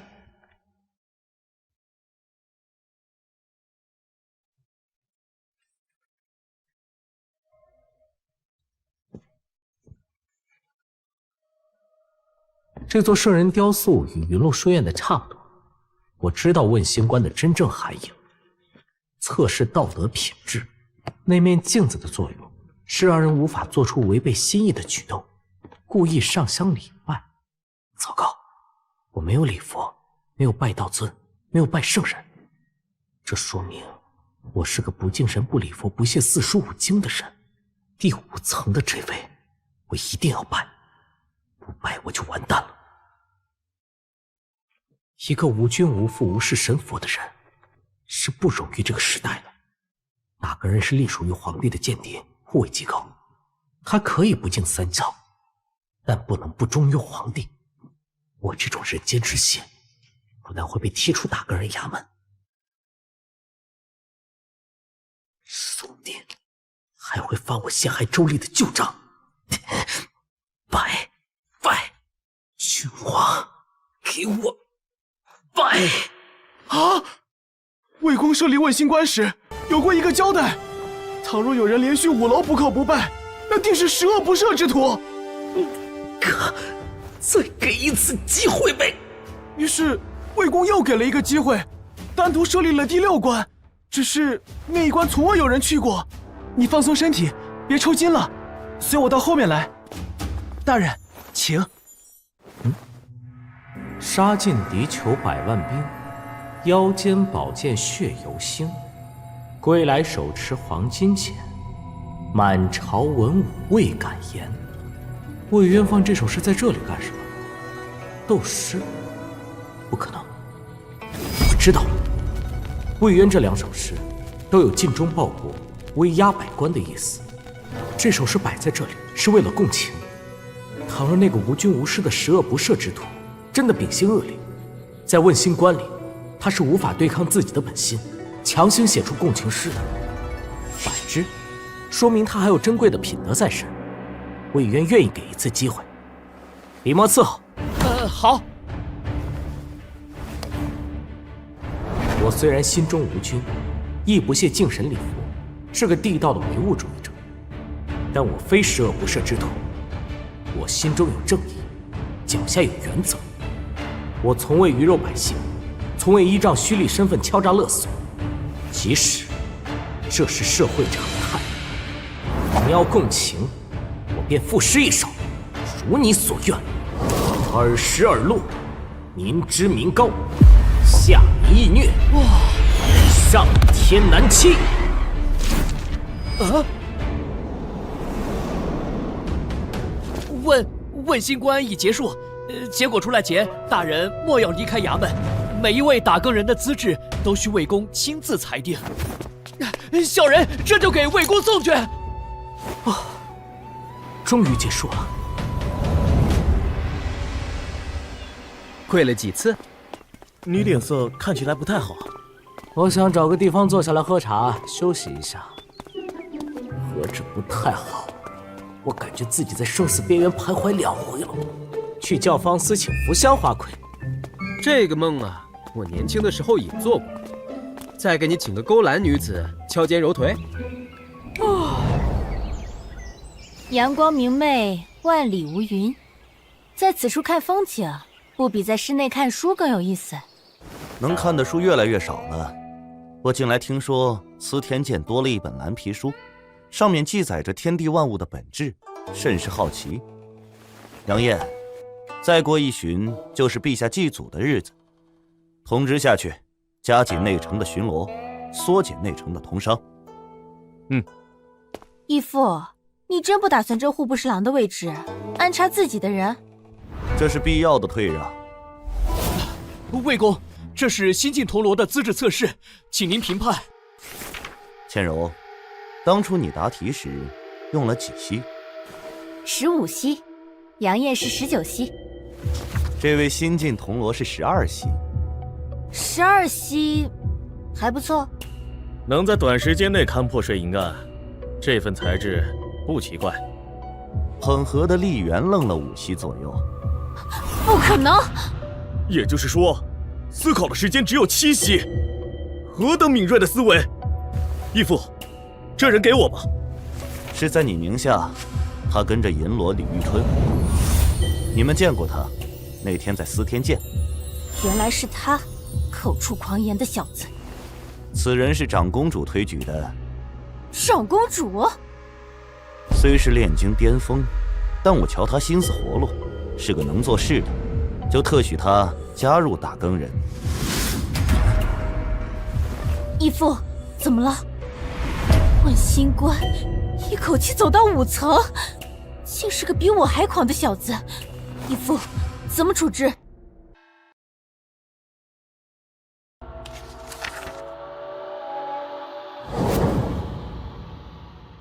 哼，22路，民脂民膏，哼，狂妄！识君之路，担君之忧，义父觉得呢？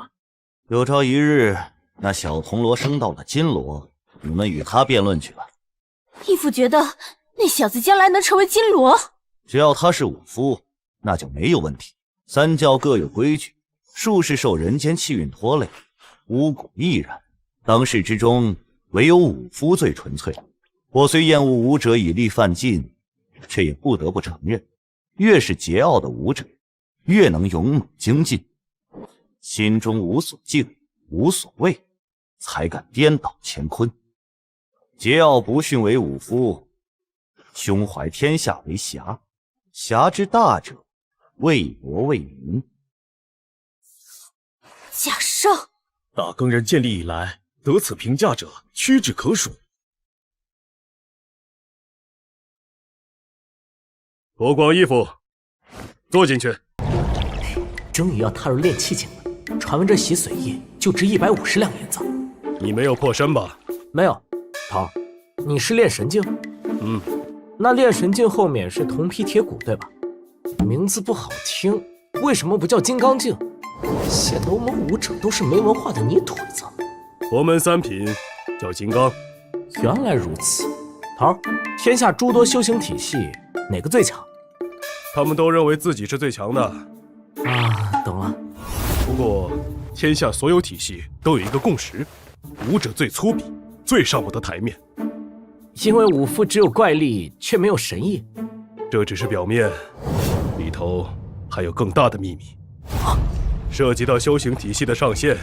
这些知识，你有空可以自己去藏书阁看。不过，反正我要在这里盯着你，便与你说道说道。在你的认识里，1品是不是体系的极限？难道不是？不全是。各大修行体系的品级原本没有那么清晰的标准，直到圣人晚年把天下修行体系划分为9品，然后一直沿用至今。但是圣人并没有把他自己划入到品级里，除了圣人，还有4位在品级之外：古神、巫神、道尊、佛陀。他们被誉为万劫不磨，永生不死。我听说圣人只活了82岁，按照头你的说法，他应该长生不死才对，所以其中有夸大的成分。其他体系都有超越品级的存在，但武夫没有。一品武夫就是当世之最。所以大家都觉得武夫是最粗鄙的体系。不对啊，司天剑的术士也没有。但不可否认，术士是所有体系中贡献最大的。术士9品，医者，妙手回春，救死扶伤；术士7品，风水师，堪舆地形，为百姓和王公贵族选墓地，布置家宅；术士6品，炼金术师，极大推动了社会发展，满足了老百姓物质需求。其中，宋清同学是其中翘楚，他为人寿事业呕心沥血。此外，司天剑的术士还负责更新制定黄历。相比起其他体系，术士简直是为国为民的榜样。头儿，我这身体突然开始疼了。疼就对了，洗精伐髓，再过1炷香，你会感觉自己正被千刀万剐。到那时，就是我为你开天门的时候。所以，我们的皇帝陛下20几年来潜心修道，是为了长生不死。当今圣上封了一位绝色道姑为国师，并潜心求道20几年，是举国上下皆知的事。甚至有落魄文人写了皇帝陛下与绝色道姑双修艳史。武夫虽然没有超越品级的存在，但应该能延年益寿吧？何必追逐虚无缥缈的长生呢？你炼精用了多久？17年。慢了些。拥有充足资源的世家子弟，16岁左右就能炼精巅峰。考虑到身体发育问题，15岁是极限。但是，就算是世家子弟，也未必能顺利踏入炼气境，因为除了需要每日打熬体魄的毅力，摆在他们面前的还有美色这一关。越是钟鸣鼎食，越容易陷在美色里。而炼精境只是武夫体系的初始，要达到高品境界，延年益寿，这有多难？我懂。那福香姑娘肯定早晚骂我一遍禽兽不如。头儿，我快到极限了。差不多可以了。药浴的作用是刺激你的身体，让沉睡的气机觉醒。开天门是件很困难的事情，资质好的，我只需要运转气机，在你体内走3个周天，你就能自己寻出气感，从此内外交感，晋升炼气境。资质越差，气机运转的次数就越多，而正常人的极限是9个周天。如果第8个周天你还无法自寻气感，那你就不适合武夫这条路。我很期待你的资质。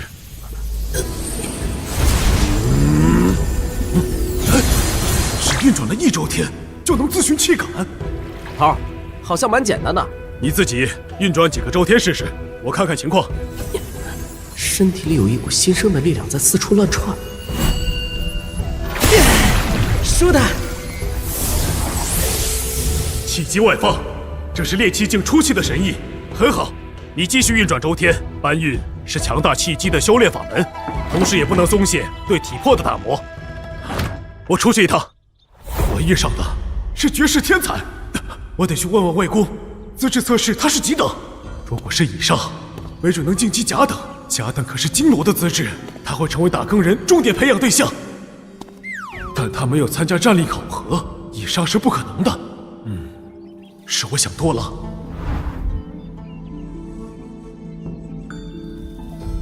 魏公，正说到你呢，幸运的得了一位人才。人才？许其安？魏公对他竟如此褒奖，可我还没把运转1周天的事情告诉他呀。小人想知道许其安的评级，顺便向魏公禀报一件小事。你自己看。你收他在麾下，确实该知道他的评级，但不要想太多，也别太在意，平常心就好。当然，记得不要到处宣扬。假上？怎么可能是假上？我在打更人当差10多年，从未见过有假上评价。即使是金罗，资质也只是甲而已。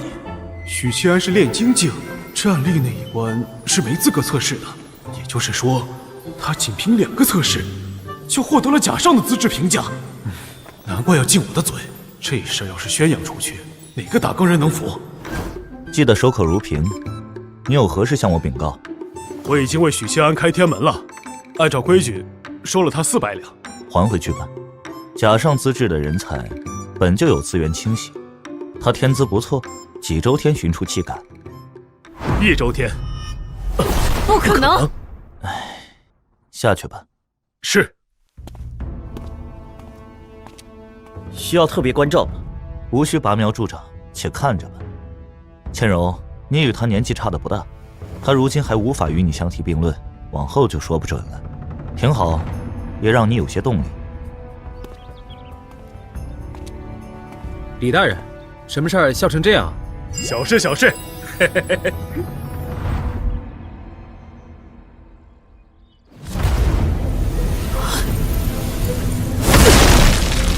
我现在的状态，感觉能打10个以前的我。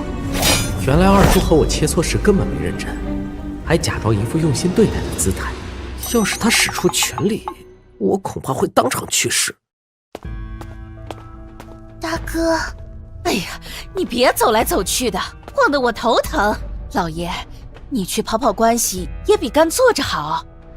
跑什么关系？打更人带走大哥的目的还不知道，现在不是打脸的时候。这小兔崽子，就知道惹事，就知道惹事。老爷，大郎让人带话来了。大郎说他已经成了打更人，今晚不回家了，莫要挂念。成了打更人？这铜锣是独属于打更人的制式法器，既可以充当盾牌护住要害，也可以敲击锣面，发出震荡音波。哎，这不是增强版的铜锣吗？听起来好像一般。宋清送我的护心镜可是能抵挡炼神镜攻击3次，铜皮铁骨镜1次。司天剑出品？当然，法器只有司天剑的4品阵势能炼制。你明天准时来点卯。头说呀，你以后就跟着我们了。宋大人、朱大人，李璎珞传唤。春哥，春哥真是个精致的老男人。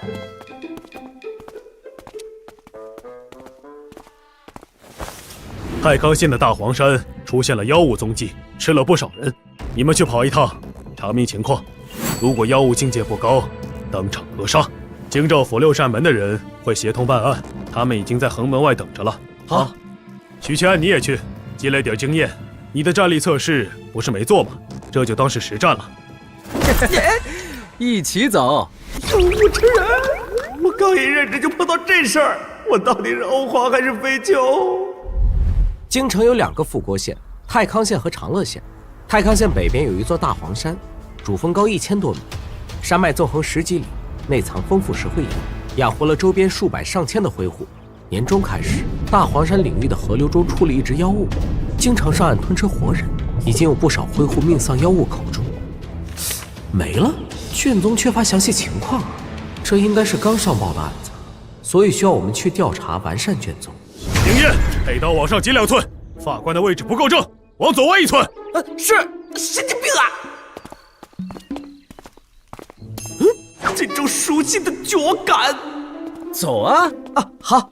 银子更重了。我丢了3000银子。3位大人，卑职吕青，我已命人把马匹牵到城门口，咱们上马车说话。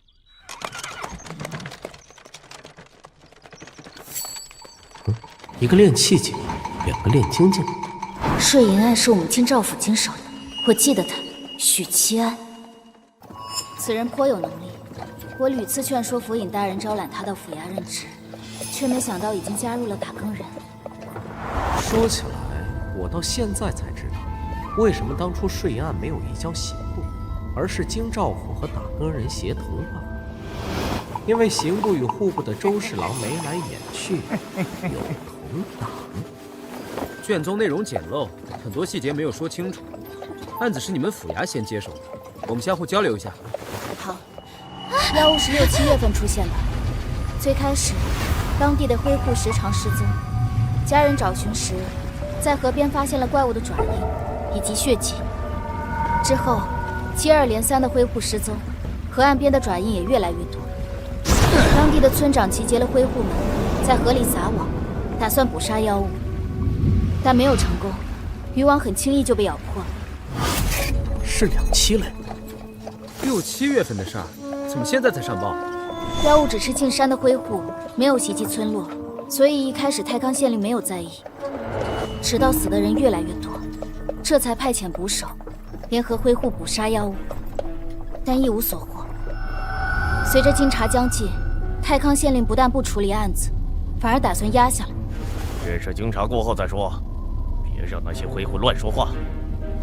灰户们不敢上山烧灰，但赋税依旧要缴，实在没有法子，灰户们便绕远路进山，避开河流。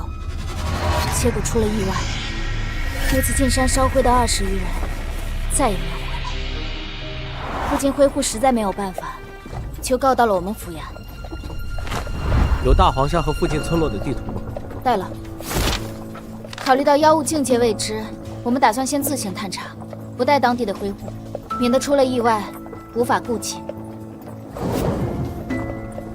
我有个猜测，他袭击百姓是有规律的，或者说有很强的目的性。这或许不是一起简单的妖物作乱，他最开始只是吞噬靠近河边的灰户，随后范围开始扩大，以河流向两岸向外辐射，一直到进山吞噬灰户。这并非是单纯的为了猎食。首先，大黄山这条河绵延数百里，河内不缺鱼虾，野兽的择食是根据环境来决定。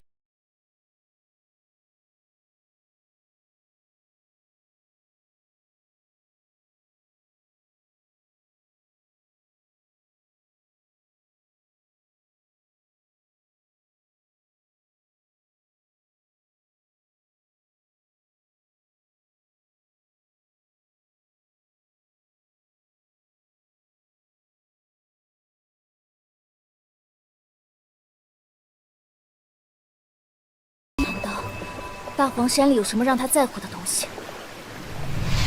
到了，这条就是流进大黄山脚下的河流。哦，东西给我。这就是妖物的脚印。给你们仨炸药，以爪印为中心，我们去下流丢炸药包。你们去上游，看能不能把妖物逼出河。大凤王朝对火药的管理非常严格，不仅配方保密，连制造火药所需要的材料也全数被朝廷垄断。即使是打更人以及吕青等府衙快手，对火药的成分也只是略知一二。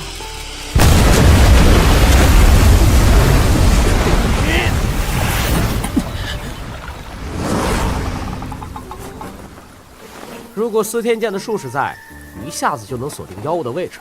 哼，司天剑的术士比我们打更人更高贵，只听令于圣上。这种小案子，别指望能劳动他们。司天剑的术士很高贵，我怎么不知道？吕捕头，看来他是不会出来了。我建议进山看看。进山检查灰户们采集石灰岩的地区。走。我们都搜寻了这么久了，一点有价值的东西都没有找到。妖物不出水，搜山的话人手不够。吕捕头，你有什么建议吗？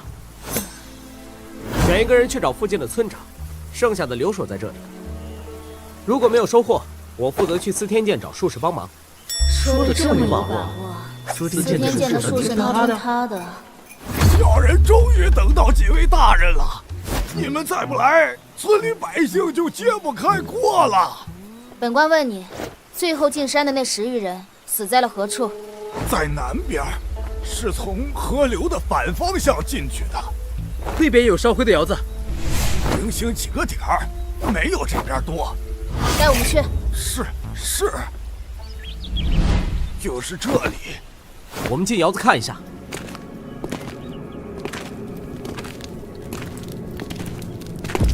情况不对，挖得太深了，这哪里是窑子，分明是人为开凿出的隧道。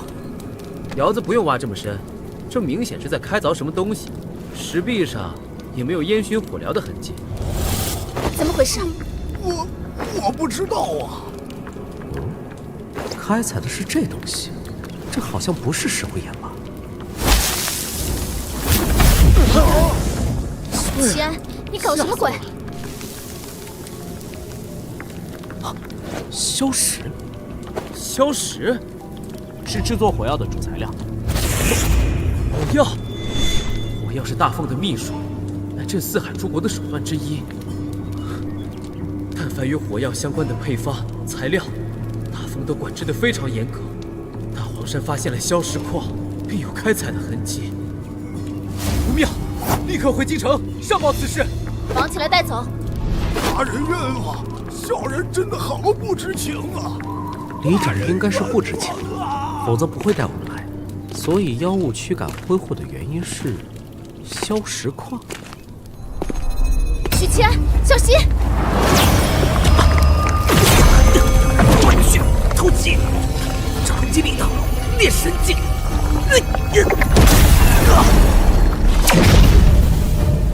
徐宁烨，什么情况？滚进去，别出来！打死我都不出来！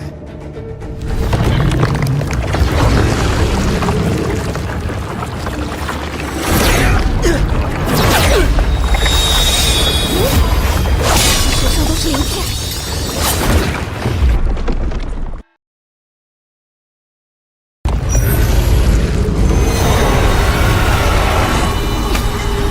这是炼神境的妖物，我好痛！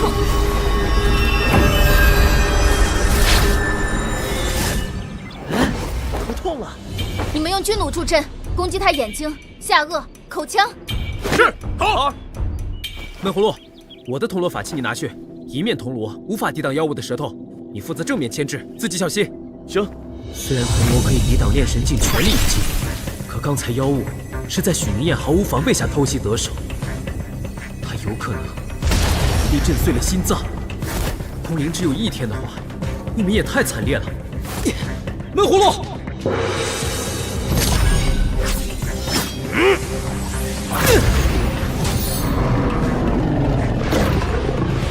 是现在！哎，大兄弟，你等等！我来。炼神境真难对付。炼神境的武者妖族拥有旺盛的精神力，可以辐射四周，让周遭的景物纤毫毕现于脑内。任何跟踪、埋伏、锁定、杀引，都无法逃脱炼神境武者的洞察。什么情况？他怎么突然翻了个身？炼神境的偷袭洞察，可我们都没攻击他。可恶！我刚准备射击，他就感知到。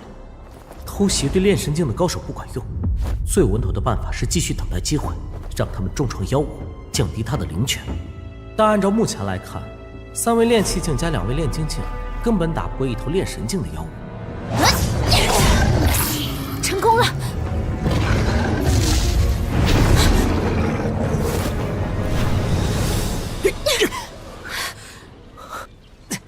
这么拼，你不要命了？你没死。哼，差点。如果不是宋清给我的护心镜以后，单靠那面铜锣的话，我童子身还没破就殉职了。作为一个穿越者，可太丢脸了。小心！好险！扯平了。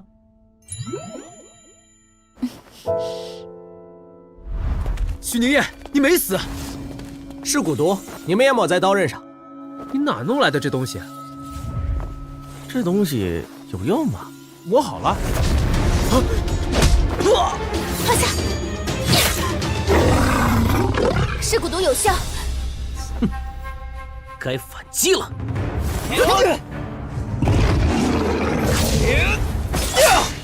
闷葫芦，好。没事吧？断了几根肋骨。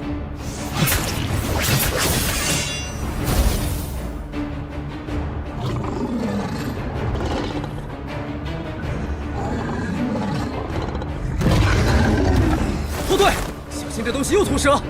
哎，跑了！追，不能让他跑了。前面是河，妖物一旦入水，再想消灭就困难了。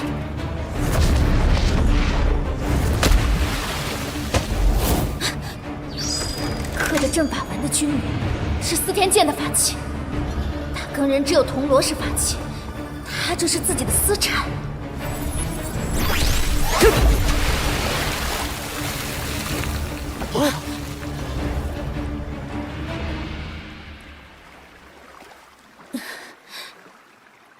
竟能预判出妖物下水后的位置，并准确射穿大脑。这份敏锐的洞察和判断力，简直可怕，而且还非常谦逊低调。我一向运气好，比那些看不起女人的男人强多了。原来就是你这妖孽在祸害我们！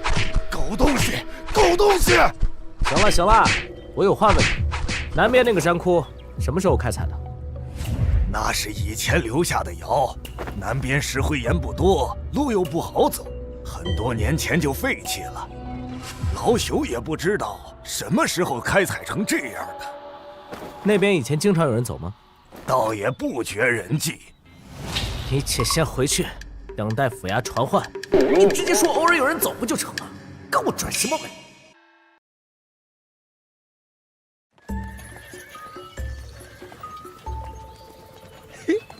他似乎对你很有好感，一路上都在童亮面前称赞你。你想说什么？有屁就放！吕捕头在京城六扇门里颇有些名气，至今尚未婚嫁。每个男人都渴望成为某条路上的独行者，不是吗？嘿嘿嘿。那你努力。吕捕头大概30出头，在这个时代属于大龄剩女了吧？哎呀，像我这样的人，只适合教坊司。对了，刚才你那一招是什么？校风剑法。剑法？你用的不是刀吗？谁说刀不能施展剑法？是啊，谁说没有枪头就插不死人呢？几位大人，请留步！大人，请留步！这半年来，我们真的快活不下去了。如果不是几位大人替我们铲除了妖孽，交不起赋税，咱们只能出逃当流民去了。这是我们全村凑出来的所有鸡蛋，大人，您收下吧。全村凑出来的所有鸡蛋。好，走吧。我如果坚持不要，大声告诉他，不拿百姓一针一线，估计会吓坏他们吧。办得不错，许西安，你立大功了。春哥亲手给我们整理的衣服就是那么的整整齐齐。说回正题，大黄山消石矿这件事，你们怎么看？根据许宁燕的分析，妖物是有意识的驱赶恢复，而我们又在山里发现了消石矿，这绝对不是巧合。至于其他的话，头儿，砍人我在行，办案嘛，许宁燕，这个你在行，你来。那我做个补充，我现在可以肯定，妖物驱赶周边婚户的原因，就是为了独占消石矿。只是有一个问题想不通，妖物为什么会盯上消石矿？这东西除了可以用药，再就是制作火药。火药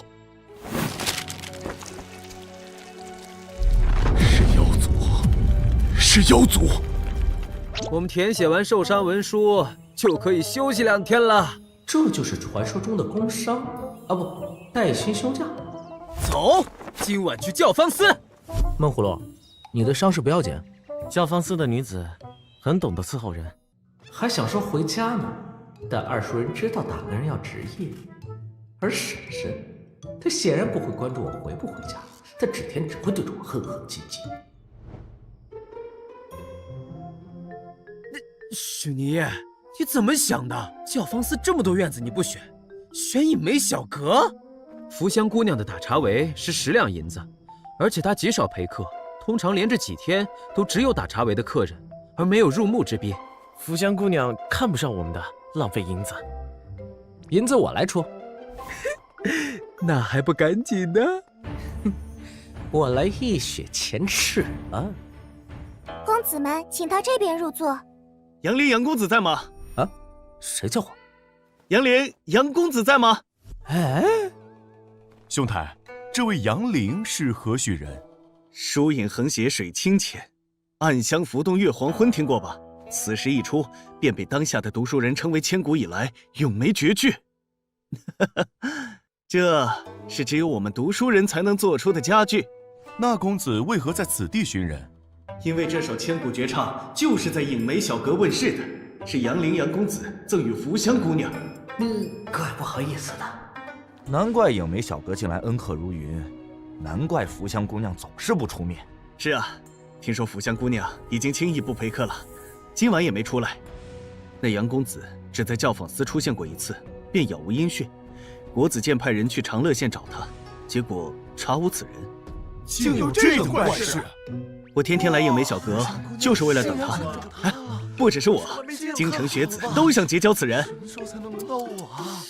哎呀，这下可好，福香姑娘已经不是我们可觊觎的了。我这算不算无形中哄抬石价？可惜你破案厉害，写诗不行。你若能与那杨凌一样写一首千古绝句，哼，福香姑娘倒贴都愿意。哎，倒贴？书生偶出佳句，赠与风尘女子，她就会身价大涨。而那些年少出名的读书人，更是风尘女子争相吹捧的对象。别说不要银子，就算倒贴也是愿意的。云麓书院的子阳居士当年就颇有诗才，考中状元后，在教坊司流连3月。子阳居士，买了我诗的大儒，1钱银子都没出。怎么了？许宁燕，你怎么了？是杨公子，得赶紧告诉娘子。哎，小娘子别走啊！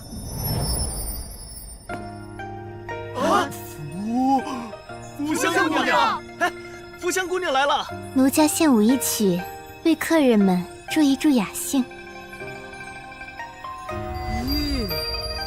福香刚才看我了，是看我的。福香姑娘舞姿真好啊，美，太美了！哦，这是段儿，要是能给我跳一曲《极乐净土》就好了。福香姑娘很少跳舞，弹琴倒是经常。你初来教坊司，能见到她的舞，这银子花得值。献丑了，奴家便先行告退。今晚要是能宿在他屋子里就好了。说什么傻话呢？杨公子，我家娘子请你入屋喝茶。杨公子，杨公子，杨公子这边请。明日卯时，院门口不见不散。杨公子，久仰大名啊！你是杨凌，杨公子，你就是杨凌。师兄，在下窦婴，杨公子，他就是杨凌。让我康风赏个脸。几日不见，公子愈发神俊了。只要你喜欢，我的改变就是值得的。哼，净会说些好听的哄骗奴家。公子明明是瞧不上我的，哪有男人能抱着我一整晚什么都不做的？那天有点累，冷不冷？冷。杨公子。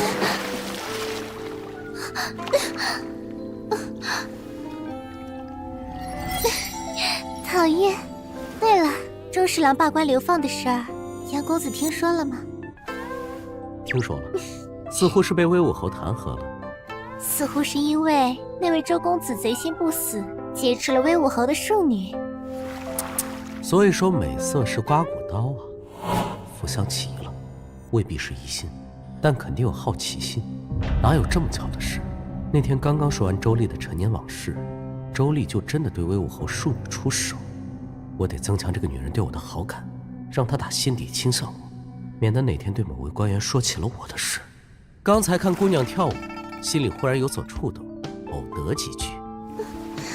今年欢笑复明年，秋月春风等闲度。公子是在戳奴家心窝吗？公子好狠的心！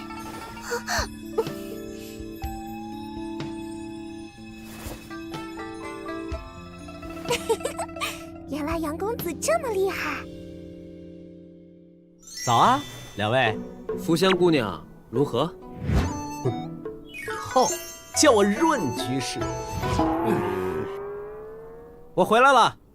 哎呀！大锅，夫人，你看，大郎买的。给婶婶和妹妹们买了绸缎做衣裳。哼，还算你有点良心。平安回来就好。大哥，大过，我看到姐姐昨天偷偷躲着哭了。林一，大哥能平安回来，明月妹子，真好。大过，有给我带吃的吗？林一，小心！大过，再来一次，好玩。灵燕，你踏入炼气境了。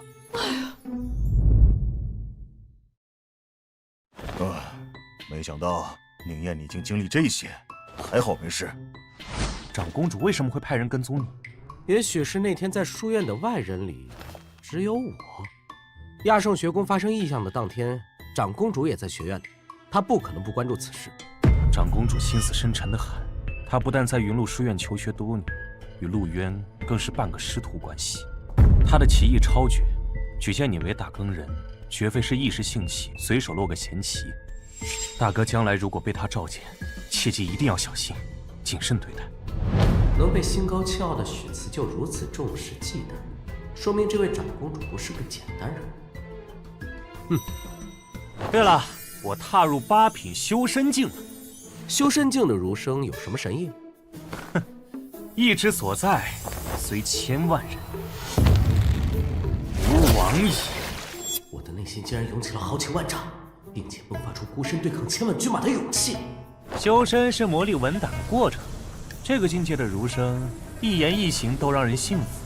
比如大哥刚才就觉得我说的话有道理，于是不自觉的会照做。将来我入朝为官，断案不比你差。不，我是靠真本事，你那是靠作弊。这么看来，儒家的8品修身境相当于是一个勇气 buff， 言出法随的雏形。嘿嘿嘿，辞旧，大哥待你不薄，大哥的貂蝉。辞旧，爹也。乖。哎呀，回我的小院补个觉先。怎么回事？枕头底下传来的这种心悸感，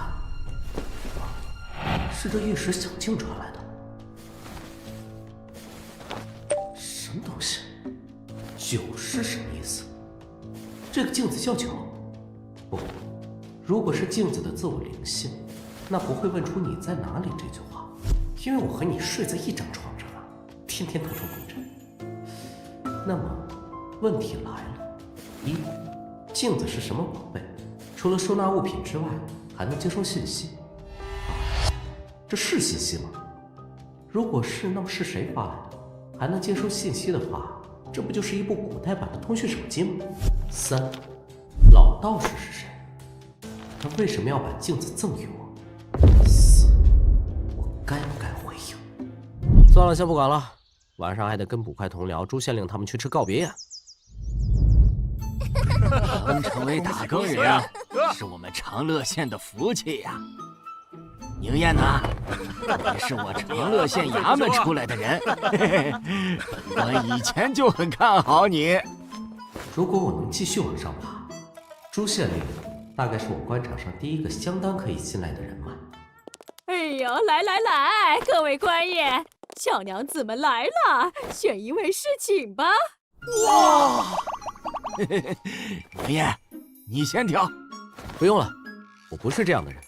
论姿色，那还得是福香姑娘。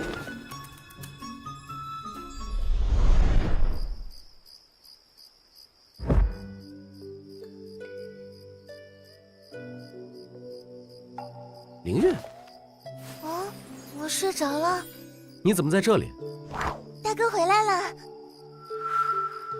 放日记的抽屉没有打开的痕迹，还好。或许我可以考虑用英文写日记。大哥怎么没回家吃饭？爹说大哥肯定是逛青楼去了。二叔真多？没有，只是正常的应酬。我去了打更人衙门，所以请同僚们吃饭。原来是这样呀！既然大哥已经吃过了，那我这就回去，厨房里还热着菜呢。没想到在这个家里，除了二叔，就这个妹妹对我最好，突然有点感动。夜深了，大哥送你吧。来，这里进。墙？不会是……大哥等等！看，一下子就到家了呢。多谢大哥，大哥抱我了。看路呀，刘月妹子。完事儿，我去睡觉。御史小径传来的心悸感又来了，到底什么情况？又收到了一条消息，消息一而再再而三的发过来，不解决的话总觉得是个隐患，还是得回复信息。首先，镜子现在是我的所有物，如果能彻底摸透镜子的功能和神意，对我来说是好事。其次，如果这条信息是那位老道士发来的，我就能顺势弄清对方为什么要把宝贝送给我。但这要怎么输入呢？先试试语音输入吧。在洗澡。语音不行，那手写试试。啊，可以了。通过触碰传递思维。3，代表的是我这面镜子的序号码。对方是9，他也有一面镜子。啊？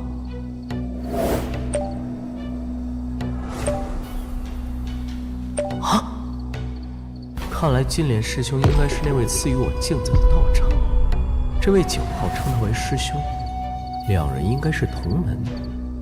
至于他口中的天地会，怎么一时间还要反清复明啊？我不是天地会的人，这镜子是一个老道士送给我的。道长，我只是个无名小卒。送你镜子的道长身在何处？不知道。这是地宗的法宝。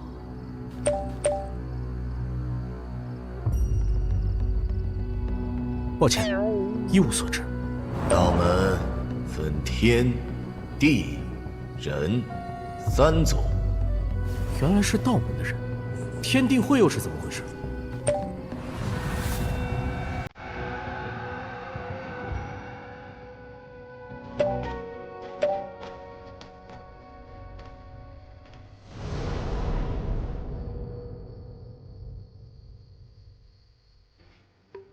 我去，意思是那老道士把锅推给我了。我只是个小小的打更人，为什么舍弃地书能自保？天地会的人能锁定地书的位置？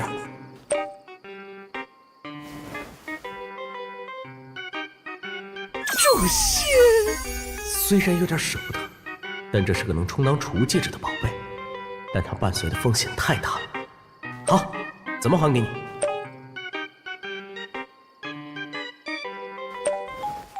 道长客气了，物归原主是在下应尽的责任。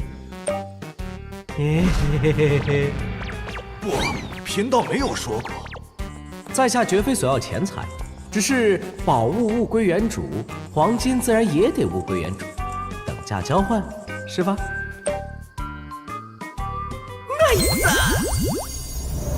高人衙门在内城，距离徐府太远，如果步行去上班的话，到打更人衙门都快吃午饭了。于是，原本是许2叔坐骑的我，现在换了新的主人。当当，大家好，我是一只小母马，骑在我上面的是我的新主人，以后请多多关照呀。头儿，我想去暗毒库。好，你手底下的新人啊？哎，什么评级啊？以下。哦，不错不错，衙门就是需要这样有潜力的年轻人。哎，以后有什么问题，可以直接找丽媛啊。明白。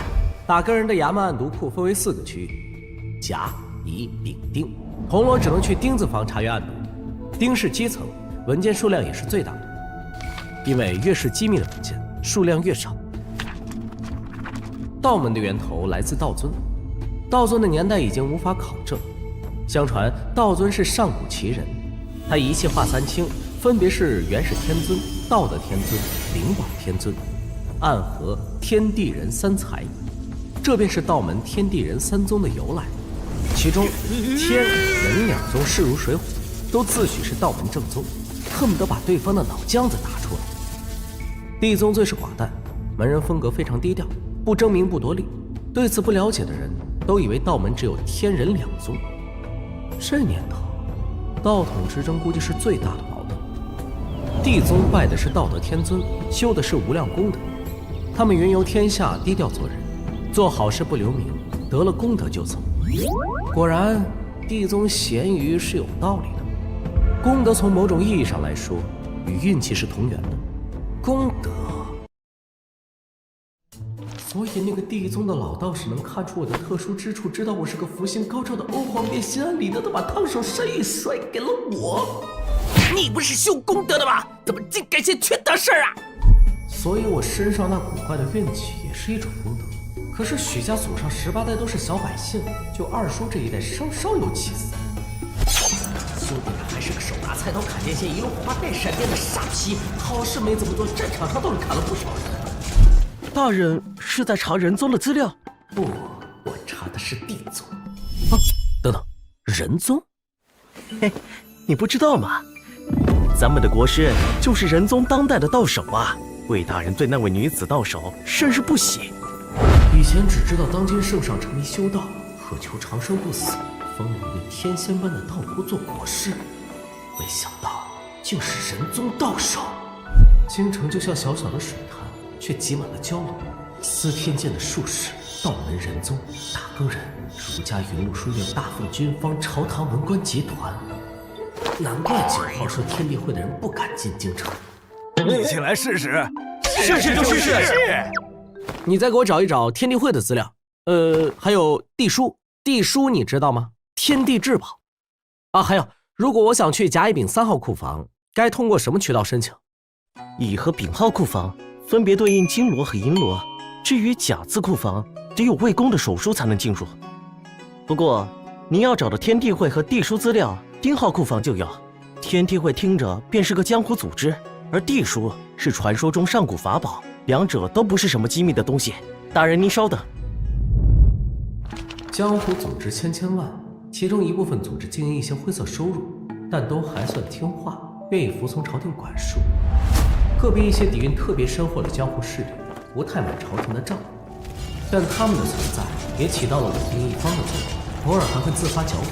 天地会就是其中一个不起眼的江湖组织。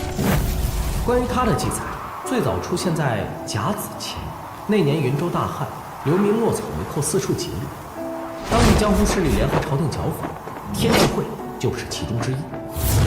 这天地会看起来还是挺有侠义的，但也可能是为了博取名声。天地会不是活跃组织，相关记载寥寥无几啊。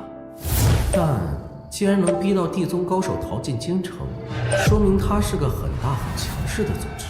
这样的组织能瞒住打更人的情报也合情合理。我是不是应该禀报春哥，丰富一下打更人暗读库？那我的黄金500两不就黄了吗？地书这样的宝贝，万一哪位金吾看上了，直接让我上交国库。让我再看看地书的资料。地书是上古至宝，历来无法考证，只知是哪位出生年代无法考证的道尊遗留。此类上古宝物多是天地孕育而生，非人力能力，但它们有一个共同的特质：滴血认主。这个套路绕来绕去，原来是滴血认主。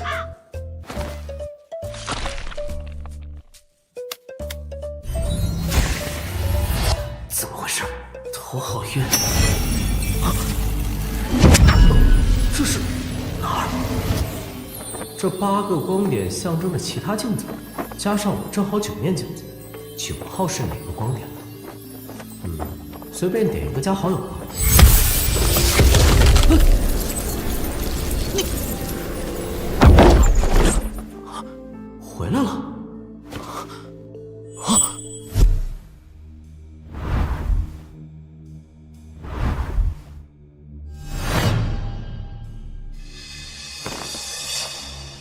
这个6号应该就是我刚才点中的那个光点。他这话是什么意思？9号在骗我。如果9号是骗我的，原因呢？6号既然知道9号骗我，为什么不早点告诉我？你是谁？凭什么说9号不可信？你是天地会的人，对不对？竟然这么痛快的承认了。你刚才的话是什么意思？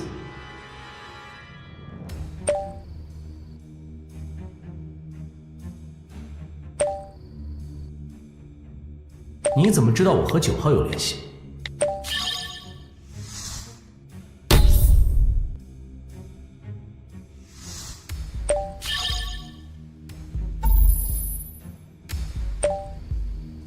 你先帮我等一下呗。难怪9号不急着催我物归原主，还把主动权交给我，让我来选地点。难怪昨天我问9号，天地会的人是不是可以借地书锁定我位置时，他转移了话题。我选择交易，他可以黑吃黑干掉我；我不选择交易，他也能拖延时间，一直到锁定我的位置。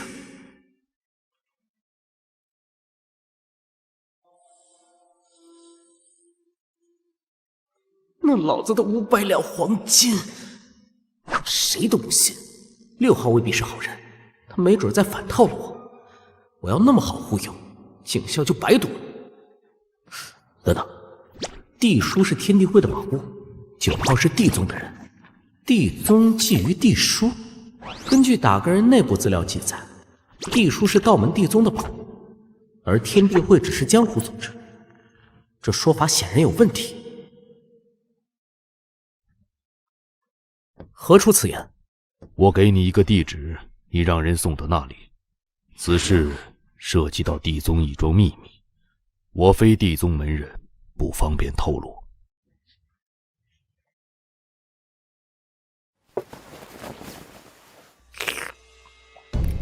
目前我有3个选择：一，认可6号把镜子送回去，我可以雇人送，这样既不用考虑6号的身份，又不怕9号的锁定，从此脱身。2，与9号交易缺点是可能会面临黑吃黑的危险，好处是一旦赌对，500两黄金到手。3，把地书上交打更人，换取功勋。我才刚加入打更人，没有功劳，没有资源，正好可以用地书换一个锦绣前程。先把镜子里的东……迅速禀告魏公，铜锣许七安有重大事件汇报。铜锣有事，去找直属。铜锣不在，情况紧急，速去。这件事我不打算让更多的人知道，我是有家人的，必须淡化我在这件事上的痕迹，让天地会和地宗的人忽视我。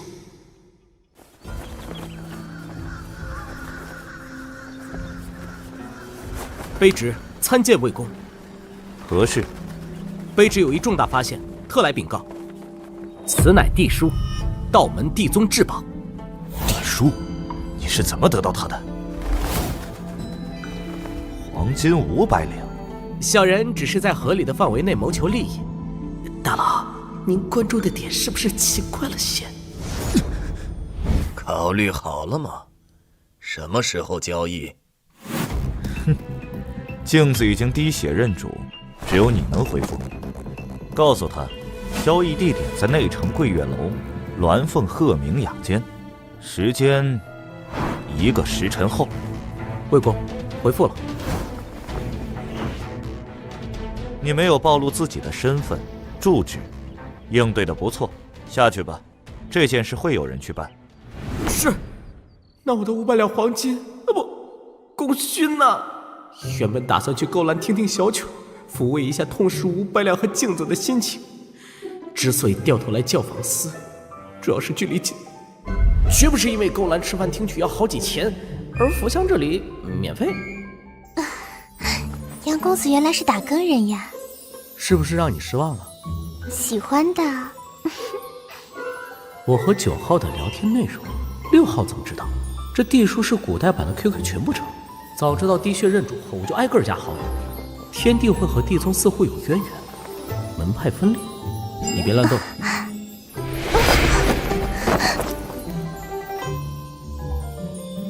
那我就不客气了。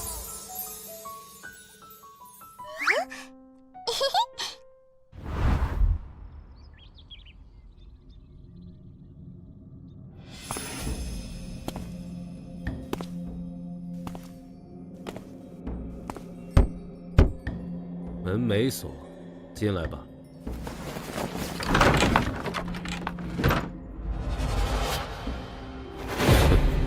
就他这身打扮，肯定进不了内城，8成是进了桂月楼才偷偷换上的，袍子里可能藏着武器。东西呢？我好像说过，这面镜子我花500两黄金。什么镜子？他娘的要500两黄金！镜子，给。大冈人给的任务完成，按照承诺，将功赎过，他们会找人顶替我死囚的身份。不好！果然没那么简单。这是个高手，直接破窗出去，我不信他敢在内城闹市区当街杀人。什么时候？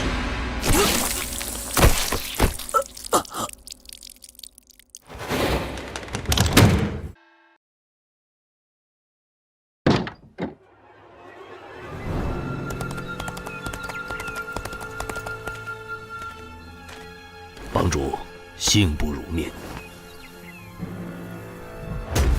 你带回来了一个敌人。帮主，杨艳，你这只魏青衣养在身边的狗，别多管闲事。偏要管。哼，别怪贫道不客气。地宗修的是功德，什么时候会这些鬼魅伎俩？贫道送你去问道德天尊。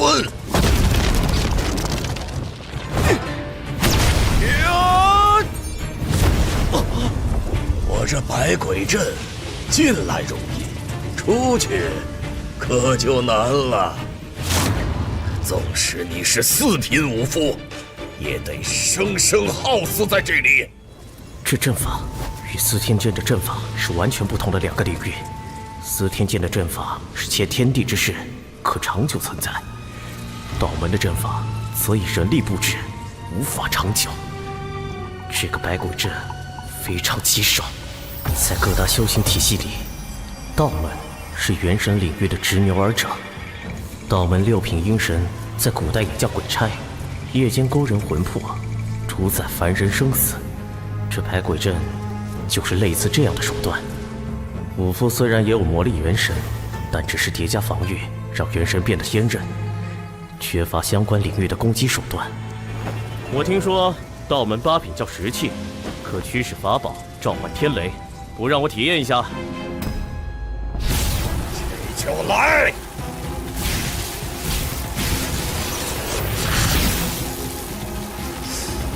武夫6品的铜皮铁骨，你为什么还不还手？我在等我的枪，他来了。既然内部无法破阵，那就从外攻破。居然破了百鬼阵！啊，不好！啊！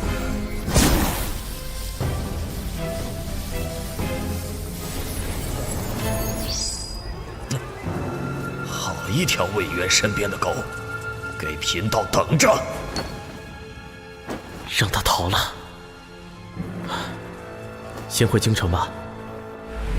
阴神无法在白日里长期活动，为了肉身，实力大打折扣。得下去找副肉身，顺便吞噬魂魄，滋补滋补。什么？中计了！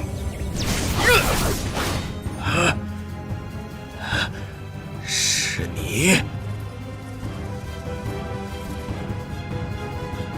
金莲。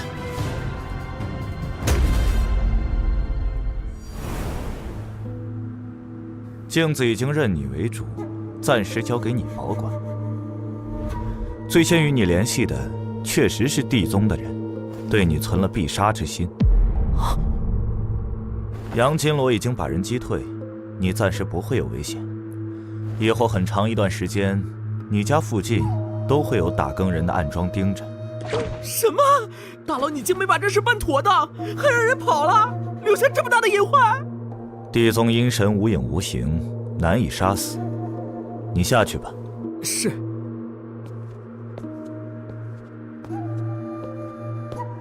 义父，我留不住阴神。何必要留呢？你不擅长，自然有人擅长。虽说地叔的确认主，但既然老道士能把镜子赠予我，说明滴血认主并不是不可改变。我一个铜锣，没道理把这么重要的宝贝交给我保管吧？既然有暗桩盯着我家，那婶婶和妹子们的安全暂时不用担忧。先不管了。春哥，我给你买了草豆。春哥，头儿，朱广孝养伤，宋霆锋偷闲，你怎么不在家待着？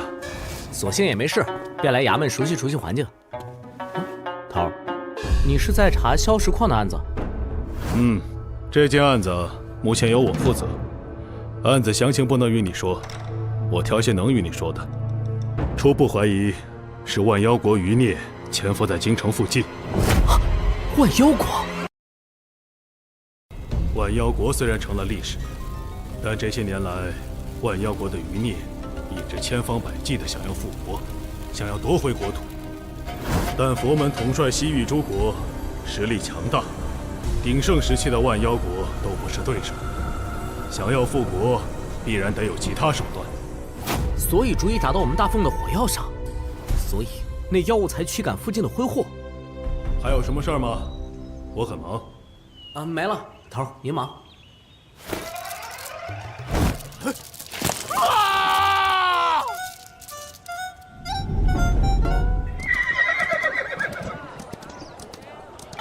今晚是去找福香呢，找福香呢，还是找福香呢？不行不行，现在应该是存钱买房子，把二叔他们接到内城住，这样更安全。虽然福香花魁对我情深意重，坚持不要银子，但丫鬟舞姬的赏钱还是要给的。这个2回家刚好能吃上婶婶的晚饭，嘿嘿嘿。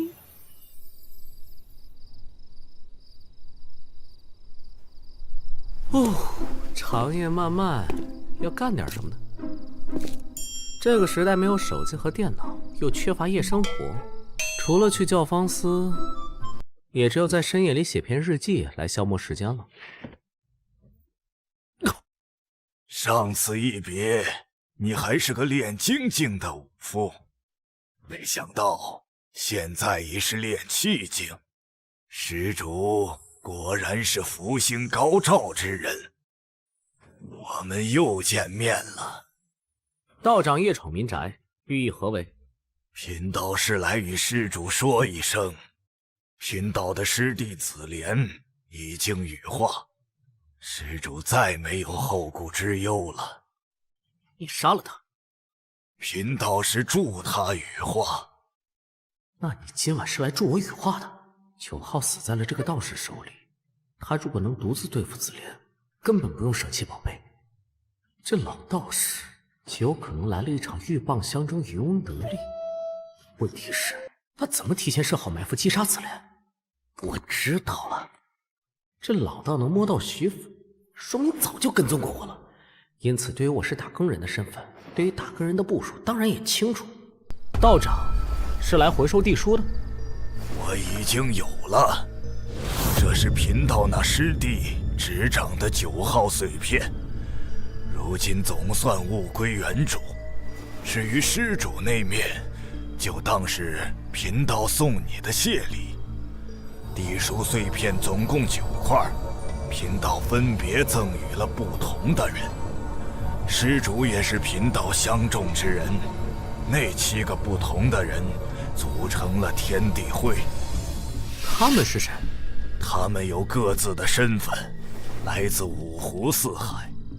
施主要是好奇，可以自己问，贫道不会泄露任何人的身份，包括你。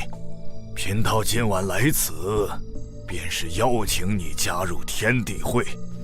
邀请我进天地会？这老道又想打什么坏主意？我只是个练气境初期的武者，何德何能让道长如此看重？贫道方才说了，施主是福星高照之人。果然，这老道士能看穿我古怪的气运，请道长解惑。前些日子，贫道受了重创，无奈躲进京城。直觉告诉我，会遇上一个能助我解决危机的人。贫道在路边等了许久，终于等来了施主。不过，贫道只知施主福星高照，却不知根脚在何处。倒是当时马车里的那女子，气象瑰丽万千，神华内敛，世间少有。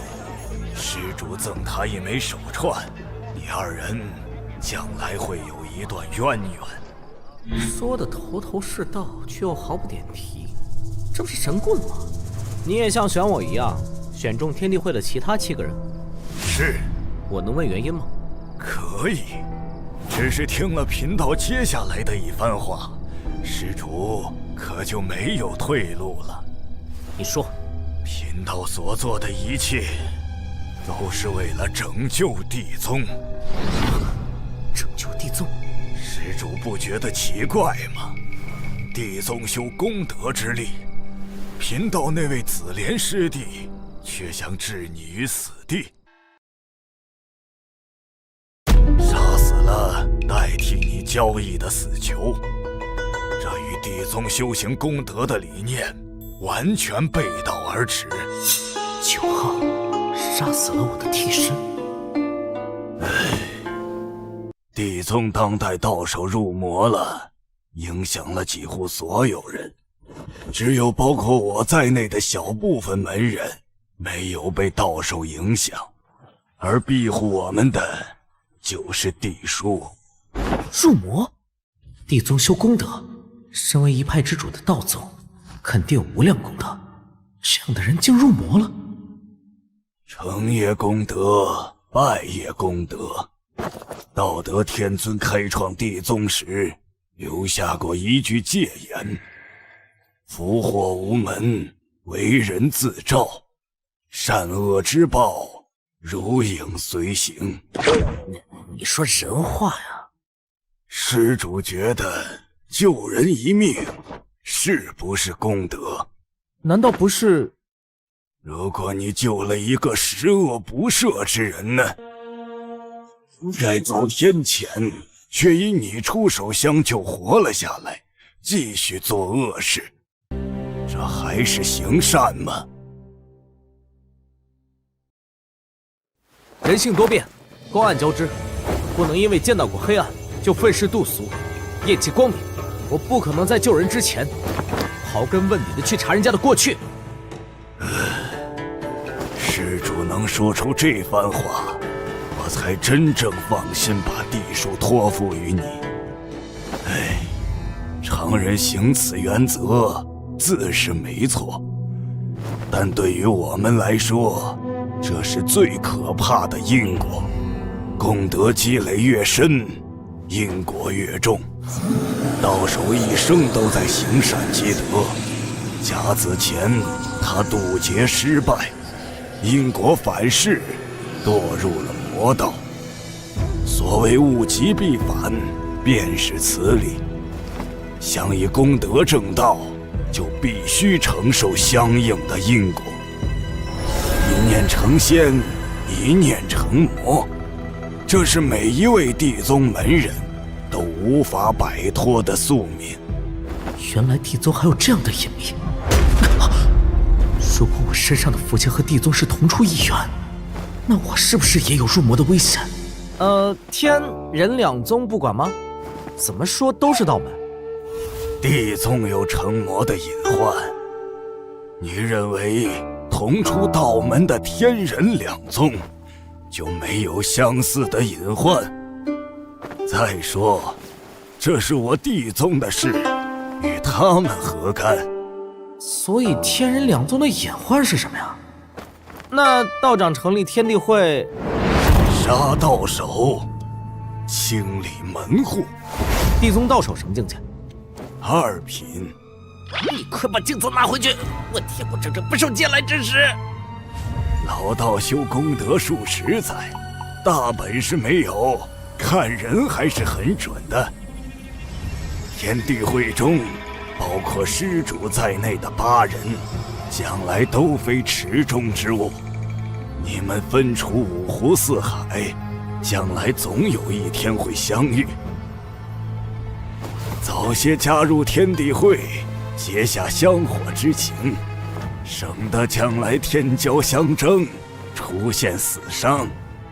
倘若真如老道士所说，天地会里个个都是人才，是天之骄子，那我混在这个圈子里，在关键时刻定能起到重要作用。好，有需要帮忙的地方，可以通过地书向我求援，也可以通过地书向其他成员求助。如果他们在京城的话，互帮互助是天地会成立的宗旨。另外，地书持有者以地书序号为名。阴神？目前看来，这位地宗的高手对我并无恶意，但老六布局深远，无法从表面看穿他们的真正谋划。他把镜子赠予我，借打更人之手对付同门，然后渔翁得利，成为最大得利者。单凭这点，就说明老道士是个老六了。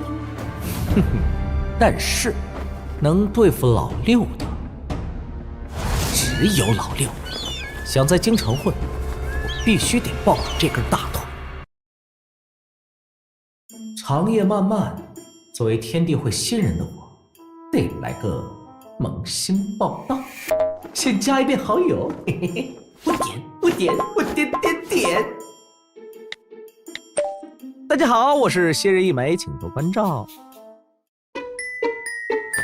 好尴尬，没人理我。诸位，在下陈剑南，请多指教。有人回了。陈兄，我通过地书联络了金莲道长，知晓了大概。多谢你协助道长化解此次危机。是6号，小事一桩，不足挂齿。小事一桩。那天看他和紫莲的交谈中，处处表现得激动，境界明显是不高的，但他却能借助金莲道长击杀紫莲，夺回9号地书。这个3号，他可能本身实力不强，但背景深不可测。2号。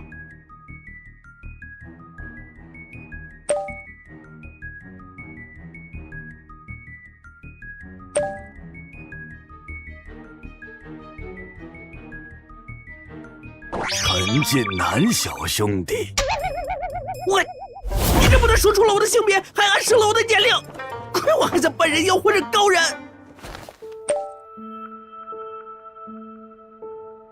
哦，3号，哪个衙门混的呀？我会告诉你才有鬼呢。衙门？京城衙门不过是一群尸位素餐的家伙罢了。3号似乎对衙门非常不屑，语气有点狂傲，可以排除是打更人，是司天监，还是云麓书院？京城官方势力就那么几个，首先排除人宗，金莲道长不会与人宗合作。这语气与儒家那群自诩万般皆下品，唯有读书高的读书人很像。没错，模仿的就是许新年的语气。对了，1号也在京城，没准你俩认识呢。1号，我知道你在镜子前看着，今儿的事儿有听说吗？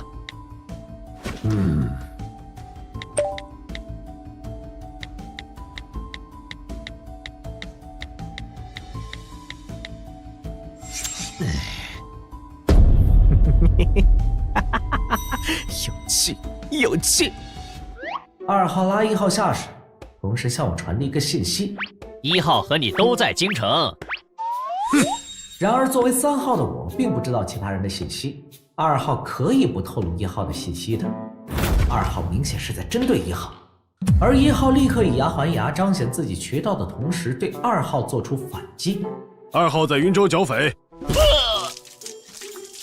云州匪患怎么可能平息？大凤的皇帝就是个没脑子的猴子，成日想着修仙，不知人间疾苦。这话听起来，2号应该不是吃朝廷俸。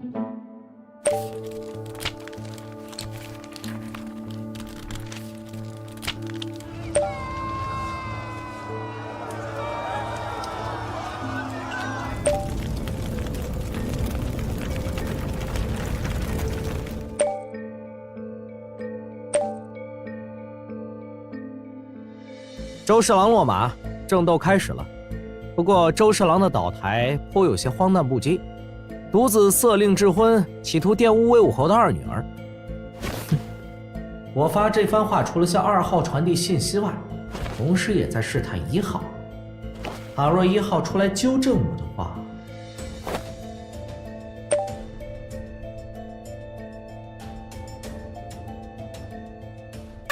换了个话题。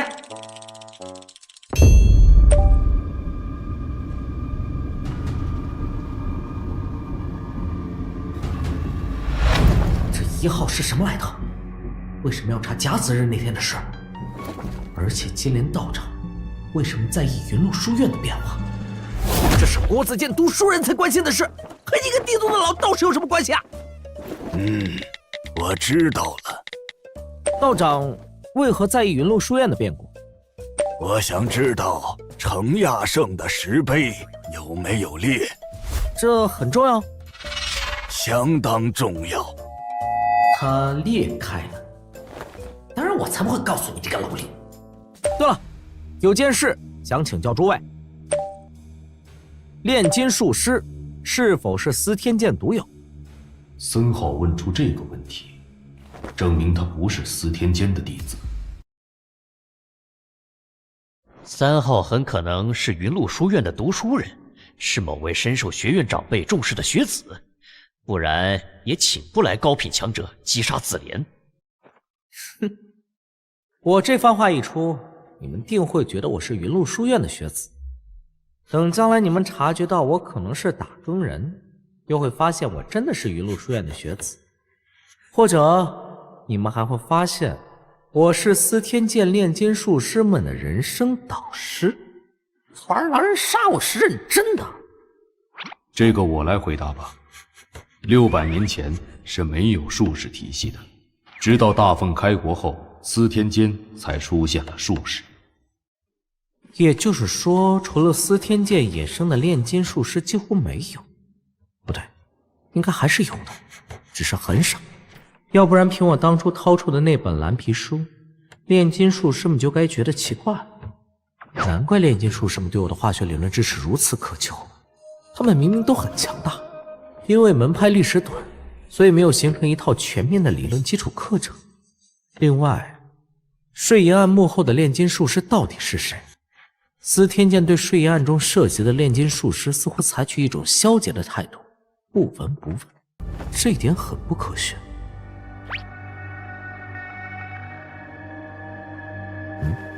规矩，一问一答。你问。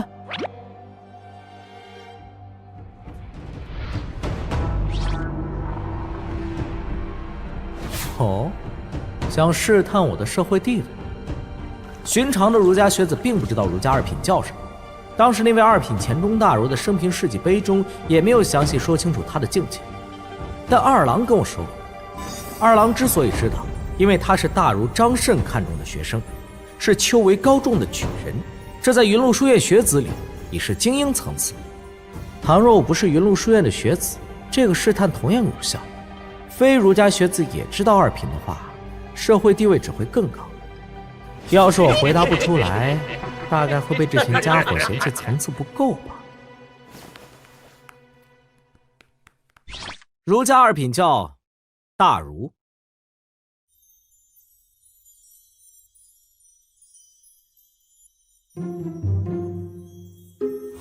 太没礼貌了吧，一个都没回复，下线不会说一声，一群没素质的玩偶。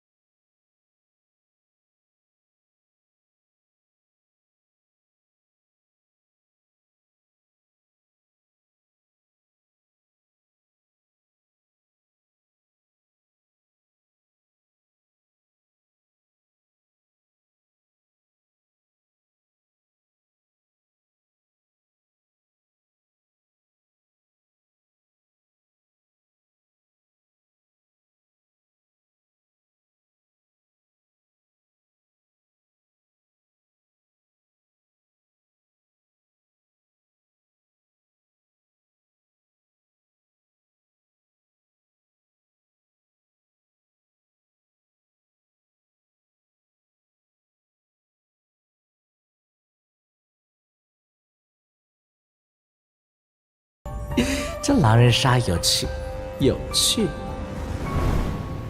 自从仁宗到手被封为国师后，大本营便搬来了京城。当今圣上为仁宗建了一座气派的道观。魏公，请。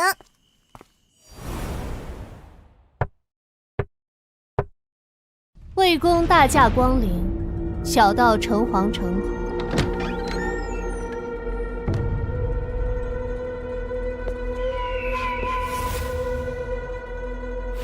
地宗发生了什么事？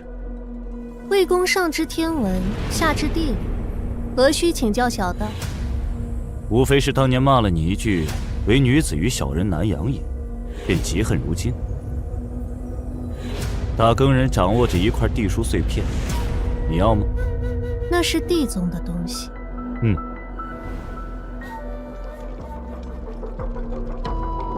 义父，打探出消息了吗？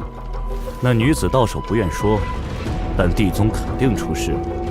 这些年天灾频发，人祸四起，大奉的气数不对劲，各大修行体系也陆陆续续暴露了问题。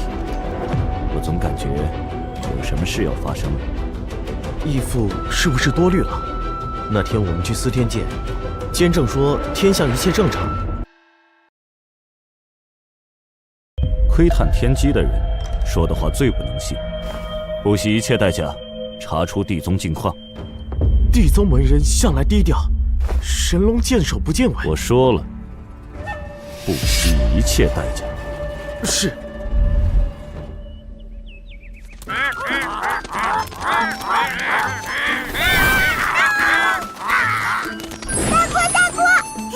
大哥，你看，我已经同辈无敌了。蠢到无敌吗？不是蠢到无敌，是无敌。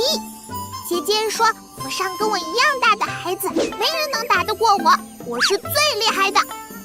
因为府上只有你一个智童，姐姐没骗你。走走，大哥，我们去吃早饭吧，我饿了。老爷，灵月似乎到了出阁的年纪。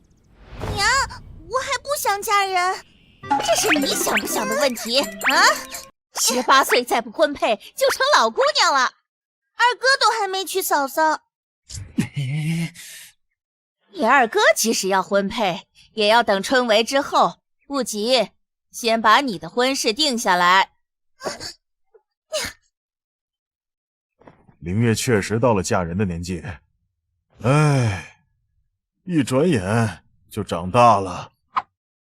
长大？我记得大哥说过，女孩长大了捣蛋。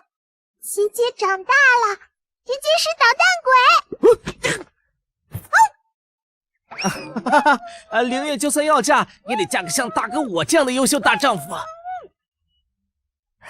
婶婶就是嫁了如我一般优秀的二叔，才能过上穿金戴银的日子。宁爷说的没错。哼。对了，明日起我得回云麓书院准备秋闱。嫁人？是吗？大哥，我还要包子。辞旧？女儿要出嫁了。辞旧就是有出息。大哥。我不想嫁人。放心，回头我和辞旧还有二叔通气。家里的事，什么时候轮到你娘做主了？许宁宁！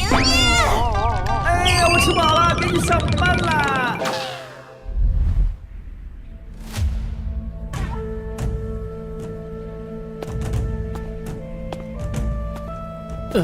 又是这个铜锣。寻常铜锣没资格向魏公禀告事务，因为他们头上还有银锣和金锣，而魏公也不会召见铜锣。这个新来的铜锣待遇真好，逢着他来，魏公就召见他。魏公，这次又有什么事？来抱您大腿的。昨夜地宗的金莲道长找上门来了，他没有伤害我，也没有收回地书，反而邀请我加入天地会。天地会？看来大佬对我这次的情报很感兴趣。天地会的发起人正是地宗的那位金莲道长，以及他幕后的地宗门人。天地会的核心成员共9人，同时也是地书碎片的持有者。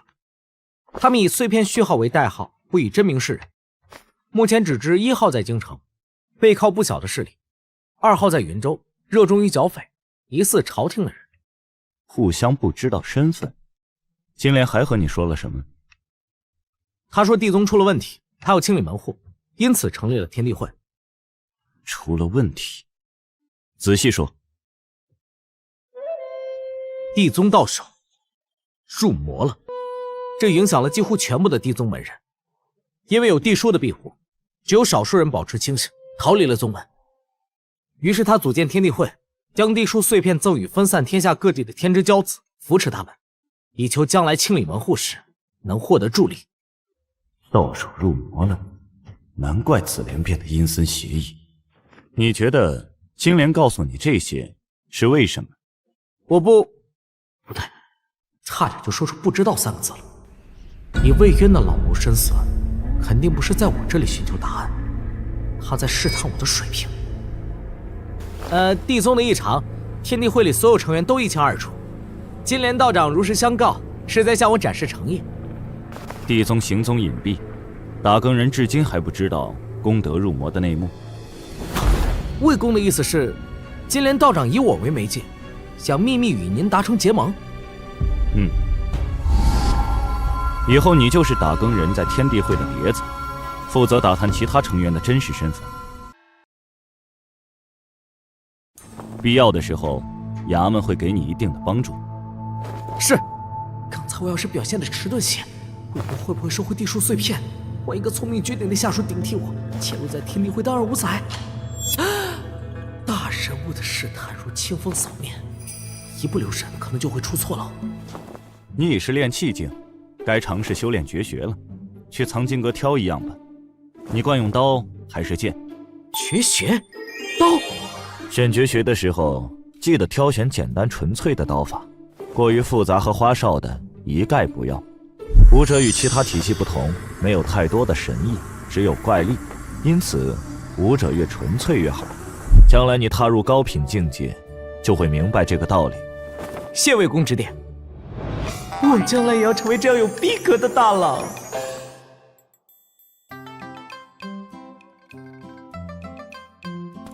给，魏公的手书。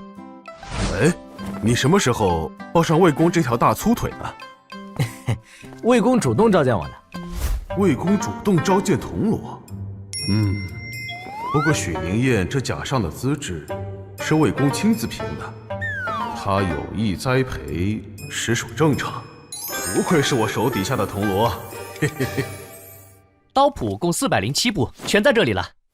哇！头儿，是不是要问我哪部刀法最强？绝学分2种，一种是技，一种是道。后者你就别想了，前者没有强弱之分，只看人。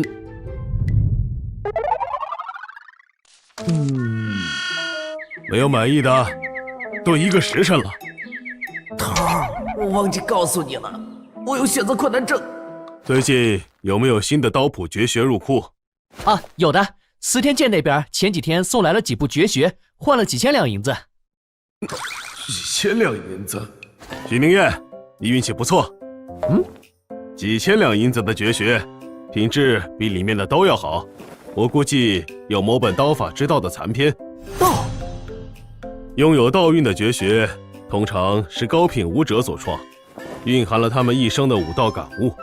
想要成为高品武夫，这类绝学不能碰，因为那是人家的道。但残篇可以学一学，你去找来。是。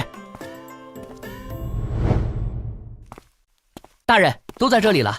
哦，天地一刀斩，取这名字的人，大概不是中二就是偏执狂。我好想把这书扔掉。冷静，冷静，先往下看。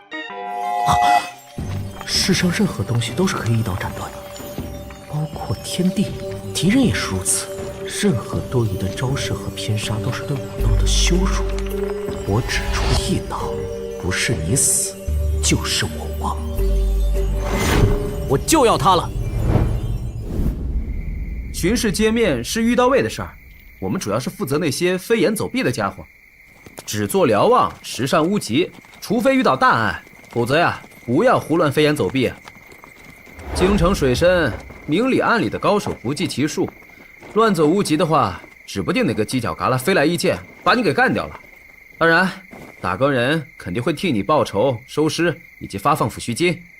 抚恤金是多少？铜锣300两银子。300两银子，足够妻儿过上富足的生活。300两银子，现在只能找身价暴涨的福香5次。是啊，然后你妻子改嫁，别的男人花你的钱，与你的媳妇恩爱，还打你的儿子。我突然庆幸自己还没成家立业。哎，对了，宁烨，你的绝学是什么？有何特点？实战性很强，爆发力更强，就是不太持久。劈出一刀后，我会进入短暂的虚弱期。这部绝学开头的这句话就是金玉良言，本质就是1秒真男人，砍完就虚脱了。好处是爆发力强，也许修行到高深处能越阶砍人。反正闲着也是闲着，先过把瘾。这是3位大儒让我转交给大哥的。啊，这是什么书？这书里记载的是各大修行体系的绝学，3位大儒把各自收集到的法术给拼凑起来，送给你。我仿佛闻到了一股酸味。儒家6品叫儒生，这个境界的核心是学习，能把见到过的法术付之笔端，记在纸上。大哥以气节引燃纸张，便能施展记录在纸上的法术。哇，儒家简直是无敌辅助啊！多谢，替我传话3位大儒，改日我会登门拜谢，与他们探讨诗词。所谓礼尚往来，3位大儒无缘无故的送礼物，自然是有道理的。许久没见我的学生宁烨了。老贼，是我的学生，也是我的学生。大哥走吧，别打扰我读书，明日我再回书院去。此就别吃醋，大哥还是爱你的。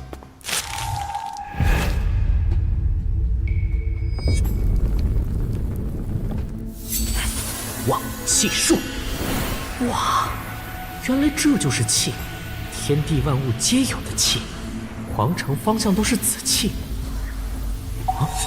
这道气的颜色五彩斑斓，与代表皇家的紫气截然不同，却住在皇城。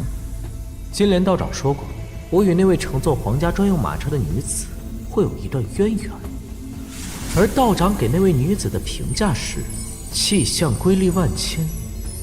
难道这道清气也在皇城方向？采薇说过，清气代表着儒家或者道门，所以那是人宗。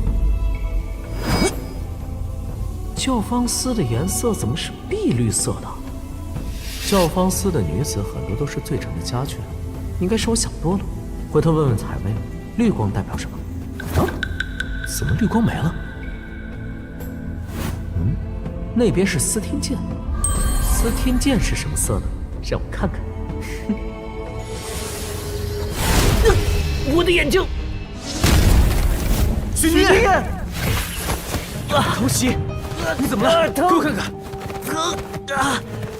我的狗眼要瞎了！我的太和剑狗眼要瞎了！你刚才做了什么？我堂弟是云麓书院的弟子，今日赠了一张记载旺气术的纸张给我，然后我用旺气术看了看司天剑，像2根针插进眼睛一样疼。用旺气术看观星楼，我们是个傻子。你知不知道，监正大人很喜欢戴在观星楼的八卦台上？不知道。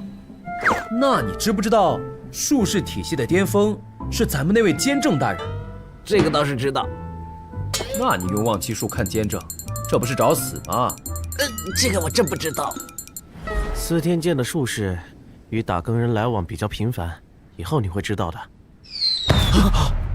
怎么回事？红光是在向我们示警，通常用在搜捕、缉拿的情况。可能是哪组的打更人发现了可疑人物，看红光的距离离我们很近。李烨，你眼睛还没恢复，负责歼灭巡逻。我和广啸上屋顶分头瞭望，照顾好自己。好。怎么只有你一个人在这儿？其余2人呢？分头行动了。发生何事？平远伯被杀了，负责该区域的2位同僚被击伤，贼人以秘术逃脱，暂时不知所踪。平远伯，伯爵被杀。你继续加紧巡逻啊！我去通知城门口的守卫。虽然大凤如今宣贵势力下滑，但伯爵终归是伯爵，府中必然养着高手。而那位凶徒竟能杀死伯爵，打伤打更人，从我而去，不是一般的高手。毫无疑问，一旦遇上，很危险。但以我欧皇的体质，应该是撞不上的。啊，帝叔来消息了，哪个家伙大半夜不睡觉的水群？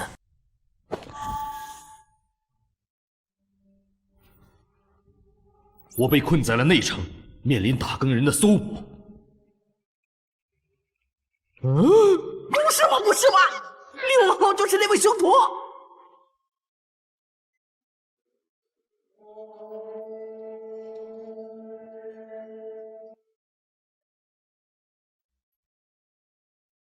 道长放心，如果我难逃此劫，我会把地书留在原地，您明日循着气息找来便是。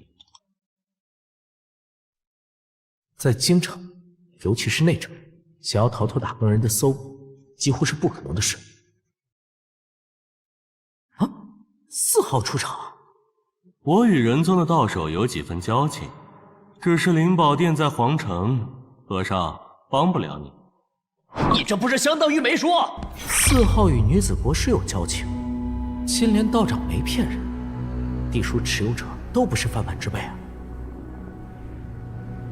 2号管6号叫秃驴，4号管6号叫和尚，所以6号是佛门的人。地书的持有者们虽然各自防备着自身身份的暴露，但却有着一个帮派的香火情。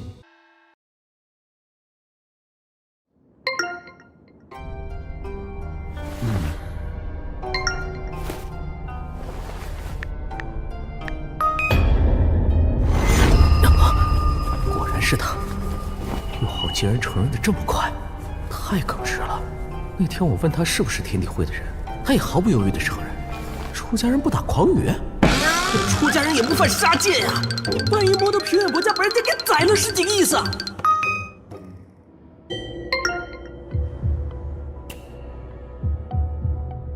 金莲道长认为1号有能力帮6号，即使有打更人和御刀卫封锁，有司天剑的术士即将出面，他仍旧认为1号能帮6号。也是，那老6是唯一知道所有人身份的，1号的身份地位可能比我预估的要高啊。6号杀了平远伯，所以1号不愿帮6号。2号是个热心肠的，至少表面如此。6号是佛门的人，耿直不说谎。4号与仁宗道手有交情，身份未明。9号是金莲道长，1号是朝廷的人，喜欢窥屏，地位很高。这狼人杀挺有意思，我也来装个，不是人前显圣。6号，我可以考虑帮你，但我得先知道你为什么杀平远伯。你可以不回答，拒绝我的好意，但不要说谎。如果6号是恶人，我就把他投出去，减少天地会里的狼。在此之前，还得先骗取到6号的藏身之处，免除后患。夜闯平远伯府，斩杀平远伯，重创打更人，从容藏身，这绝对是中品的高手，甚至更强。如果他事出有因，我就力所能及的帮一忙。6号，我可以考虑帮你，但我得先知道你为什么杀平远伯。3号能提供帮助。3号真的只是儒家弟子吗？这个时候，如果没有合理的身份，即使在内城行走，也会被当场缉拿。他能使唤御刀卫，或者打更人。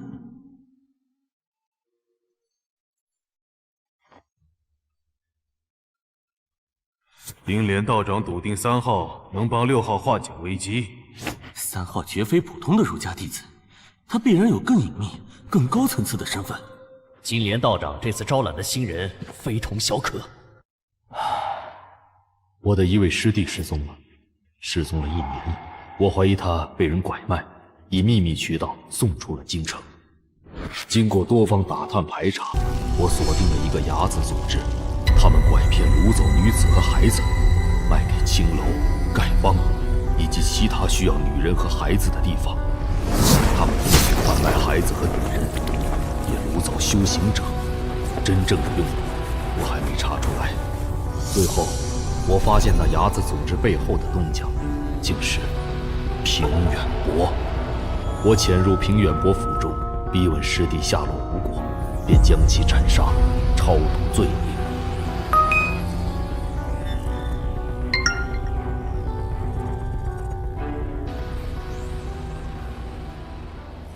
2号这是个愤青，其实可以举报平远伯，杀人实属不智。不过由此推断出6号刚直鲁莽冲动，以理服人。我是有原因的。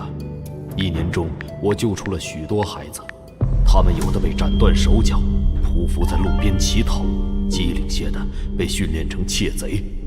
而最令人发指的是，我曾经救出过个孩子，伢子将他伪装成黑狗，叫几句讨吉利的话，以此取悦不知情的百姓，讨要赏钱。此言当真？自然。你成功说服了我。虽然我讨厌武夫以利犯贱，做事不动脑子，但我依旧愿意帮你。我现在有点认同3号了。性情中人，有空一起喝酒。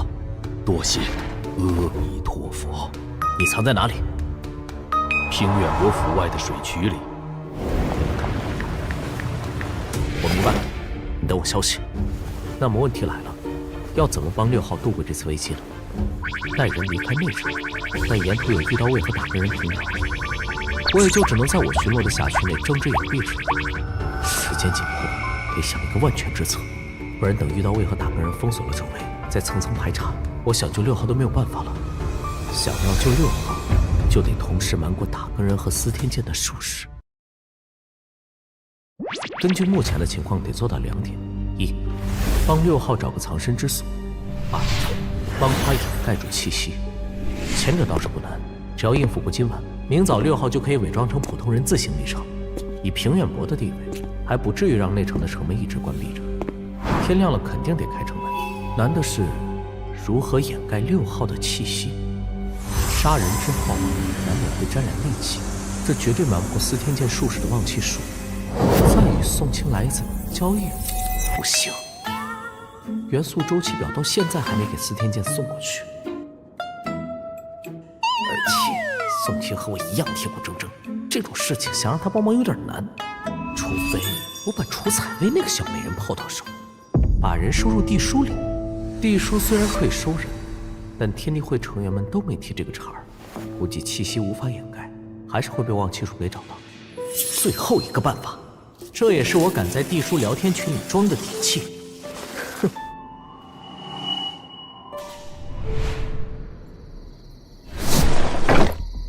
很好，这房间没人，准备工作完成。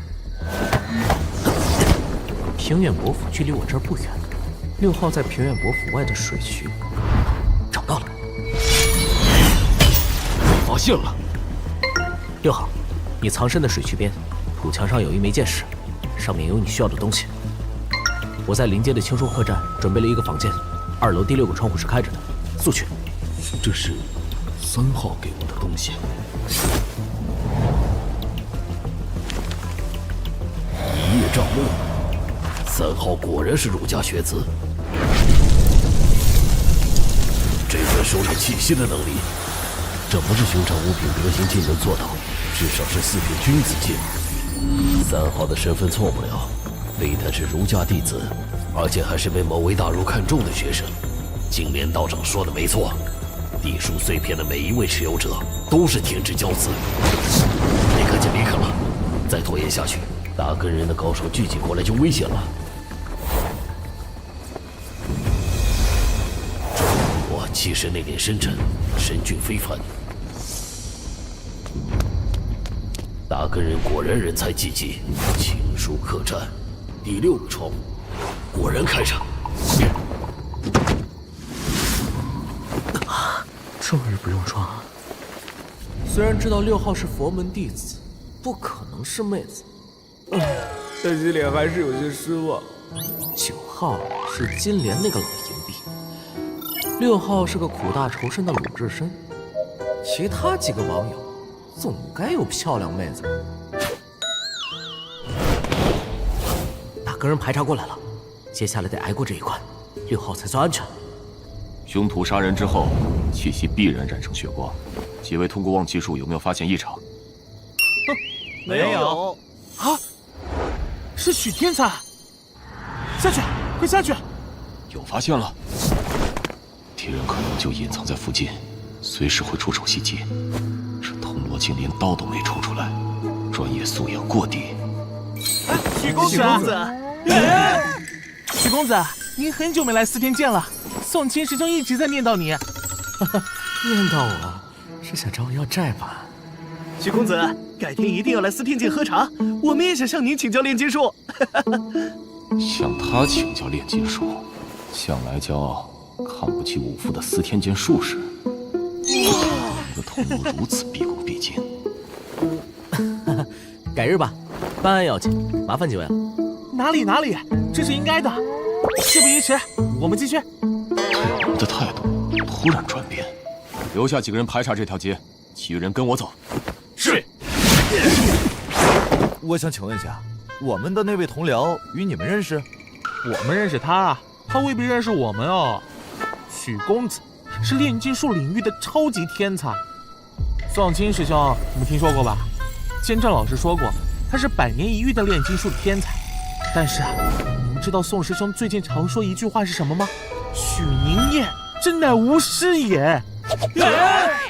明日去问清楚，他跟谁的，把人要过来。玉刀卫已经封锁了周边，我们得沿街排查。情书客栈，好藏身的地方，不妙啊！我与霆锋、广啸从这座客栈搜起，你们去别处，分头行动。可以。关于突击酒店这事儿，我上辈子没少干，往往是小姐演技太浮夸，害得隔壁房客睡不着觉，怒而举报。要礼貌，我要举报隔壁噪音扰民。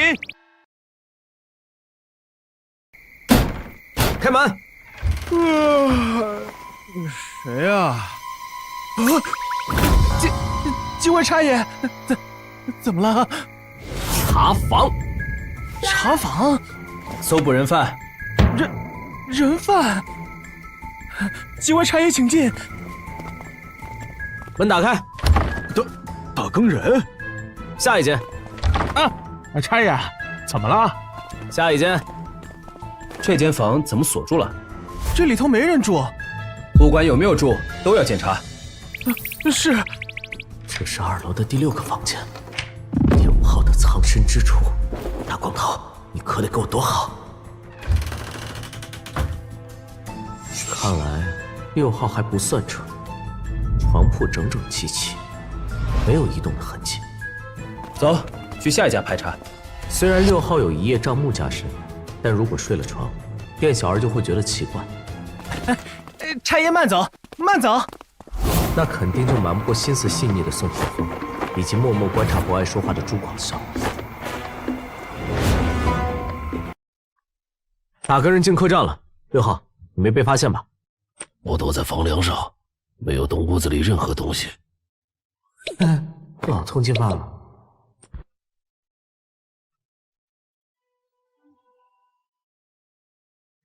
暂时是安全了。3号，我能说吗？君子坦荡荡，有何不可？不过2号，你想知道的话，需要同等的情报来换取。我对万妖国的历史以及万妖国余孽很感兴趣。萧氏矿案件，疑似万妖国余孽在暗中谋划，得帮下春哥试着查一查这个案子。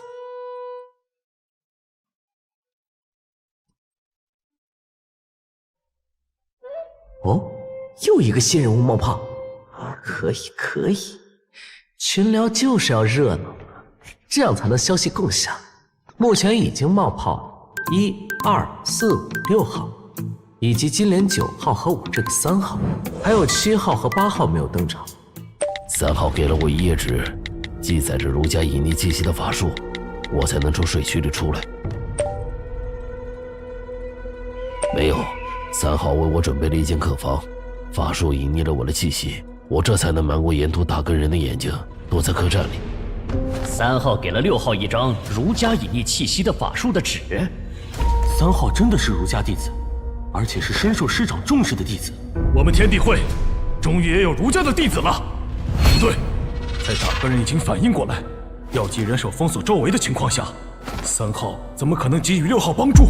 除非他本身就住在内城，恰好也在相同区域。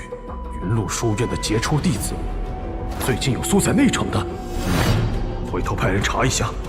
等等，你把客栈说出来，我怕1号举报你。1号不会的，如果他要举报我，会直接说出来。3号，我欠你一条命，来日定会报答。大光头这是在变相跟我透露1号的行事作风，举手之劳而已。5号，该交换情报了。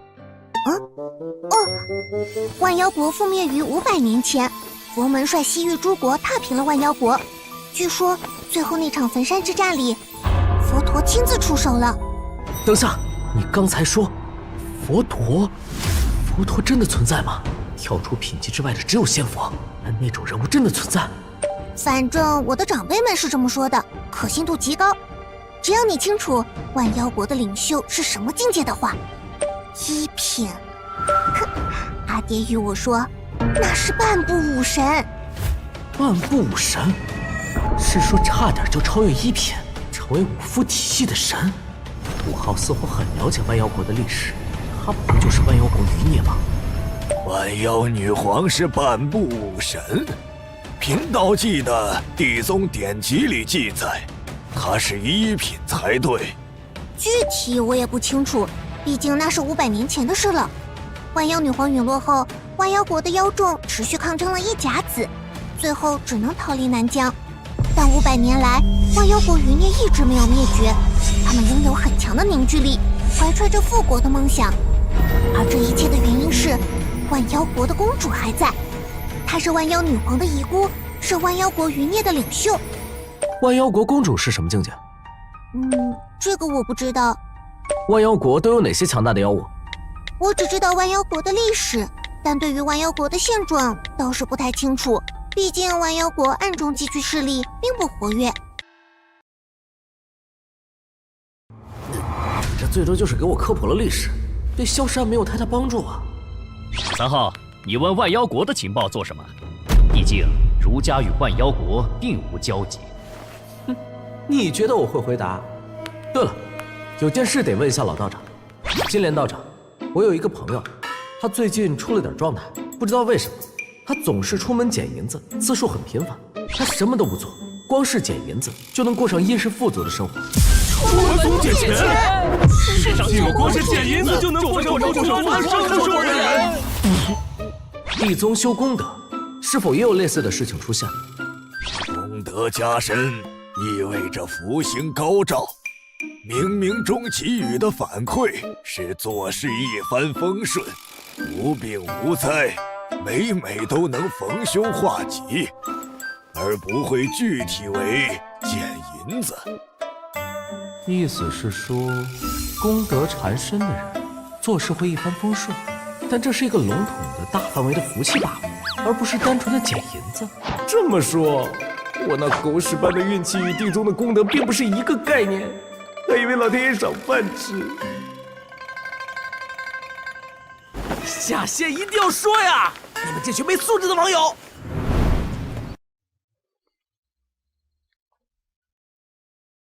城门的守卫比往日多了1倍，甚至还有4天前的术士在场。不是，下一个。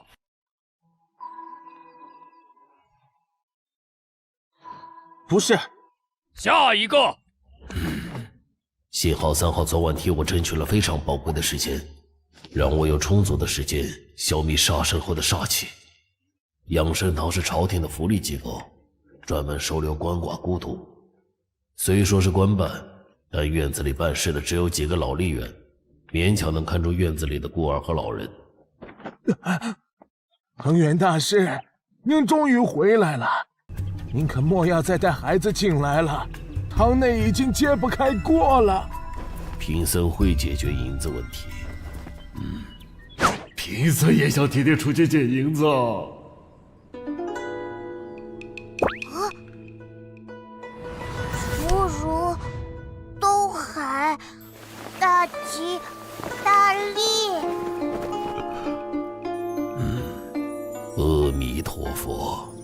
平远伯被杀案的第2天就席卷了朝堂，勋贵集团上下震怒，与勋贵向来不和的文官集团也很重视此案。督察院御史甚至上书弹劾魏渊，元景帝狠狠地斥责了京城5位的指挥使以及打更人指挥使魏渊。然而奇怪的是，为什么打更人衙门对此案的态度极为消极？也不用奇怪，那平远伯可不是什么好人。我从其他同僚那儿听说了一些内幕，平远伯私底下养的伢子，专门干拐卖人口的缺德事儿。魏公巴不得这些帝国蛀虫死个干净呢，还指望打更人给他报仇？但终究落了朝廷的面子，朝堂诸公不会就此罢休。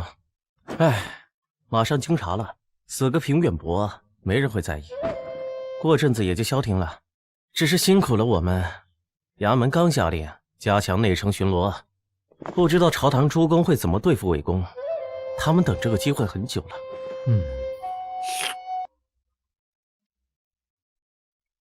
书中记载万妖国的信息倒是不少，唯一有价值的信息是对万妖女皇的描述。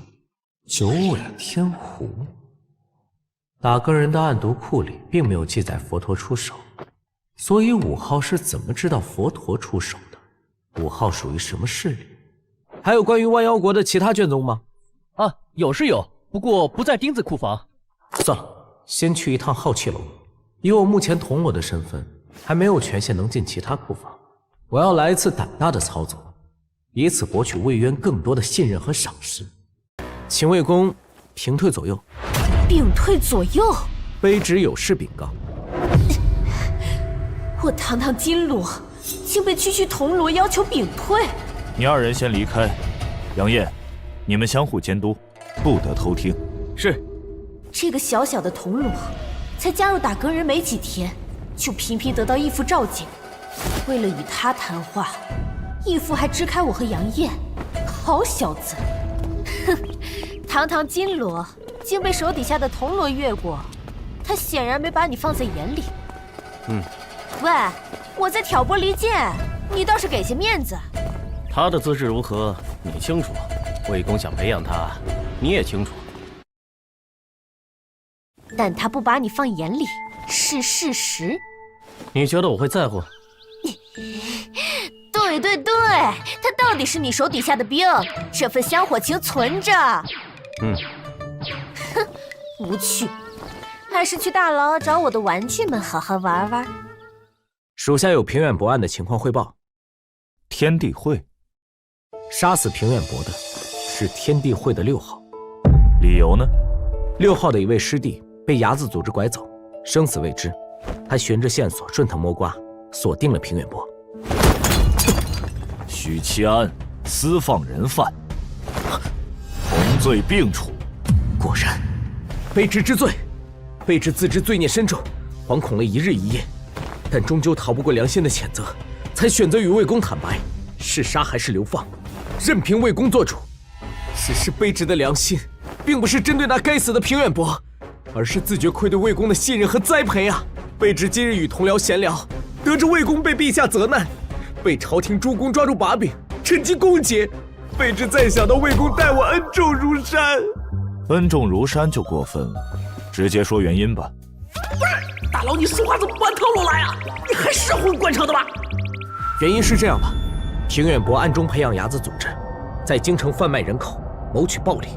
睚眦们拐骗孩子和女人，卖去青楼，卖去黑作坊，培养成窃贼，甚至斩断手脚掌，裹上黑狗皮。倒茶。是，大佬，这是已经原谅我了。你对天地会了解多少？对地宗的金莲了解多少？根据衙门调查，平远伯确实养着睚眦组织，但那个6号真的是为了所谓的师弟，没有别的目的。也许平远伯还涉及到了其他事，也许睚眦组织做过什么，因此招来了杀身之祸。这些你有想过？经查期间群魔乱舞，再过4日就是下祭祖的日子，一切都不能掉以轻心。魏公他在教我做事，在给我分析，他是真的想培养我，他把我当手下，我就想叫他爸爸，我真是太卑劣了。魏公教训的是，不管怎样，你做得很好，先下去吧。这件事我会派人调查，你继续潜伏在天地会，短期内的目标是揪出1号。卑职一定全力以赴。啊，这次赌对了。想要地位稳固，想要往上爬，必须要学会站队，学会抱大腿。接下来的很长一段时间，得不停地刷魏渊的好感度，赢得他的信任。而魏渊最后对我说的话，也是我的想法。我对6号、对天地会还没有100%信任，能对付老6的还是老6，所以遇到困惑的时候，找魏渊就没错了。当然，一个成熟的25仔必须要有其他骚操作。嫡叔来消息了。6号，我得到消息，打更人已经掌握了来历不明的线索，很可能对你不利，你要做好准备，及时撤离。仅隔1天，打更人的动作这么快？等等，3号是怎么知道这件事的3号，你是怎么知道打更人内部消息的？你觉得呢？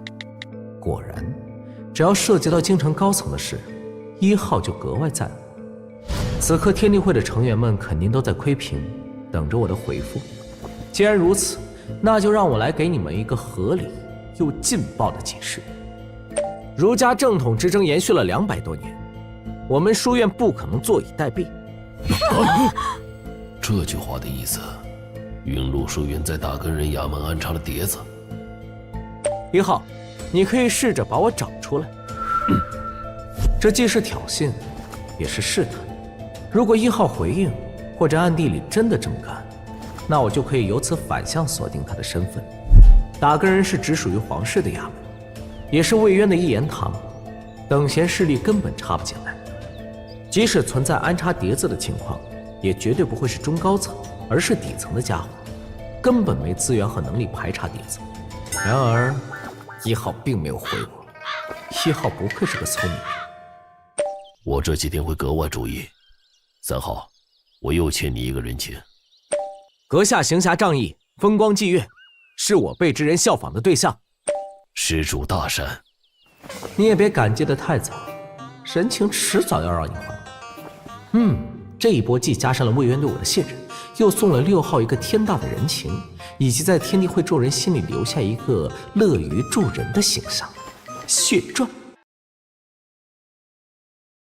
1号对我似乎越来越有兴趣了。如果真是朝廷高层，绝对会在云麓书院里查，但他查不到的。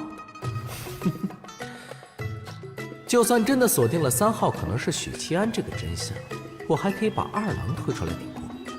我到底是朝廷里的人，被1号发现真身，我会很被动。2郎是云麓书院的亲儿子，比我底气更足，而且目前和1号没仇没怨，问题不大。此舅啊，大哥这么爱你，你回馈大哥一点也是应该的。许宁燕，你个白嫖的混球，每回去找福香姑娘都不要钱。就是，刚回来就被这俩伙调侃。啊，今日我去暗毒库，发现了一个巨大的秘密。什么秘密？你叫我一声爸爸，我就告诉你。爸爸，这个秘密就是，你不是我亲生的。奶奶的，揍他！许七安，跟我们出来一趟。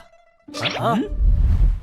嘿嘿，李大人，你手底下这位铜锣我带走了，今后他在我手底下办事，咱们做个交接。开什么玩笑！赤裸裸的劫走我的宝藏男孩，我会同意。李大人这是何意？曹大人又是何意？可我不是一个金罗手下的，没有这个规矩。是江大人让我过来提人的，是他看中这小子了。江大人是哪位？哎，你傻愣着干嘛？过来呀！以后你就是我的人了。江金罗看上了你，那是你的福气。这话怎么听起来怪怪的？江大人是不是还要八抬大轿抬我过门？那就去回复江大人，我不同意。什么？你一个银罗敢拒绝江大人江金罗？我懒得跟你废话，我现在就要提人。你有意见就自己去找江大人吧。姓陶的，要是敢动我的人，今天你就别想着踏出这个门槛。哎，你们那同僚什么来头啊？怎么江金罗点名道姓的要他？没什么来头，只是他去教坊司不要钱。去教坊司不要钱？怎么就不要钱了？不能说，他给了我们1两银子做封口费。这里2两银子，说吧。因为是我们请客呀。揍他！把银子还给我！哎呦，同僚一场，不至于，不至于啊！许七安此人，竟是当初睡银案中表现突出的长乐县小快手。平远伯被杀案是我负责，虽说魏公替我挡住了朝堂各方的压力，但我不能因此懈怠，这样会让魏公质疑我的能力。许七安此人擅长缉拿办案，正是我需要的人才，而且他与司天监术士来往密切，交情莫逆，我可以通过他向司天监购买法器，武装下属。好，那李玉春就是不给人，把我给赶回来了，还说如果您要人，可以亲自到他那里去。好，我亲自去。许七安这人，我今天要定了。杨金罗，卑职有事报。说，江金罗要抢人。抢谁？抢铜锣许七安。哦，义父，那是你俩的事。假上资质的铜锣肯定要握在手里。姓江的敢抢我的人，老子把他脑浆子打出来。杨金罗，可否把许七安调到我的麾下？不可能。哼，偏要呢。按规矩办。行。什么规矩？当然是打架，这是魏渊定的规矩。只要有矛盾，那就武力解决，但一定要在衙门的演武场。听说了吗？似乎是因为一个铜锣才打起来的。怎么可能？区区铜锣能让2位金锣大动干戈？我怎么感觉自己成了红颜祸水？那天平远伯被杀时，这位江金罗与我有过一面之缘，想来是见我与司天监的术士交情甚笃，想收入麾下。而杨金罗不同意，原因十有八九是我假上的资质。春哥与我说过，魏公很大方的给了我假上的评价。啊，魏爸爸这么大方，纯粹是因为我的那首诗啊！我承受着这个资质不该有的压力。杨业和江律授没有过节啊，应该不是借个由头算旧账，就是说他们争抢的那个铜锣有问题。那铜锣叫许七安，睡银案那个，只是如此，还不至于大动干戈啊。回头去问问魏公。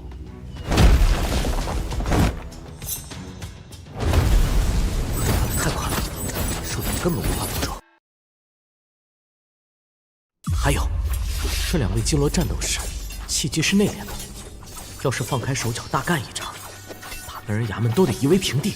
你就看个热闹，别那么认真啊！金罗之间的战斗，1年里都不会有几次。哦，你觉得谁会赢？纯以肉身和力量对拼，金罗之间差距不大，所以每次金罗打架都不分胜负的。这一架怕是很久都不会结束。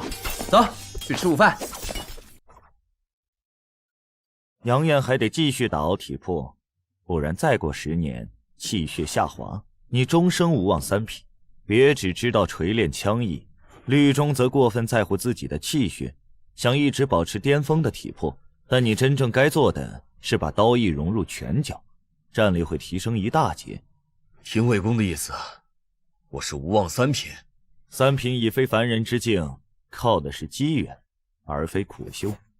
我们那位镇北王沙场征战10载，徘徊生死边缘数10次，向死而生。你们都差了些火候，既然不分胜负，人事调动的事就不提了。但卑职有一事请教，铜锣许七安究竟有何奇特之处，让杨金罗如此看重，不愿割舍？倒也不是什么大事，知道你要问，特意准备了，自己看吧。假上，再打一架，认真我要了。魏公，你不能因为杨艳是你的义子就有所偏袒，你若不给，我就把这事传出去，看看杨艳能不能扛住其他金罗。放肆！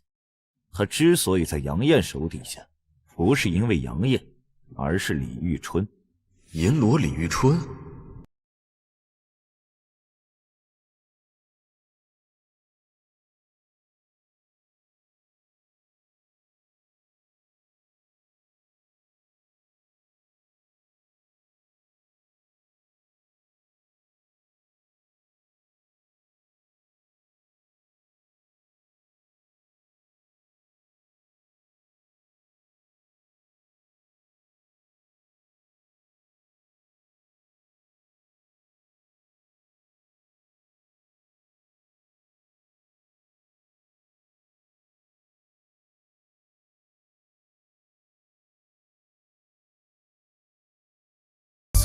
监正的亲传弟子，怎么可能说出这种话？这监正于何地？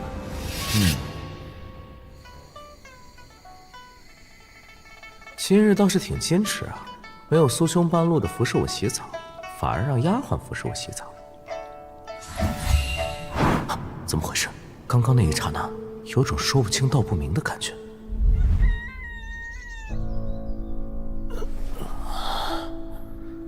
我竟罕见的睡过头。大人，你的马。昨晚的娘子真是水灵灵的呢，你说是不是呀，徐大人？是呢。这声音有点耳熟。为什么你也在这儿？今年这次京察，不知道又有多少大老爷们的家眷要冲入教坊司了。咱们有福了。说起来，福香姑娘名满京城后，现在连见一面都难了。但是昨晚福香姑娘有陪客人，真是好福气呀！你们羡慕恨的对象就是我侄儿。许兄，我们走了，下次再约。好。二叔，你下贱！那么漂亮的人嫁了你，你不好好珍惜，跑来教坊司鬼混。嘘，再过3天就是陛下祭祖的日子，这段时间应酬会比较多，你莫要和你婶婶说。我去买几个橘子，你在这里等我。怎么突然就被你占便宜了？墨橘子皮汁液，二叔老道啊！二叔，皮别丢，给我。你又用不到，给你。你瞒你老婆，我瞒你女儿啊！我刚买了橘子，又新鲜又甜，尝尝。林英，好酸，好酸呀，好酸。大郎，有客人到了，老爷喊你过去。知道了，把院门关上，你进来。你不是要去主宅吗？人不走还关门，还要让我进屋子。大郎想对我做什么？难道……人呢？回去了？还想直接拎老张翻墙呢，省得他再绕路回去。啊，采薇姑娘，你怎么来了？你再不去司天监，下次来的就是宋师兄了。差点忘了给宋清的元素周期表。改天吧，改天我就去。你不会什么都没有准备吧？我肯定准备了。你撒谎，我用望气术看了。宋师兄说拖欠了这么久，你得连本带利的还。你写在蓝皮书里的炼金知识有些深奥，司天监的炼金术师们一时琢磨不透。年底了，宋师兄希望你给我们开堂讲课。好吧，但我需要准备半个时辰。欠债还钱，天经地义。我监督你。对了，小妹妹，这个糕点你想吃就吃一点吧。你认真的？这小孩一直觊觎我的糕点，狼子野心。算了，反正一个小娃也吃不了多少。走吧。啊，那天你说过要做好吃的给我。你竟然还记得啊！下次吧，等做出低配版的鸡精，我下面给你吃。你羞不羞啊？我妹妹就吃你一些糕点，气成这样。我准备留着听你讲课的时候吃的，而且那是一点点吧。我的糕点呢？我2两银子买的糕点呢？那么一大包的糕点呢？谢谢姐姐，糕点真好吃。不就是糕点吗？我帮你买，几个钱啊？2两银子。别让宋师兄等急了。驾！小木马，你快跑起来！哼，你可总算来了，再不来我亲自去你府上了。我违背了光明磊落的做人原则，替你干了坏事，结果左等右等，就是等不来你。啊，这不是来了吗？宋师兄最近研究嫁接如何？这是我最近的动物嫁接理念。听说你加入了打更人，哎，帮我找个死囚出来，我要做实验。这个回头聊，我现在要兑换承诺，我可不想被监正一巴掌拍死。宋师兄的炼金术明显走歪了呀，我得用我深厚的化学知识将他掰直。徐天才终于来讲课了，除了此时身在外地的白衣，从9品到6品都来了。嘘，要开始了，别吵。我有预感，这次讲课结束，我在司天监的地位会再次提升。等我抄诗取悦云露书院的大儒，抱稳魏爸爸的大腿，不久的将来，我是否能在京城横着走？有这3股势力撑腰，只要不做大逆不道的事，我就稳如老狗。诸位对炼金术有什么了解？开课之前，我们先谈一谈炼。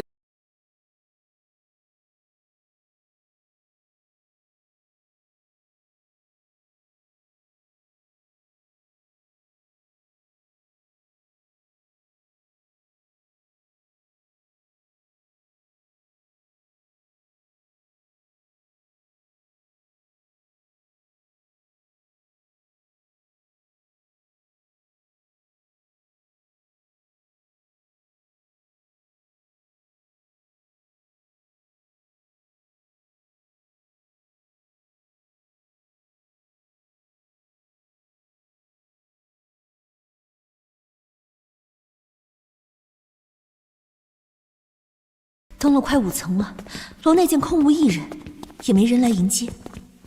长公主，魏公，本公子进楼来至此，只见到你一人。司天监发生何事？我也不想见长公主。不，我也想去7楼，可我还有事情没办完，师兄们不让我去。许公子在7楼开堂讲课，传授炼金术知识，师兄们都去听课了。莫非是？宋清曾与我说过，许谦是炼金术奇才，难道？义父，司天监什么时候出了一个姓许的？上楼一看便知。哎，这个问题我知道，炼金术的本质是等价交换，从事物中提取出精华，变废为宝。哎，啊，宋师兄这是什么意思啊？我们说的不对吗？整个司天监在炼金术领域，唯有宋师兄让我敬佩，视为可以比肩的高人。宋师兄的意思其实是说，在座诸位说的都对，但不全面，所以都不算对。本来呢，我只答应宋清师兄传授一门知识给你们，结果宋清师兄非要我连本带利的还。那我就多讲一些，讲广一点，透彻一点。许七安，果然是他。谢宋师兄，谢许公子。许公子，快开始吧，我已经迫不及待了。原来江律中说的都是实话。这个铜锣只能在我麾下，谁都别想抢。炼金术的本质是等价交换，这是提纲挈领的准则，但它并不形象。只有宋清师兄这样的炼金术大师，才能体悟这句话的真意。不愧是宋师兄！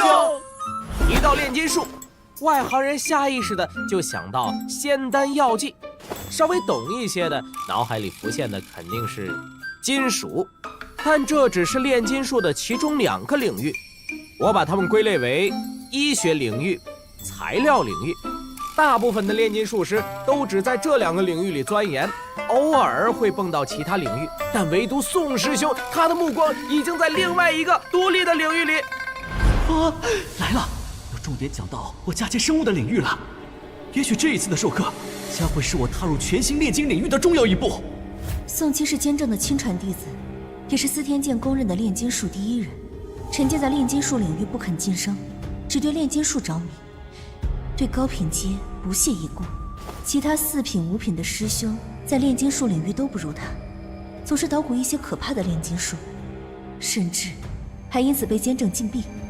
许西安的炼金术真的高深到这个地步了，竟然能指点宋清。宋清师兄的研究方向是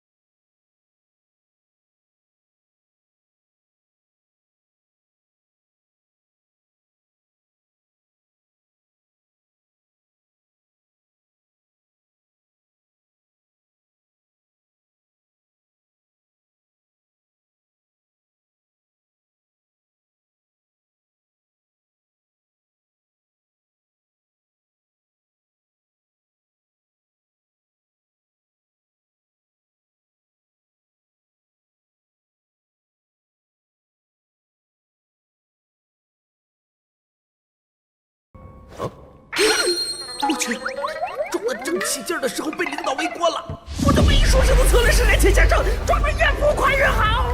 而对魏渊的策略是表忠心，是在合理的范围内装一个无伤大雅。眼下的情况显然不是小小的撞了，而是直接一字马了。但换个角度想，在领导面前展现自身价值也是一种博取关注、增加筹码的有效方式。他是谁？竟生得如此美貌。这就是我本次开堂讲课要与大家说的重点。万物之中存在一些非常细微的物质，这些物质构成了我们眼中的万千世界。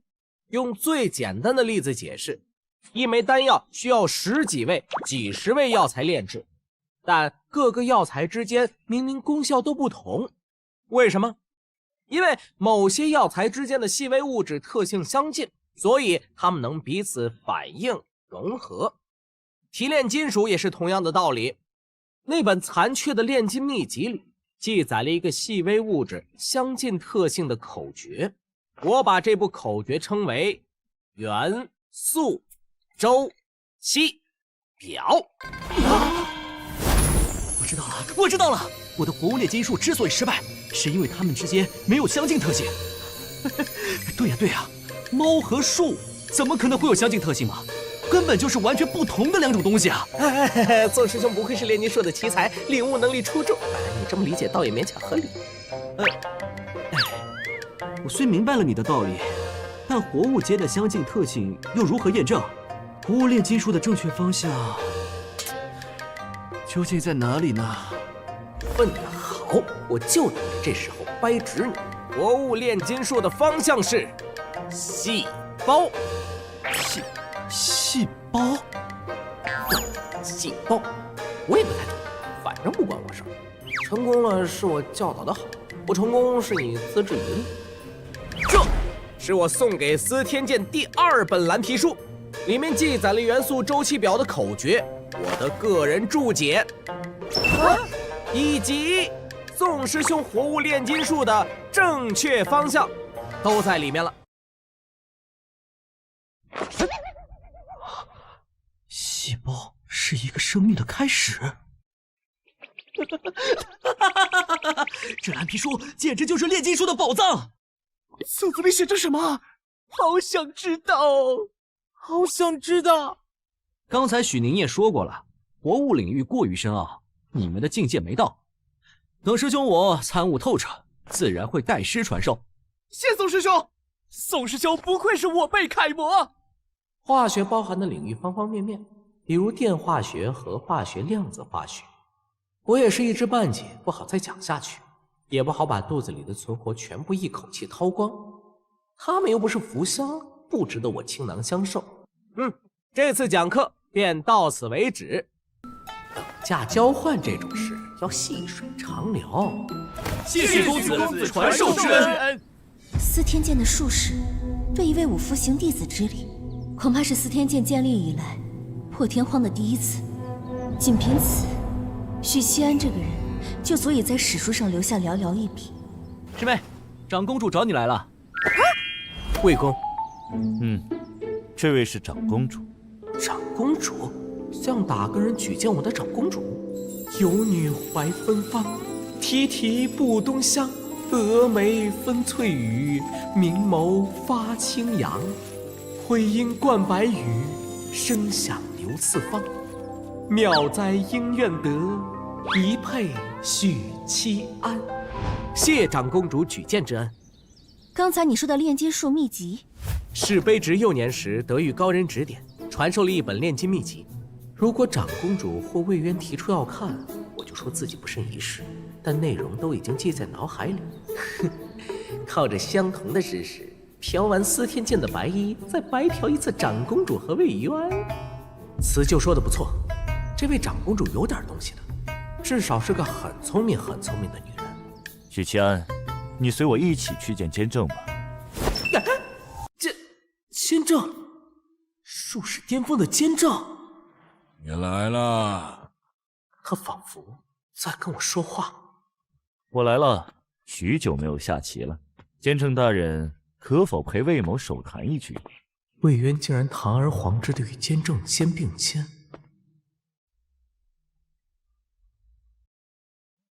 监正大人这段时间可有在专心看人间？年老昏花，看不清了。地宗到手入魔了，物极必反，功德成仙，岂有那么简单？魏某收到消息，有万妖国余孽潜伏在京城，都是小角色。没记错的话，仁宗是19年前搬来皇城。之前陛下苦求仙道，天地人三宗不予理睬。最近万妖国余孽在京城周边有所行动，再过3天，便是陛下祭祖的日子。监正可要好好看着京城。云州的匪患越来越严重了，陛下无心剿匪，让人忧心啊。睡银案幕后的炼金术士，监正可有看法？当日你修武道，我曾预言大凤将出一位2品，可你最后自废修为，没意思。为何不走儒道？与云麓书院的读书人凑不到一起，不去。25年前，本座问你可愿做我弟子？魏某无心术士。精彩绝伦，小友替我教导学生，我也赠小友一份礼物。还有这种好事？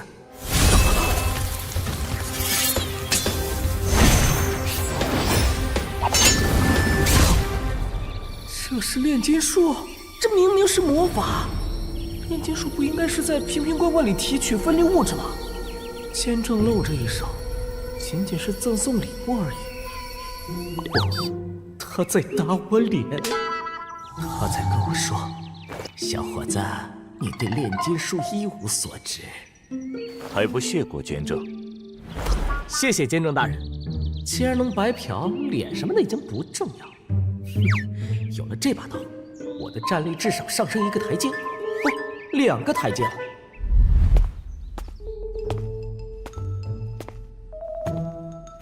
啊，采薇姑娘，晚上有空吗？我请你去桂月楼吃饭。晚些时候要入皇城，今儿歇在长公主府上。明后2天要值夜，那等大后天陛下祭祖之后，来我家吃饭吧。干脆制作简陋版鸡精吧。桂月楼的消费还是有点贵。你下面条给我吃吗？静候佳音。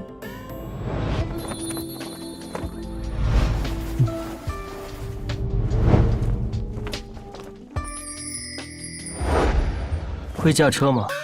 不会，正经人谁开车呀？给，你来驾车。面谈领导这是要赔我？监正，本宫一直有个疑问。公主请说。仁宗搬入皇城，蛊惑父皇修道，19年来不理朝政，云州匪患难平，各地灾难频发，朝廷对南疆的掌控越来越薄弱，北方各部狼子野心，大凤内忧外患。您在等什么？啊？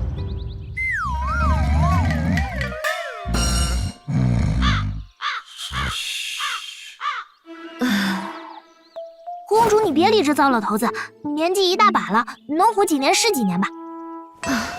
司天监就一个女弟子，所有人都宠着她，也就她敢这么说监正。采薇，你和那个铜锣很熟？那许宁燕是个人才，说话又好听，我觉得她挺有趣的，嘿嘿。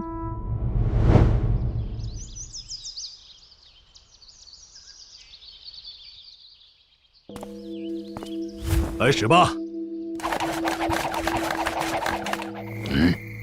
官府的人应该走了。我的藏身之处是被发现了吗？啥子情况？焕然一新，井都修好了。藤远大师，你回来了。你不用去化缘了，朝廷刚刚拨了款，弥补了往年拖欠的银两。下午还派工匠修了院子。拨款？是啊，200两银子呢。院子里的孩子和老人们来年的开支有了。我明天打算给每人配套冬衣，哎呀，真及时啊！要不然很多老伙伴都挨不过冬天了。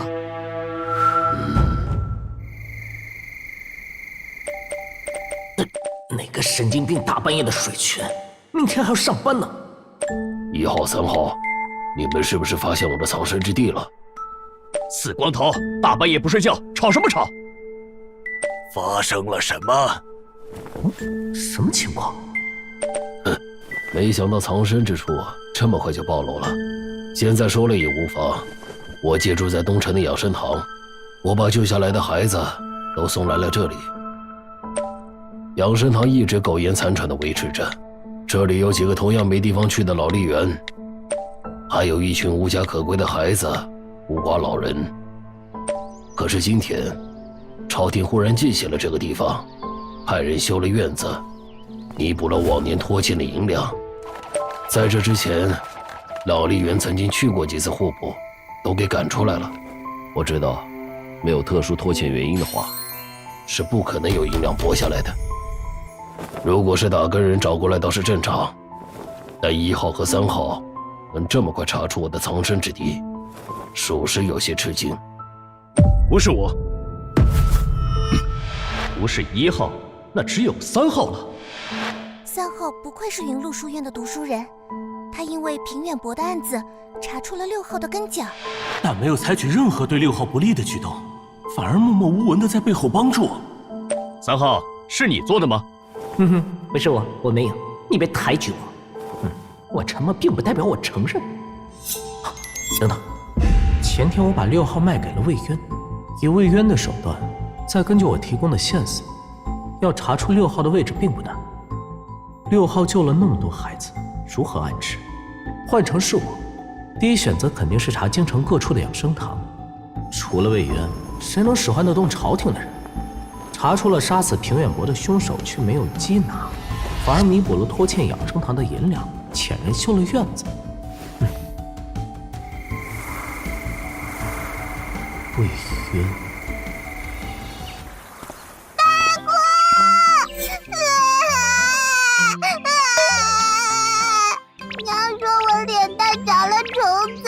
虫子在吃我的肉，我要毁容了！啊，你这不是毁容，你这是美的冒泡，你娘骗你的。婶婶也是蔫坏的人，连自己的幼女都骗。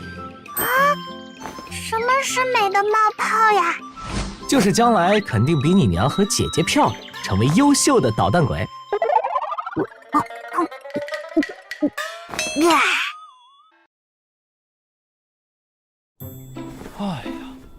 你这口刀不错呀，司天剑送。我要说是监正老头送的，估计也没人信。万一信了，传扬出去还会惹来觊觎者的目光。法器？不是法器，没有铭刻阵法，唯一的特点就是硬，像我一样。对了，后天是陛下祭祖的日子，你们应该有过几次经验了吧？我们只要守着三坡边缘就行了。祭祖大典在三坡举行。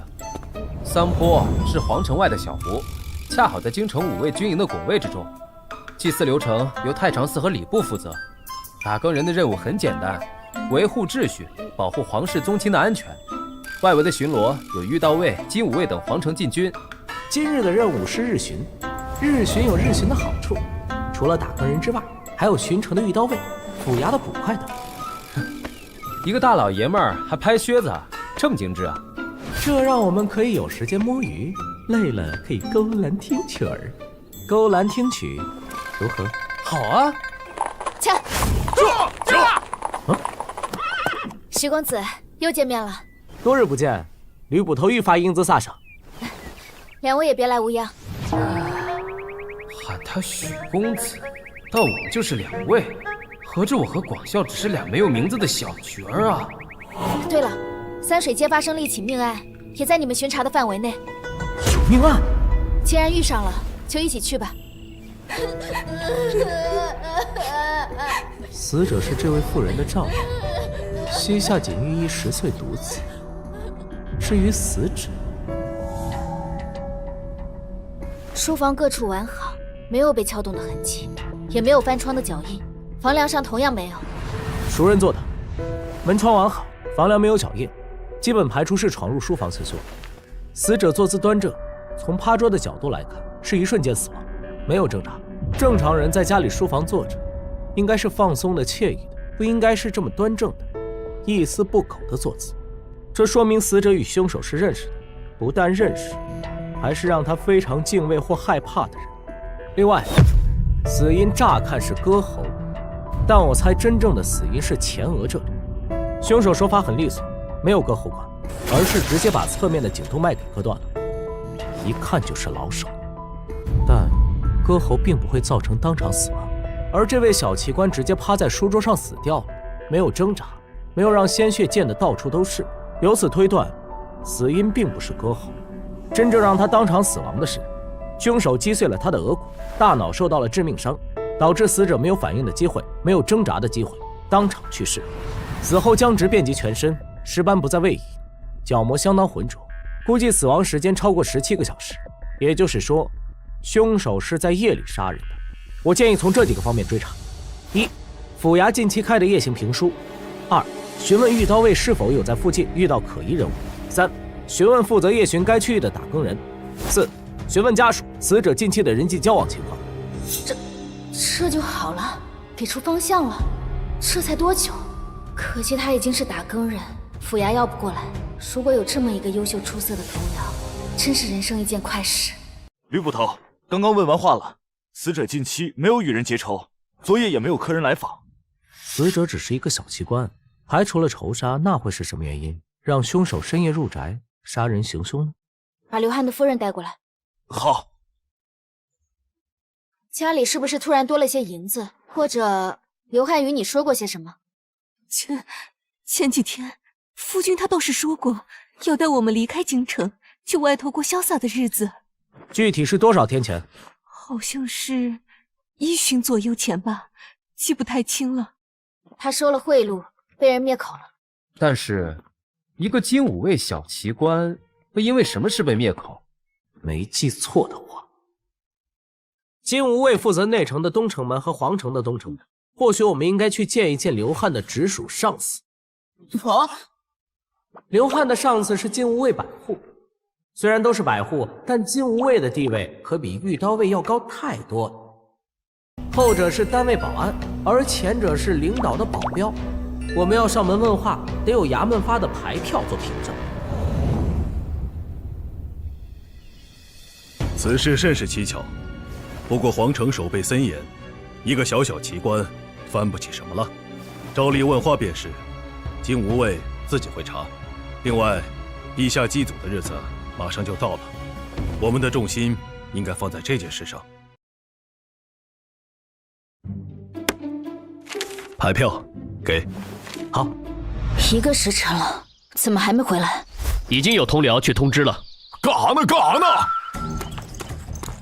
我这不来了吗？周百户，你手底下可有一个叫刘汉的奇观？忘记术。是。他死了。什么？刘汉最近可有异常？没有异常。他值守东城门期间，有没有可疑的人和物出入皇城？没有。守卫皇城的士卒众多，单单贿赂1人是没用的，除非贿赂全部，而这是不可能的。如果贿赂你呢？你什么意思啊？只是例行问话，周百户何必动怒？陛下祭祖在即，我们也不想关键时候出岔子。还有一些问题想问问。问话结束了，望气术看得怎样？他没说谎。或许刘汉是因为其他未知的事情被灭口。这件案子暂且搁置吧，祭祖大典为重。后天就是皇帝祭祖的日子，这案子得往后挪了。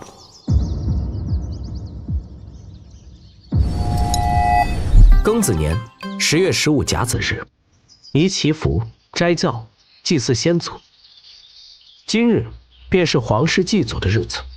每年的这个时候，内城的城门就会关闭。身为玉刀卫百户的二叔，在今天会被调到内城戒严。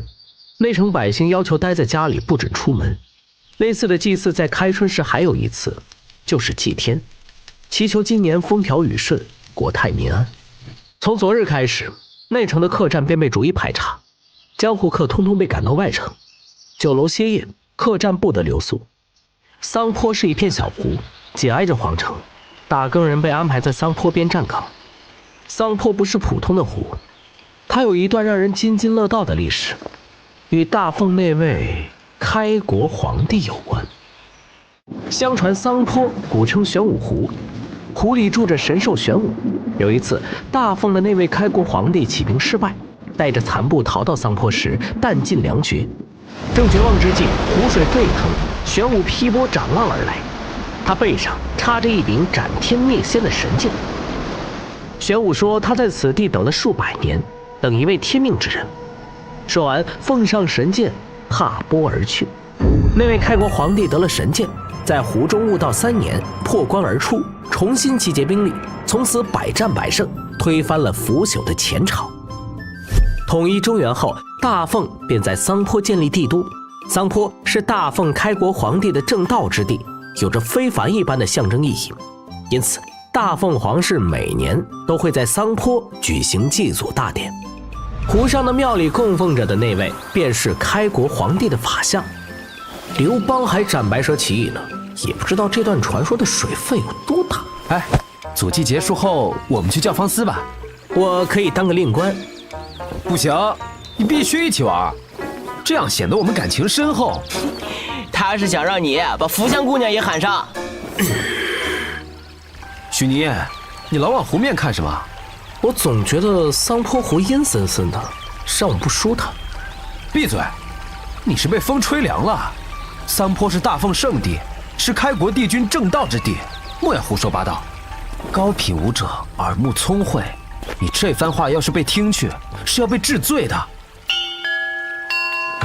来了。啊，这位就是沉迷修道的大凤皇帝，长公主怀庆也在里面。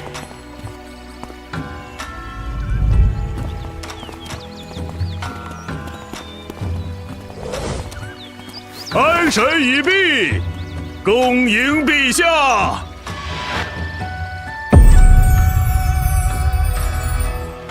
哇，这架势，感觉比上辈子最高会议还要庄重啊！不虚此行，不虚此行。啊，地书聊天群有人说话。我记得今天是大凤皇室祭祖的日子，1号、3号，是不是？算算时间，今日确实是祭祖大典。当年我也曾参加过皇室祭祖。当年，4号，你当年也做过官，而且地位不低。4号做过官，4号不是与仁宗女子国师有交情吗？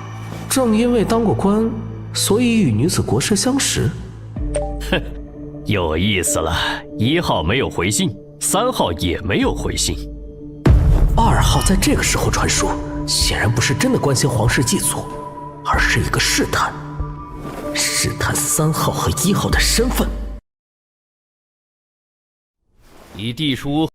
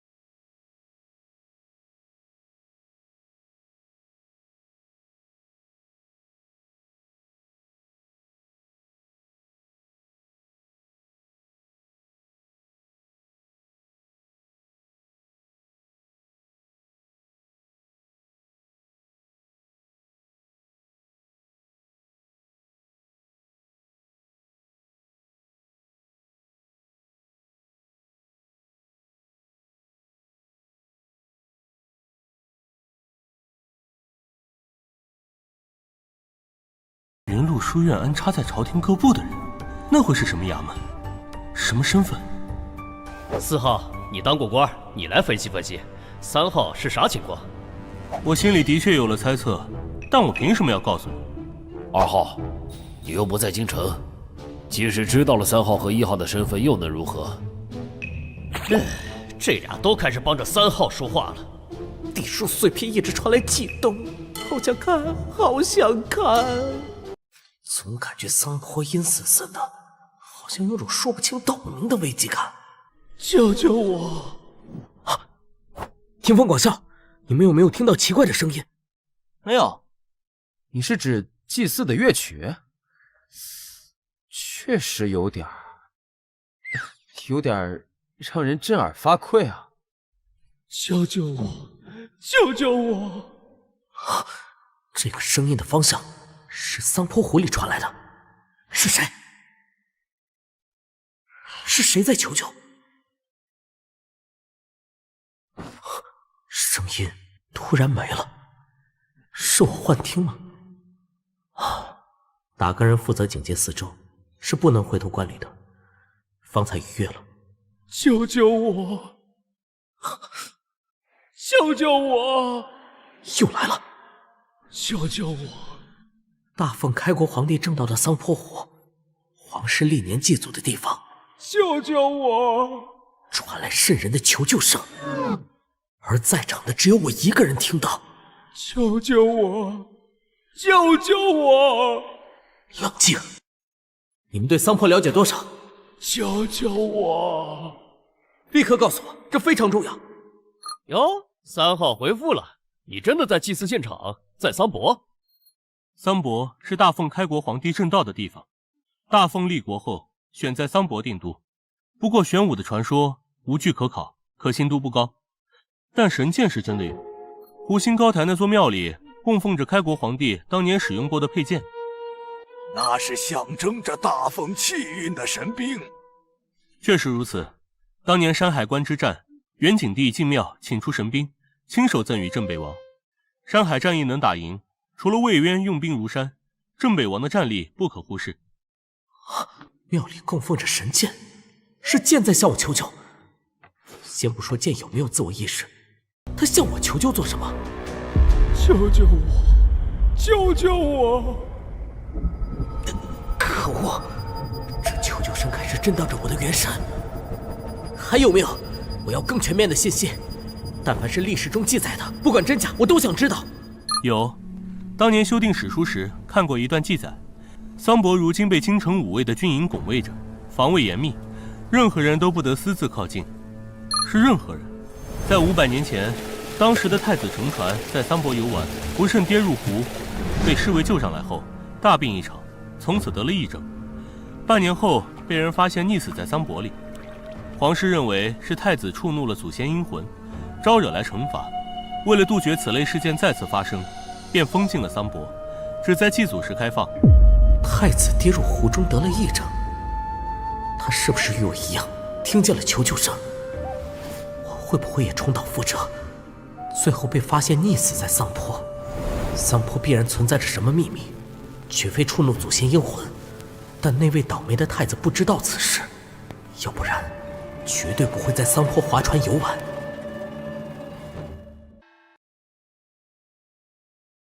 可想而知，这个秘密恐怕只有历代皇帝才知道。但是，当初知道内幕的皇帝，为什么没有封禁桑坡，非得太子挂了才做出举措？3号为什么问这个？救救我！我不行了！救救我！救救我！救救我！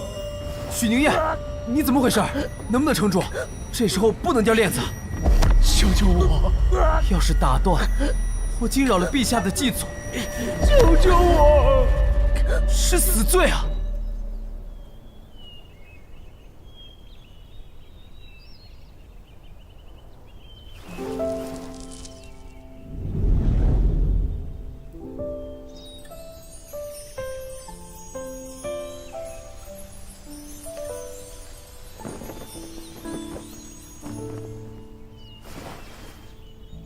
义父，那边情况不对，你看看情况，把他带走。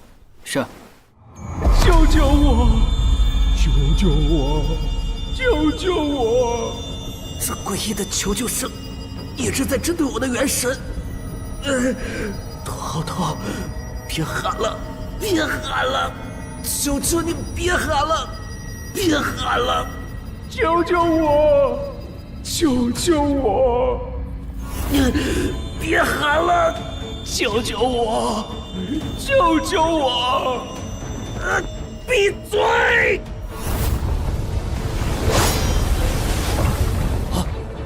有刺客！保护陛下！保护陛下！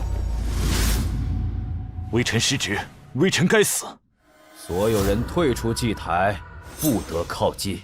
是。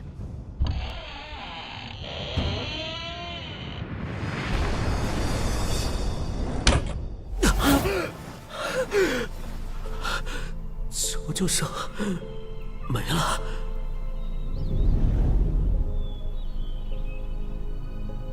刚刚发生了什么？怎么突然变成这样了？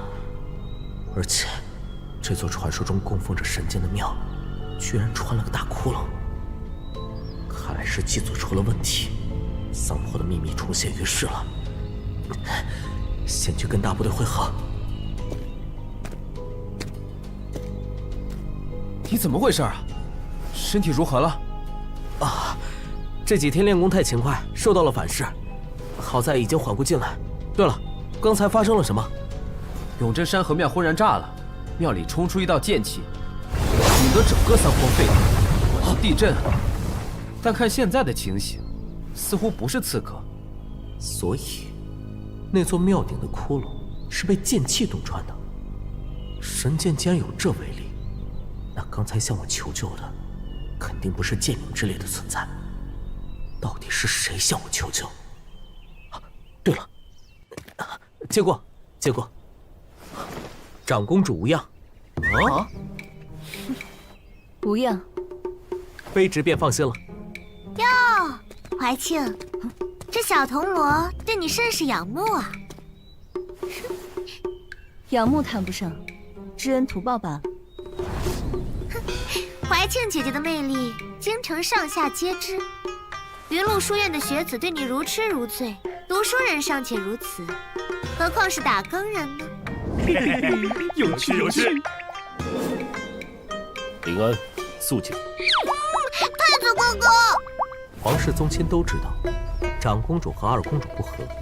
长公主是皇后所出，二公主是陈贵妃所出，地位还是有差别的。不过，贵妃比皇后更得宠。年少时，二公主喜欢挑衅长公主，处处找茬。怀庆，你个书呆子！本是再寻常不过的天家勾心，然而，来人，把他擒下！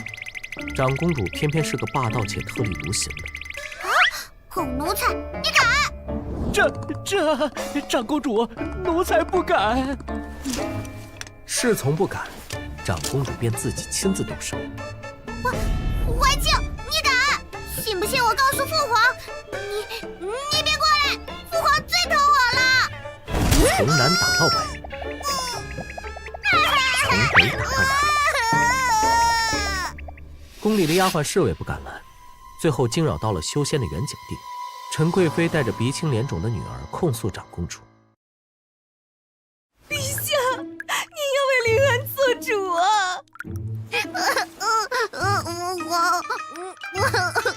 怀庆，他欺负我。远景帝打算严惩长公主，便喊她去御书房。然而长公主早有准备，带着《礼记》《通典》《功律》等10几套书，往御书房逐一摆开。父皇，儿臣有话要说。引经典句，感慨陈词，最后打赢了官司。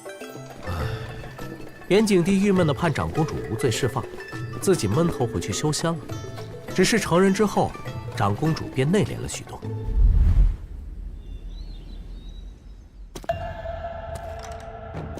一品又怎么样？本该有漫长寿元的你，还不是受到人间气运所累，又比普通人多活了几年。我20岁登基，打败了所有敌人，终于坐在了那个位置上，无人再能与我并肩。可最后我才发现，最大的敌人是时间。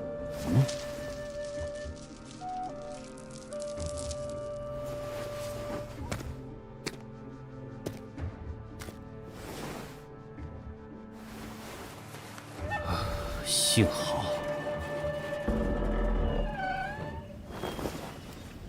祭祖大典继续。全体铜锣，各自回到值守的位置。他没有解释刚才异常的原因。奇怪，按理说，祭祖时遇到这种事是大凶之兆，元景帝应该勃然大怒才对。可他对此似乎有一定的心理准备，没有怒斥魏公和禁卫军统领们。也许他知道异变的真正源头。桑坡湖果然隐藏着不为人知的隐秘，而这个隐秘多半与我听到的求救声有关，甚至这场异变就是因为我引起的。但桑坡本身就有秘密，而且是只有元景帝一人知晓的秘密。可能这场骚乱本身就会发生，只是因为我的特殊听见了不该听的声音。至于我身上的特殊，大概就是这莫名其妙的减钱 buff。刚才那是剑气吧？我从未见过这么可怕的剑气，就算是鸳鸯剑意的张金罗，也远远不及。哎呀，笑死了！刚才还以为有刺客。这么可怕的刺客，怎么可能进得了京城？咱们京城可是有监正和国师坐镇的。你们说那里到底有什么？是开国帝君当年征战沙场使用的佩剑。谁？原来是他，让两位金奴大打出手的铜锣。你知道什么？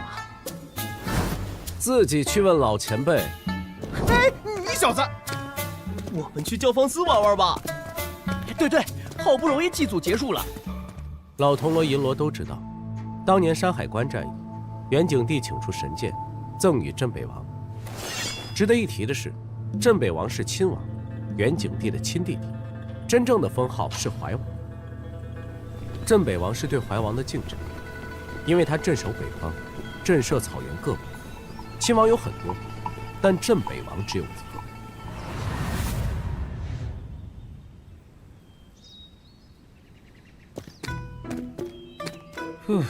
祭祖大典有惊无险，我们仨今晚是去教坊司呢，还是去教坊司呢？帝叔聊天群来消息了。哎呀，早上定是吃了不干净，我去上个茅房。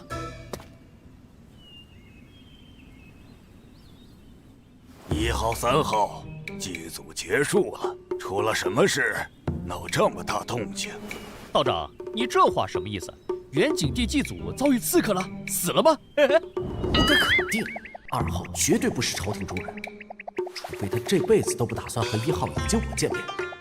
2号这个愤青，要是活在我那个年代，分分钟会被顺着网线摸过去，请到局子里喝茶。贫道正在打坐，突然看见桑坡方向一道剑光冲破云霄，就如当日云麓书院清气冲霄。那把镇国宝剑是大奉开国皇帝的佩剑，大奉立国后，他日日受到国运洗礼，成了与大奉国运息息相关的宝物。按理说，这样一件重器是不会出现异常的。什么？镇国神剑复苏了？是不是有1品强者去了大奉京城，引动了那件神兵？要不然，我想不出什么理由能让镇国神剑复苏。我只关心大奉的皇帝死没死，他要是死了，姑奶奶我就告诉阿爹去。我来了，5号是个妹子。告诉你阿爹，你们想干什么？当然是出兵攻打边关啊，抢大奉的粮食和女人。不出所料，5号果然是异族，要不然不会那么清楚万妖国的历史。万妖国在南疆，5号应该不是北方诸部的人，南蛮子还是东蛮子？祭祖已经结束，永镇山河庙内的神剑复苏，造成了一些动静。神剑现在已经重新沉寂，元景帝进入庙中1刻钟，不知道在做什么。哎，不出所料，桑坡果然有秘密。这个秘密恐怕只有皇室知道。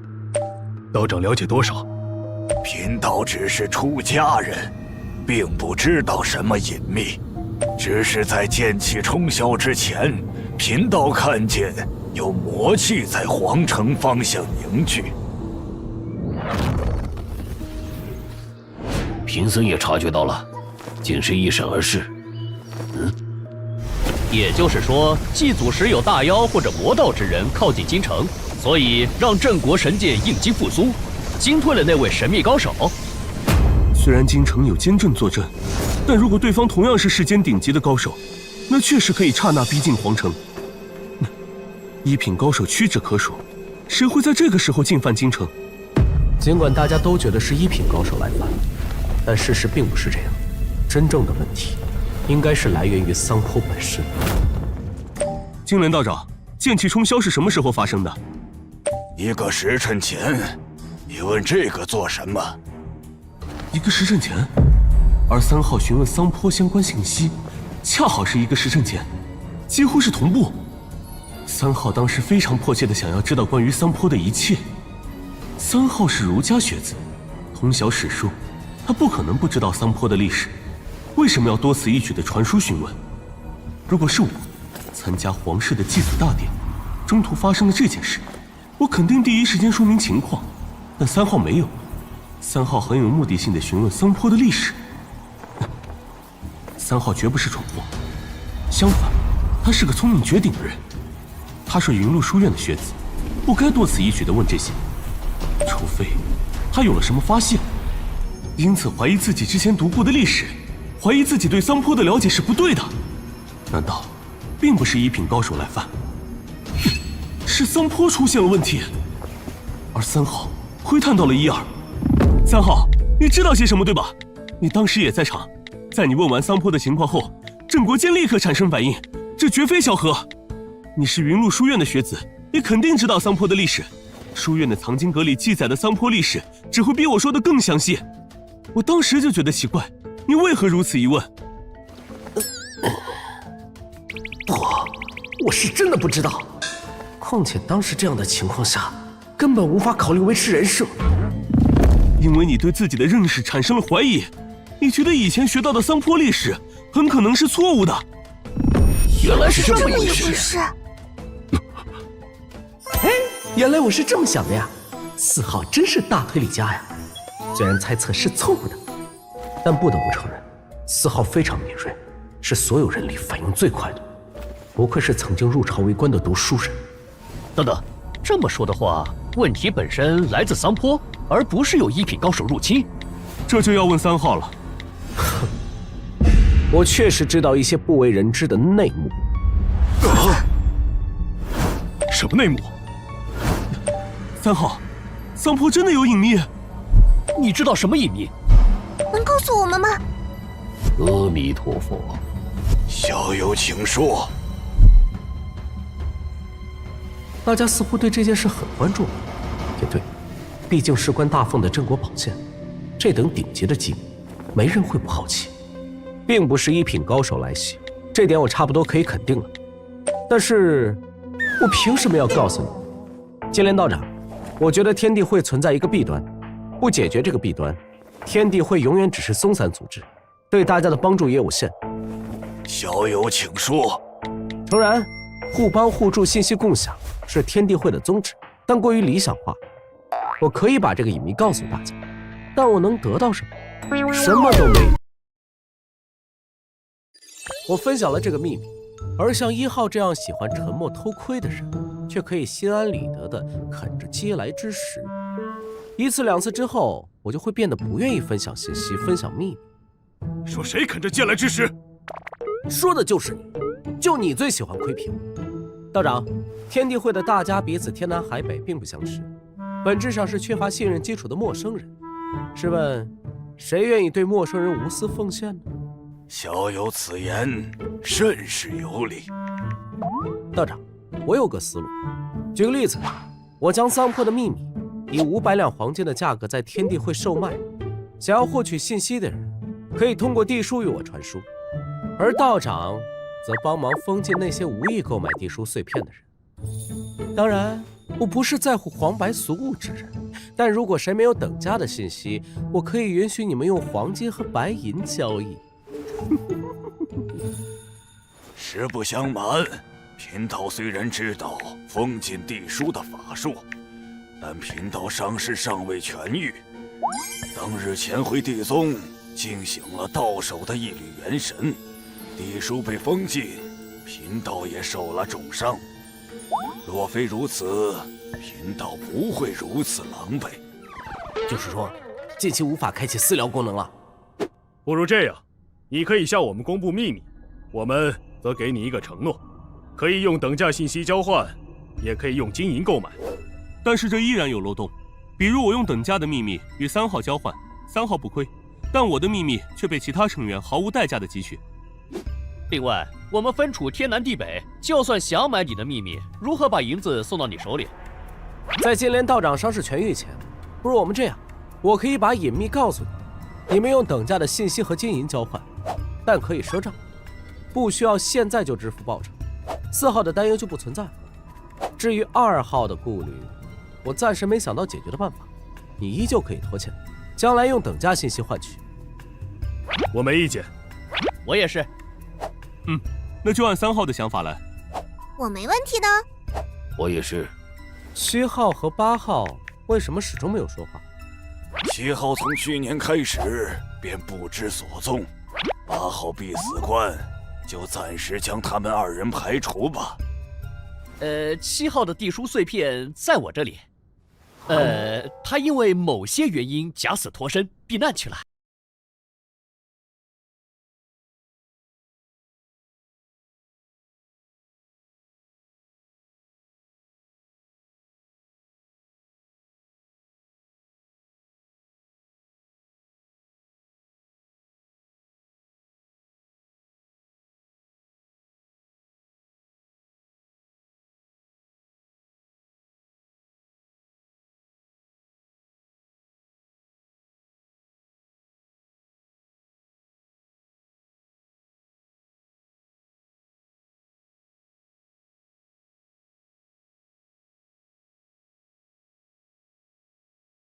这意味着，可能只有皇室，甚至远景第1人知晓。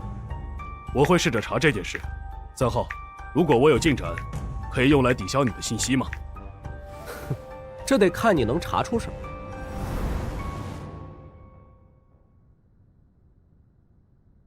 么。你是去生孩子了吗？拉这么久？是死鬼，那是你的崽。许妮，晚上去教坊司吧，我约几个同僚去，咱们一起去耍耍，混久了就是自己人了。杨金罗和江金罗的事情后，衙门里嫉妒你的人不在少数，私底下都看不惯你。你需要多应酬交际，而不是整天只与我和朱广孝混。对，我常常私底下听到别人说你坏话。加入打更人以来，确实忽略了同僚间的应酬，主要是整天面见魏渊，与司天剑术士混迹一处，眼界有些高了。好，你帮我找几个相熟的同僚，我们晚上去教坊司玩，影梅小阁包场，我来搞定。成。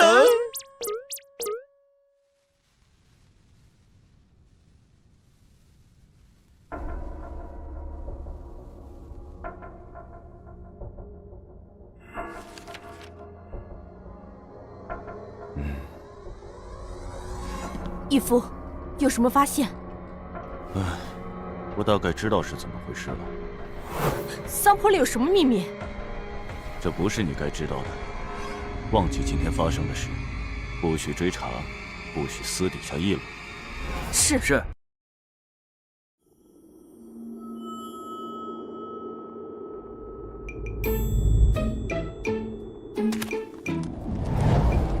明夜呢？福香花魁真的会见我们？我听说他很久没有陪客了。梅影小阁会让我们包场吗？教坊司这地方最喜欢的是读书人。打更人虽监察百官，但与官员是相互制衡的关系。礼部巴不得他们在教坊司乱来，就能抓住机会弹劾打更。说是福香花魁不愿招待我们，我们也只得悻悻离开。这个脸就丢大了呀！去，告诉你家娘子，我要包场。呀，杨公子，我这就去啊！娘子知道您大驾光临，肯定高兴坏了。放我们进去了！放我们进去了！各位，请入座。福祥本就是颇有盛名的花魁，那首《暗香浮动且黄昏》问世后，身价水涨船高。听说他早已不再陪客，寻常人是不可能请动他的了。而这小子竟能包下梅影小阁，来，喝！来碰一个。哎呀，别那么拘谨嘛，难得放松啊！诸位同僚，徐某不胜酒力，我先休息了，你们好好玩。去吧，我们懂的。许郎很少带同僚过来吃酒。唉，此事说来话长。前几日，两位金罗看中了我，他们都想招我入麾下，便在打更人衙门打了一架。招小人眼红了？红眼病自古有之。许郎早说，奴家好替你招待一下同僚。适才席间都没怎么搭理其他同罗。不必。这样喝酒才痛快。许郎，你好坏！奴家一身的酒味，先去洗洗。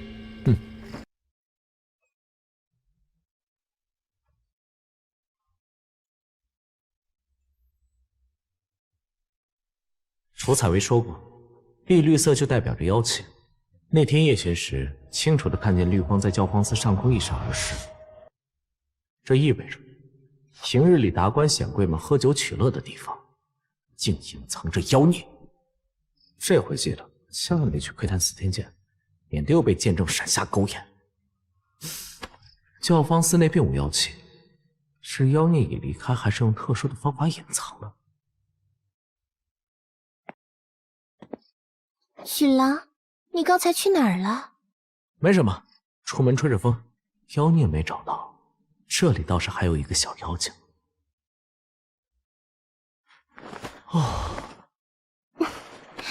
许郎，为奴家赎身好不好？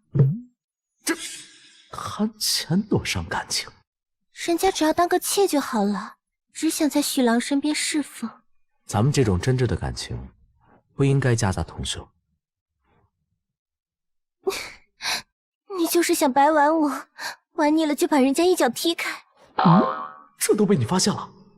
你是教坊司的花魁，给你赎身没个4、5千两根本不可能，而且礼部还未必会答应。奴家这些年也攒了些钱的，而且我寻人打听过了，铜锣只需3年就能在内城买个院子。许郎，赎我。其实上辈子我遇过这类女孩，很懂得去撒娇，要买这个要买那个的。只是奇怪，这样一个艳名远播的花魁，正逢蓬勃发展，即使要从良也早了些吧。再说我只是个打更人，以福相的段位给4品大臣做妾也绰绰有余了。此事不急，等我攒够了银子，再为你赎身。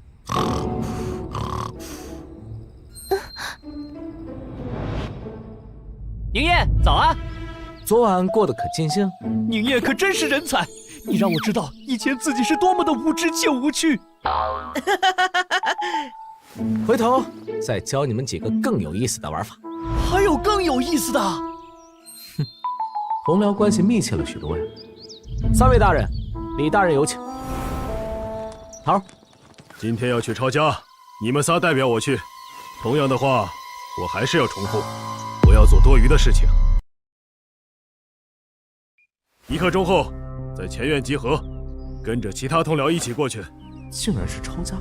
抄家是打更人业务之一，对象是犯官，所以抄家便是抄没家产，家中财物一律充公。此人是户部周侍郎的下属。这就是说，此事是税银案的后续。哎呀，你是第一次参与抄家，有些规矩不懂。我跟你说说啊，抄没家产时，吏员会在前院点齐值钱物件，记录在册，然后带回衙门。但他们自己是不参与搜刮的。哦，但我听头的意思，嗨，你别管他，头就是死脑筋，不知变通。咱们得合理的为自己谋求利益。这确实是较为合理的谋求利益。宋霆锋与我一样，不愿去敲诈商贾，勒索百姓，但眼下是去抄家，抄的是贪官污吏的家，银子本身就不干净，薅的是大凤的羊毛，不是百姓的羊毛。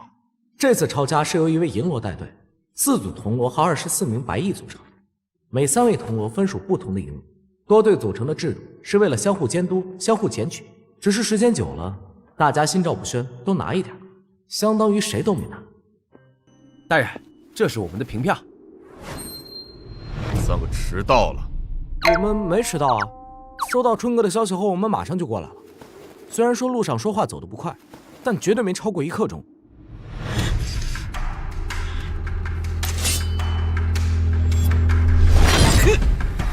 还敢躲？大人，大人，是我们迟到了。大人您莫要生气，耽搁了正事儿，还有好活等着您呢啊！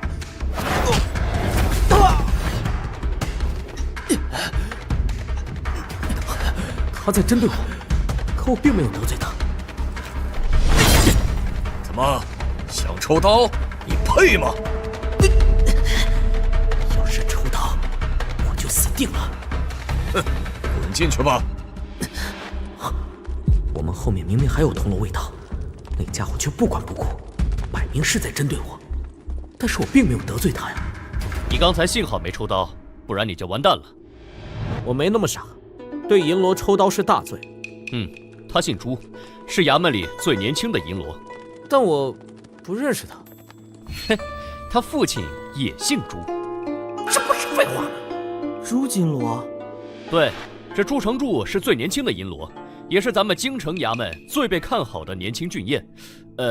在宁燕出现之前，前日里我与他手下的铜锣喝酒，听他说起朱银罗很不喜欢你，不止一次说过你不过是区区铜锣。你跟老子穿小鞋是吧？那就别怪我在魏爸爸耳边煽风点火。给我围起来！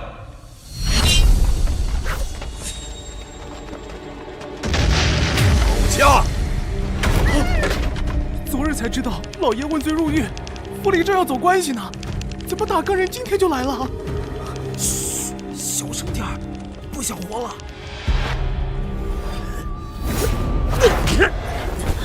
你们留在这里，哪儿也不能去。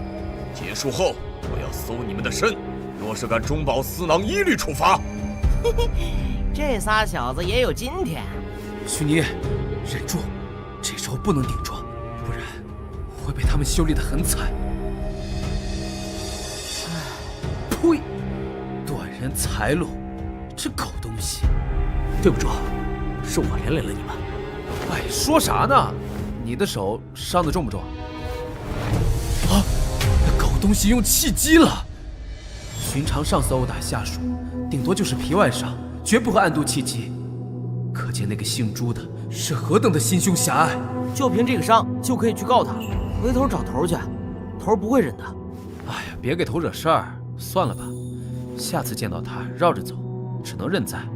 会去告状的，不过不是春哥，是魏爸爸。后院传来的，怎么回事？文书上明明说只抄家不连坐。许是府中女眷生得漂亮吧？他们想玩玩，这种事也是常有的。许女月，别冲动！狗屁！爷来了！求求你放过我！不要！不要！大家闺秀的皮肤之水呢？走开！你走开！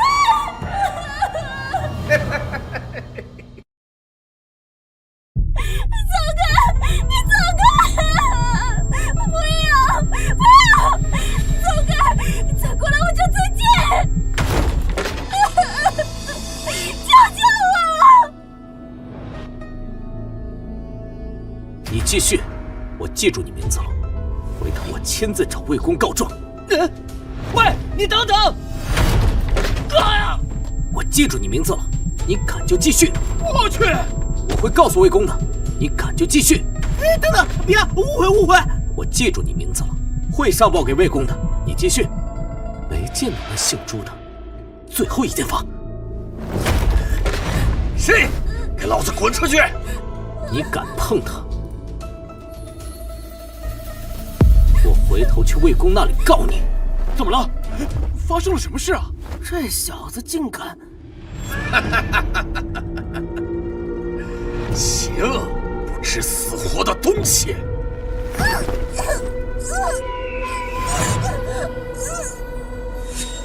好澎湃的气机！哎，我忽然想到了一件令人刺激的事情。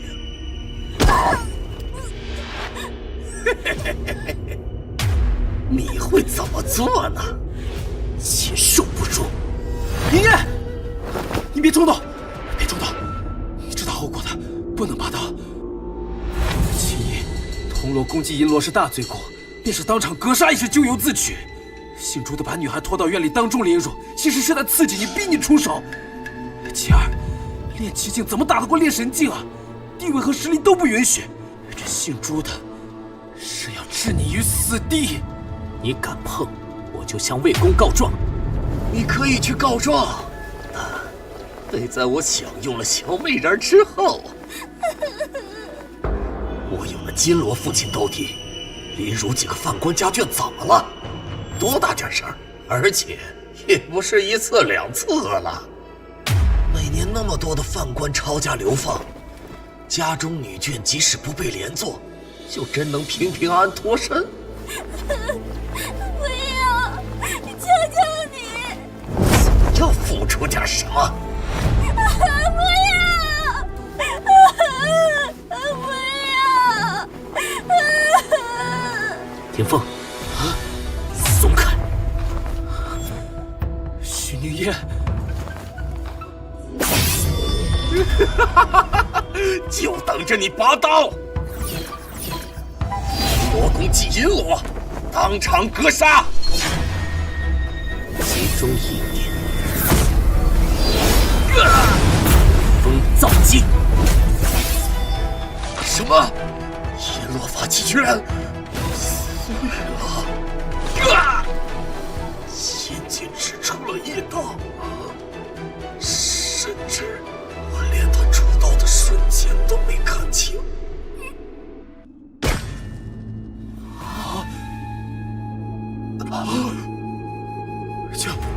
救人！快救人！没死，没死！快，输送奇迹！丹药，我这有丹药，得快点把朱银罗送回衙门救治。希望没事，不然许宁燕可麻烦了。啊，不妙！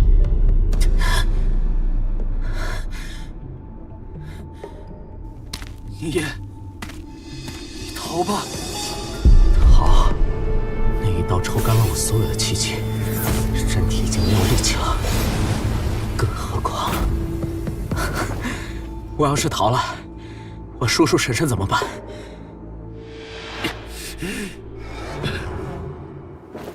值得吗？为了一个不相识的女子，值得吗？她还只是个孩子。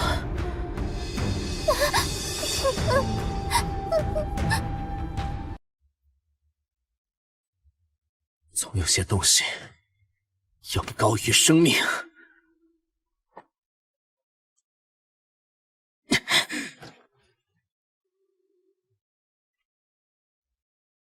不能让朱银罗的手下先动手，抓住他，别让他跑了！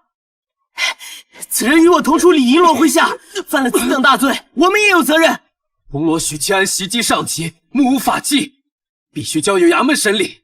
我们会押送他返回衙门。诸位继续抄家。好，万一人犯逃脱，也不关我们事儿，我们还可以继续抄家。国相，你找几个我们的同僚带他回衙门，先走一步，将此事禀告给头儿。切记，莫让朱银罗的手下押送，看护住许宁燕。驾！大哥人办事，滚开！统统滚开！哎呦，干嘛呢？快点，得快点！驾！吓死我了，差点撞到我了。头儿！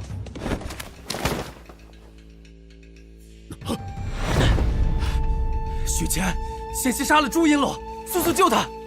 朱广相和诸位同僚正押着他返回衙门。朱金罗很快就会得到消息，怕许七安连进衙门的机会都没有。走，赶紧找杨金罗，其他的边走边说。是。姓朱的想凌辱犯官女眷，许尼燕阻止，两人起了冲突。许尼燕一刀将朱银罗斩伤，命悬一线。出发前，朱银罗特意针对刁难许七安。凌辱犯官女眷，待会见了杨金罗，你再说一次。但是有一点切记，不能提朱银罗刻意刁难许七安的事儿。我懂。如果把衙门里的冲突说出来，杨金罗或许会认为许尼燕与朱银罗的冲突是夹杂着私人因素的，这就相当于是结仇斗殴。而不提许尼燕纯粹就是秉公执法，抄家队伍的组成结构便是为了防止中饱私囊，相互监督。但许尼燕依旧犯错了，非常严重的错误。他的正确操作是回衙门举报，而不是私自动手，还造成了上级重伤。在任何衙门，以下犯上格杀上级，是要被判腰斩的重罪。他还有救吗？不知道。杨金罗，出大事了！什么事？杨金罗，朱一罗趁着抄家，欲凌辱犯官女眷，然后事情就是这样。你朱金罗的脾气，恐怕许七安回不来了。我知道了。朱阳，4品武，是打更人衙门的10位金罗之一。早年参军，从一位大头兵一路积攒军功，成了百户。随后被魏渊看中，招入打更人组织，重点培养。他算是魏渊的嫡系金罗，地位仅比2位义子差一些。朱阳有3个儿子，老大文不成武不就，老二读书半吊子，在吏部任职，唯独老三朱成柱天资极佳，更是打更人衙门最年轻的一名，很受朱阳器重。金成耀，快！继续输气机，不要断。我儿情况怎么样？刀伤再深半寸，心脏就被剖开了。到时就算是司天监的术士也回天无力。是法器银罗替朱大人挡住了致命攻击，侥幸保住了性命。但是刀气侵入腑脏，不将气机拔出，朱大人最多再撑半个时辰。司天监的术士什么时候来？已经派人去请了，很快就到。谁干的？铜锣许七安，李玉春麾下的。许七安，江吕中和杨艳之前争的那个小人物，一个小铜锣，竟能伤到我儿。集结的时候，那小铜锣迟到了，朱一罗教训了他一顿，没想到怀恨在心。抄家时，朱银罗不过调戏了一个犯官女眷，他便拔刀砍人。我也是听回禀的铜锣说的，虽然稍微改了一下，毕竟也不好说。你儿子凌辱犯官女眷，被人砍了。那许七安已经在押回来的路上，估摸着快到衙门了。姓许的，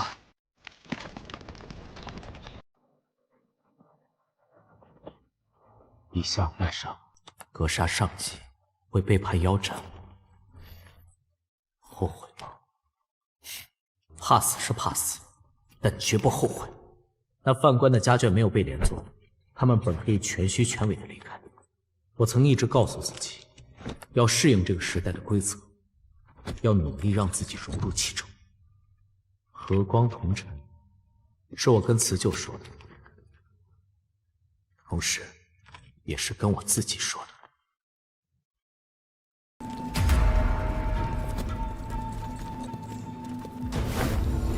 怎么回事？刀自己飞起来！我的刀怎么也……格杀上司未遂，按律当斩，你保不了他。斩也是我来斩，什么时候轮得到你来动我的人？行，此事由魏公定夺。魏公，我儿朱成柱被铜锣许七安斩成重伤，生死一线，现在还没脱离危险。集结时，那个小铜锣迟到了，我儿教训了他一顿之后，怀恨在心。抄家时，不过调戏了一个犯官女眷，他便拔刀砍人。望魏公替卑职做主，严惩铜锣许七安。义父，我这有不同的说辞。朱成柱趁着抄家，欲凌辱犯官女眷，被铜锣许其安阻止。朱成柱非但没有悬崖勒马，反而将犯官女眷拖入院子，欲当众凌辱。许其安劝阻未果，怒而出手。你放屁！分明是铜锣许其安挟私报复。你们呢？说清楚。你快说！魏公面前，我说话也发抖啊。魏公，集结时我们并没有迟到，但朱银罗刻意刁难，动手殴打我与许七安。抄家时，他强行把我们3人留在前厅，不准进内院。我等只有照做，直到后院传来女眷们的哭喊声，许七安再也忍不住冲了过去。他喝退了其他铜锣，却对朱银罗无可奈何。朱银罗知法犯法，非但不收敛，反将女眷拖到院中，打算当众凌辱，以此来逼迫许七安出手。构陷上司，同样是死罪。魏公明鉴，此事在场铜锣有目共睹。哦，实话实说，保你们无事。许七安3人的确没有迟到，宋廷芳所言属实。朱银罗确实将女眷拖入院中，欲当着我等的面凌辱，言语中对许七安多有挑衅。这便是多对结构的好处。若铜锣们都是朱金罗的手下，说辞会变得千篇一律，将矛头指向我。即使如此，也该由衙门来处理。什么时候轮到小小的铜锣来处罚？况且，凌辱犯官女眷，轻则罚俸，重则禁闭降职，最严重的也只是革职。现在事情闹得这么大，衙门里的打更人都在观望，我不信魏公会偏私一个铜锣，即使他曾被2位金锣看中。朱成柱知法犯法，无视刑律，即日起革职，永不录用。铜锣许其安攻击银锣，致重伤，罪大恶极，即刻押入监牢。魏公，7日后于菜市口腰斩。7日后腰斩。魏公，愿以身先奉煞臣，不为自身求利益，可是真心话？自然是真心话。尔时尔路，民脂民膏，下民易虐，上天难欺。这同样是我的真心话。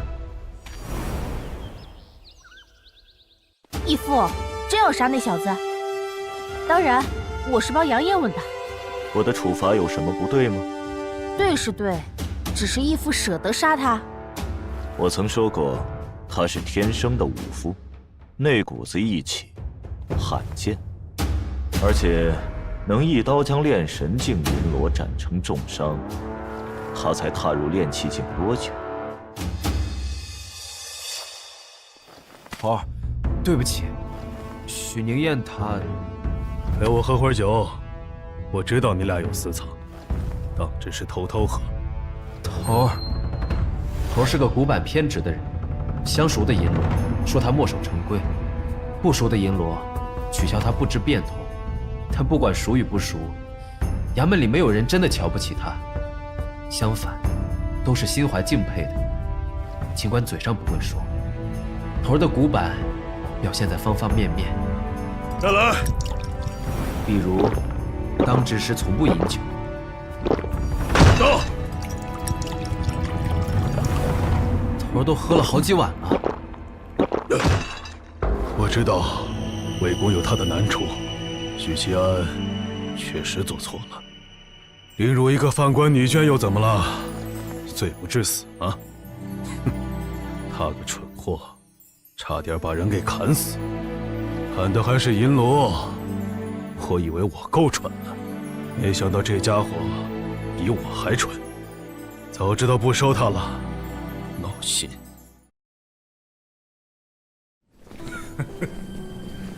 魏公能怎么办？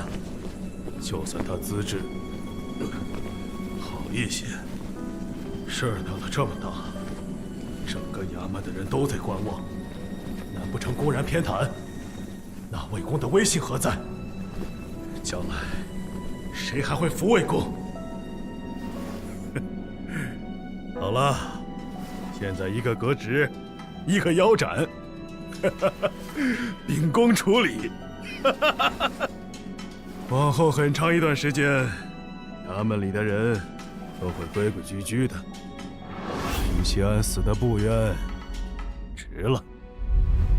唉，让头自己冷静冷静吧。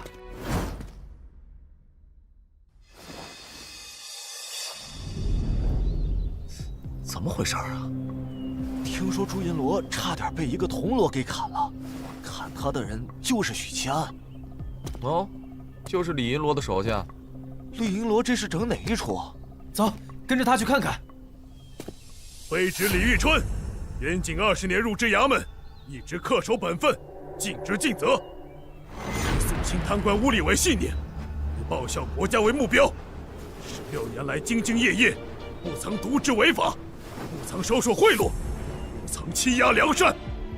原以为一腔热血换来天朗地清，然16年来，目睹诸多同僚欺压百姓，讹诈商贾，每每抄家，贪墨银两财物，奸淫犯官女眷，是可忍，孰不可忍？心无法，如何执法？血无证，何以正人？今日我李玉春不忍了，故请辞而去，立刻斩我！唉，3进宫了，上辈子当警察，这辈子竟成了牢房常客。云麓书院的大儒们可能会来闹一闹，但他们毕竟是无关的白身，走官面行不通，物理方法同样行不通。毕竟这里是打革人衙门，司天监的术士肯定会尝试救你，可除非剑正出面，而让堂堂剑正出面，我的身份还不够。唉，许七安啊，许七安，你在福相那里尝到温暖，就忘记社会的冰冷了吗？拖了2个月还没把采薇勾搭上。地书碎片也被搜走了，不然我可以尝试让1号救我。不知道他的咖位够不够？哎呀，不行，天地一刀斩的体力亏空太严重了，我得先睡一觉。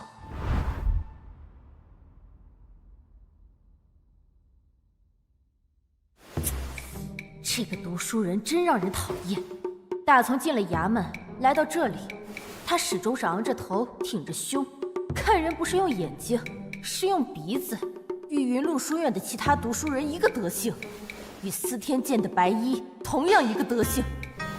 哼，油头粉面，哼，唯女子与小人难养也。你说谁是女子？是在下唐突了，敢问姑娘芳名？南宫金罗，人给您带来了。辞旧啊，这位大美人是高品武夫，一个8品的小书生。要懂得能屈能伸。我想杀人！哼，一炷香时间。辞旧怎么来了？你不是在书院读书吗？昨晚你的一位同僚到府上传信，告诉了你的遭遇。父亲连夜赶到云麓书院通知我，我拿了老师的手书，又是举人身份，才准进来探监。家里人都很担心你，娘一宿没睡。婶婶，林英也很担心你。早上只喝了1碗粥，难为他了。老师的建议是让我求长公主，她或许能救你。至于老师他们，魏渊与书院的关系并不好。辞旧，你不责怪大哥吗？大哥学艺不精，竟没劈死那杂碎。这才是读书人嘛！对不起，我会救你出来的。既然来了，帮大哥做一件事。辞旧，带银子了吗？自然带了。你去找芋头，就说要取回我一件物品，那是一面玉石小镜。你拿着镜子，到东城的养生堂找一个和尚，与他说请帮忙传话。3号被关在打更人地牢，请求帮助，许七安。相信聪明的1号看到传书，就知道该怎么做了。因为在地书聊天群里，在京城又有权力的只有1号，而且1号还欠我一笔债。另外，让雪二郎取地书碎片，是我对魏渊的一个试探，试探他是否真的对我起了杀心。铜锣、腰牌、佩刀、制服都不能带走。这就是大哥说的玉石小径。殿下，客人来了。云麓书院许新年，见过长公主。辞就找本宫何事？许新年我倒是认识，以前在云麓书院求学，有过几面之缘。直到派人查了许七安，才算对许新年有较为深刻的印象。辞旧？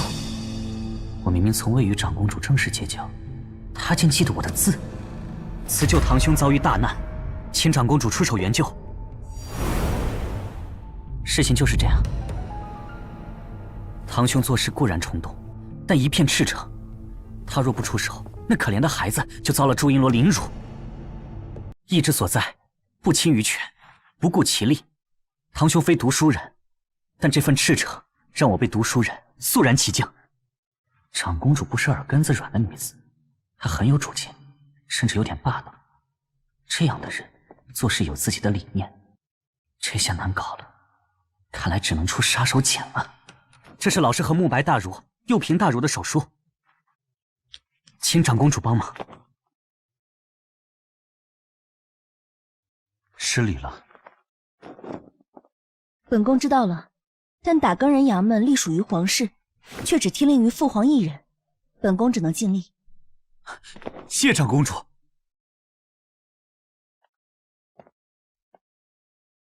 殿下，遣人去打更人衙门询问魏公，查清楚铜锣许七安与银罗朱成柱的冲突。是。不能把筹码都倾注在长公主身上。她虽然应承了此事，但愿出几分力，尚未可知。父亲去了司天监，不知道那群术士有没有办法救大哥。来年春闱，我一定要告状，让爬得更高，掌握更多权力，不然什么事都做不成。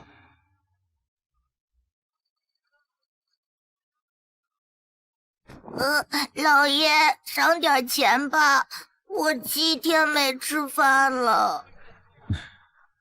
7天没吃饭，你早就死了。算了。哇，老爷，赏点银子吧！我10天没吃饭了。老爷，我也是啊。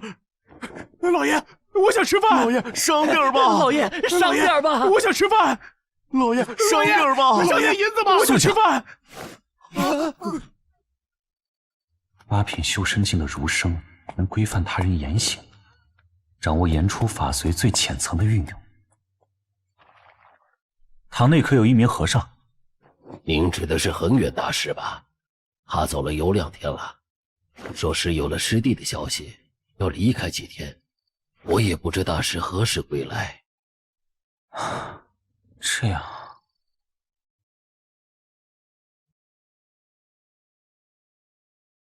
许七安平日与朱银罗有仇怨，小人特意打探过了，两人素不相识，只是那朱银罗确实私底下表达出对许七安的嫉妒与厌憎。城主室的家眷是否遭连坐，冲入教坊司？不曾。这件事你怎么看？卑职打探过，集结时许七安并没有迟到，但遭了朱成柱的殴打，可见他是有心挑事。这些年，打更人的确屡屡做出凌辱犯官女眷的事，有些本该冲入教坊司的，倒也无关紧要。但那些本不该被牵连的，亦时常遭遇魔爪。类似的事屡见不鲜，只是没人愿意为那些犯官家眷做主罢了。卑职还打探出，当时朱银罗有逼许七安出手的意图，他也成功了，只是没想到一个小小的铜锣，竟爆发出如此强大的力量。我知道了。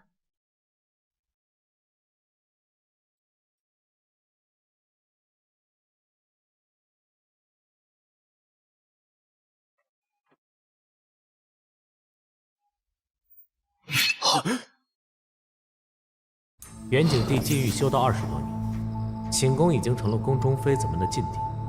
对于元景帝禁欲修道，嫔妃们自是怨声载道，只是元景帝从不理会。陛下醒了。作为一个子嗣众多的皇帝，嫔妃早已可有可无。什么时辰了？寅时1刻，陛下请喝茶。祭祖大典后，朕便心神不宁。抬驾灵宝观，朕要随国师修道静心。是。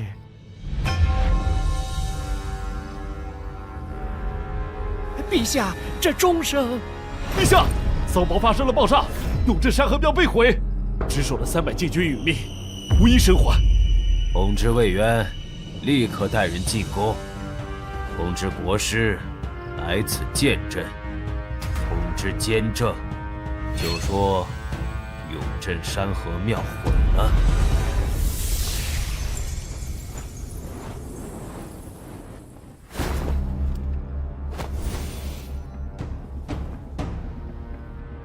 国师，桑博底下的东西出来了。贫道已知晓。神剑呢？回陛下，属下已派人捞取。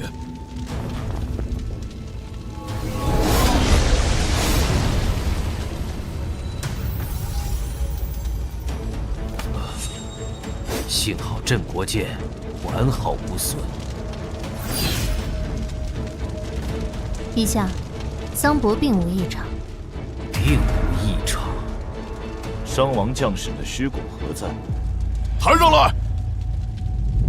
魏公，您看，其余士兵的死状都与他们一样，全都变成了一具干尸。陛下，臣等并未察觉有强敌侵入，也许这场异变真正的原因与前日祭祖大典的事故有关，甚至桑博之所以爆炸，巡逻士卒之所以暴毙，恐怕并非强敌入侵，而是桑博里隐藏着什么秘密。魏渊，跟朕来一趟御书房。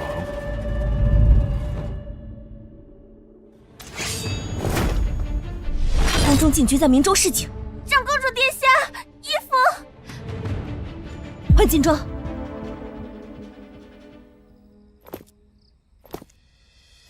长公主留步，没有陛下旨意，任何人不得入内。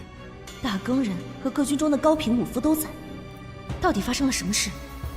若非强敌来犯，宫中禁军绝不会明中示警。可如果是敌国强者入侵，场面又太安静了，而且司天监的人没有来。文静，发生什么事了？啊，太子哥哥，你等等我！情况暂时未知。魏哥，永镇山河庙塌了，是贼人所为，但早已不知所踪。陛下命我半月内查出真相，抓住凶徒。我已与陛下坦诚说明，此案绝不好办。唉，几位殿下，陛下有请。当初父皇为政无所为，华发早生，30出头便鬓角霜白。可父皇随这位仁宗到手修道20年，反而满头乌发，气血和身体都好转起来。我要这太子之位有何用？国师，朕依旧心神不宁。陛下有心病，还得心药医。朕确实有心病，唉，朕一直在等国师与朕双修。这是可以当面说的吗？10年前，父皇便提出要与国师双修，国师没答应。父皇甚至下了诏书，要封他为仙妃，国师还是没答应。父皇还得倚仗国师修仙，最后只好作罢。外人只以为父皇是贪图国师的天资绝色，但后宫佳丽3000，什么样的女人得不到手？那位被誉为京城第1美人的王妃，当年可就是宫里人。但当时已经禁欲修道的父皇，愣是没碰她一根手指头。父皇梦寐以求的是长生。无需担忧，已经没事了。父皇，是否与祭祖大典的异常有关？林安，靠你了。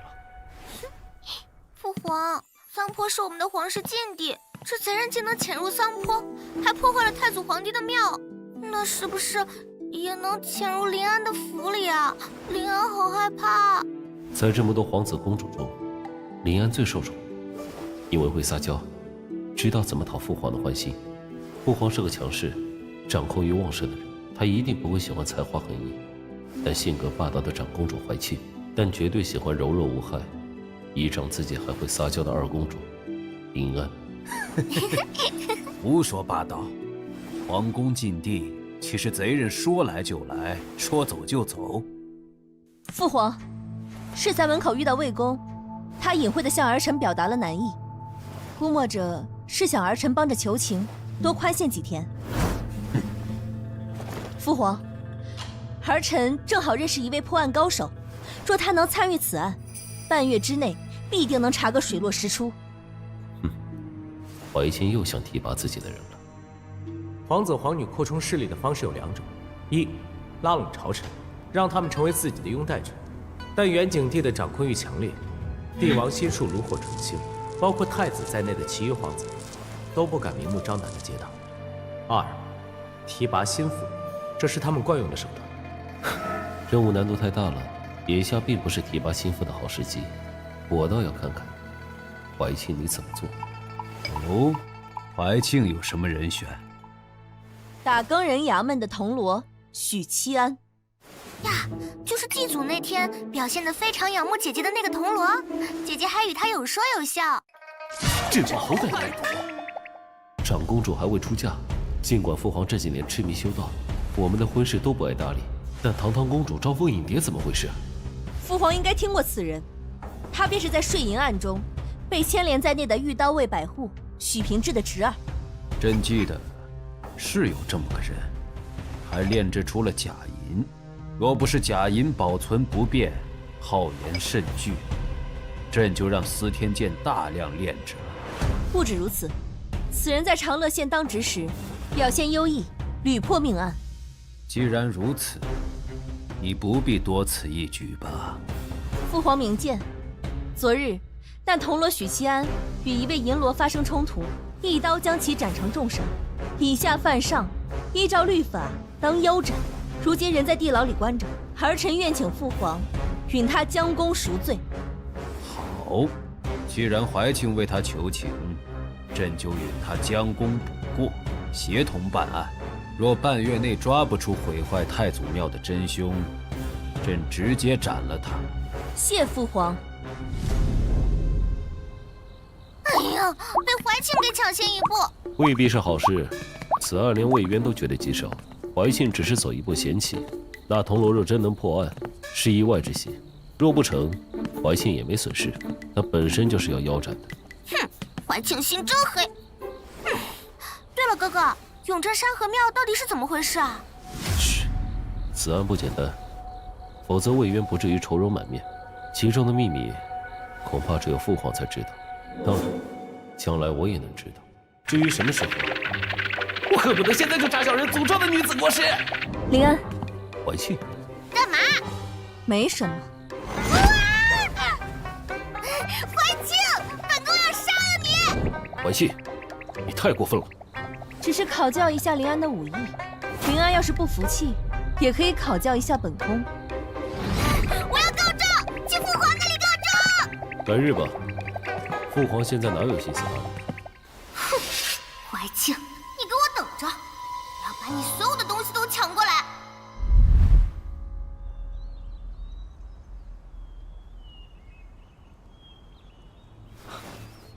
看来不需要义父飞神救他了。哼，你以为昨晚义父为什么要和长公主说那句话？昨日长公主派人调查许七安和朱成柱冲突事件的始末，想来是对他比较上心的。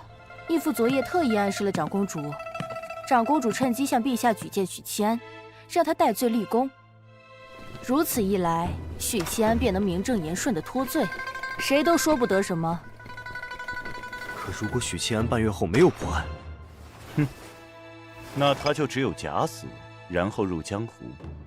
许七安这号人从明棋转暗棋，义父竟然如此看重他。对了，遣人通知李玉春，陛下特准许七安戴罪立功，他李玉春官复原职，隆重一点。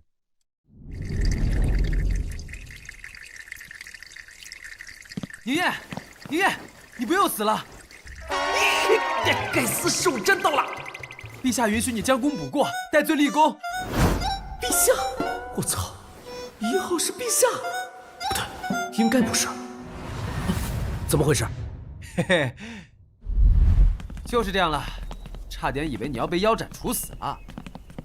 原来如此，桑坡发生了爆炸，永镇山河庙坍塌。没想到昨晚竟发生了这么大的事，也就是说，之前的猜测没有错，那个呼救声不是针对我的，只是某种特殊的原因。那么，桑坡里传来的呼救声是朝着谁？庙里供奉着的神剑呢？唉，我知道的不多，因为你的事儿，头被革职了。你关入地牢后，他跑到浩气楼下痛骂了衙门，当众打魏公的脸。春哥，话说，芋头说玉石小径已被辞旧取走，不出所料，魏渊并没有想杀我。即使没有陛下特赦，魏爸爸想必也会换个合情合理的由头救我。啊，那边在干嘛？绫罗官复原职，绫罗官复原职。活该！哟，恭喜李璎珞复职！嘿嘿，恭喜呀，李璎珞！绫罗官复原职。哎，头官复原职可喜可贺，我们还是不要去打扰了，丢不起这个人。嗯，对。春哥这是被魏渊给整了呀！昨儿你当众打他脸，今儿再敲锣打鼓的打你脸，那以后轻易不能得罪魏渊了。哎呀，身上臭烘烘的，还是先骑上我的小母马回家洗澡。嘿嘿。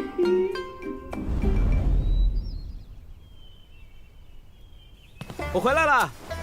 宁烨，长公主这么快就出手了？长公主？难怪元景帝会知道我这号小人，原来是长公主在元景帝面前举荐我。但也不排除是魏渊抓住机会，为我制造了将功赎过的机会。哎，这2天让婶婶担心坏了。听辞旧说，婶婶为了我彻夜未眠，啊，惭愧，惭愧。对了，父亲昨日去司天监，想请白衣术士们求情，但得知了一个不好的消息，监正病了。什么？监正病了？1品术士生病了，而且还是以救死扶伤起头的修行体系的术士，会不会与桑坡的异变有关？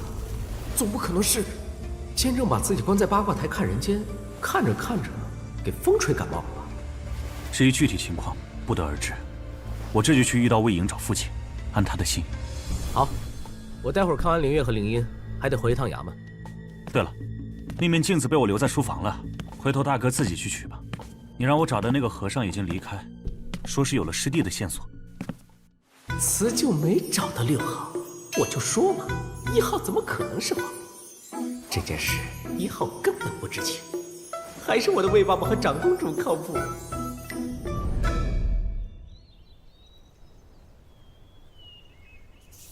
大哥出事了，没人跟我玩了。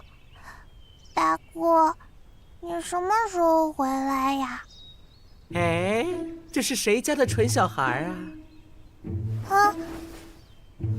大哥，你回来啦！啊！我回来啦！大哥，你终于回来了。没事了，大哥回来了。啊，还是这个时代的妹妹好啊，软萌可爱。去通知下人，烧点热水，我要沐浴。是。大哥抱我了，大哥抱我了。大哥，我要去告诉娘，娘肯定不知道你回来了。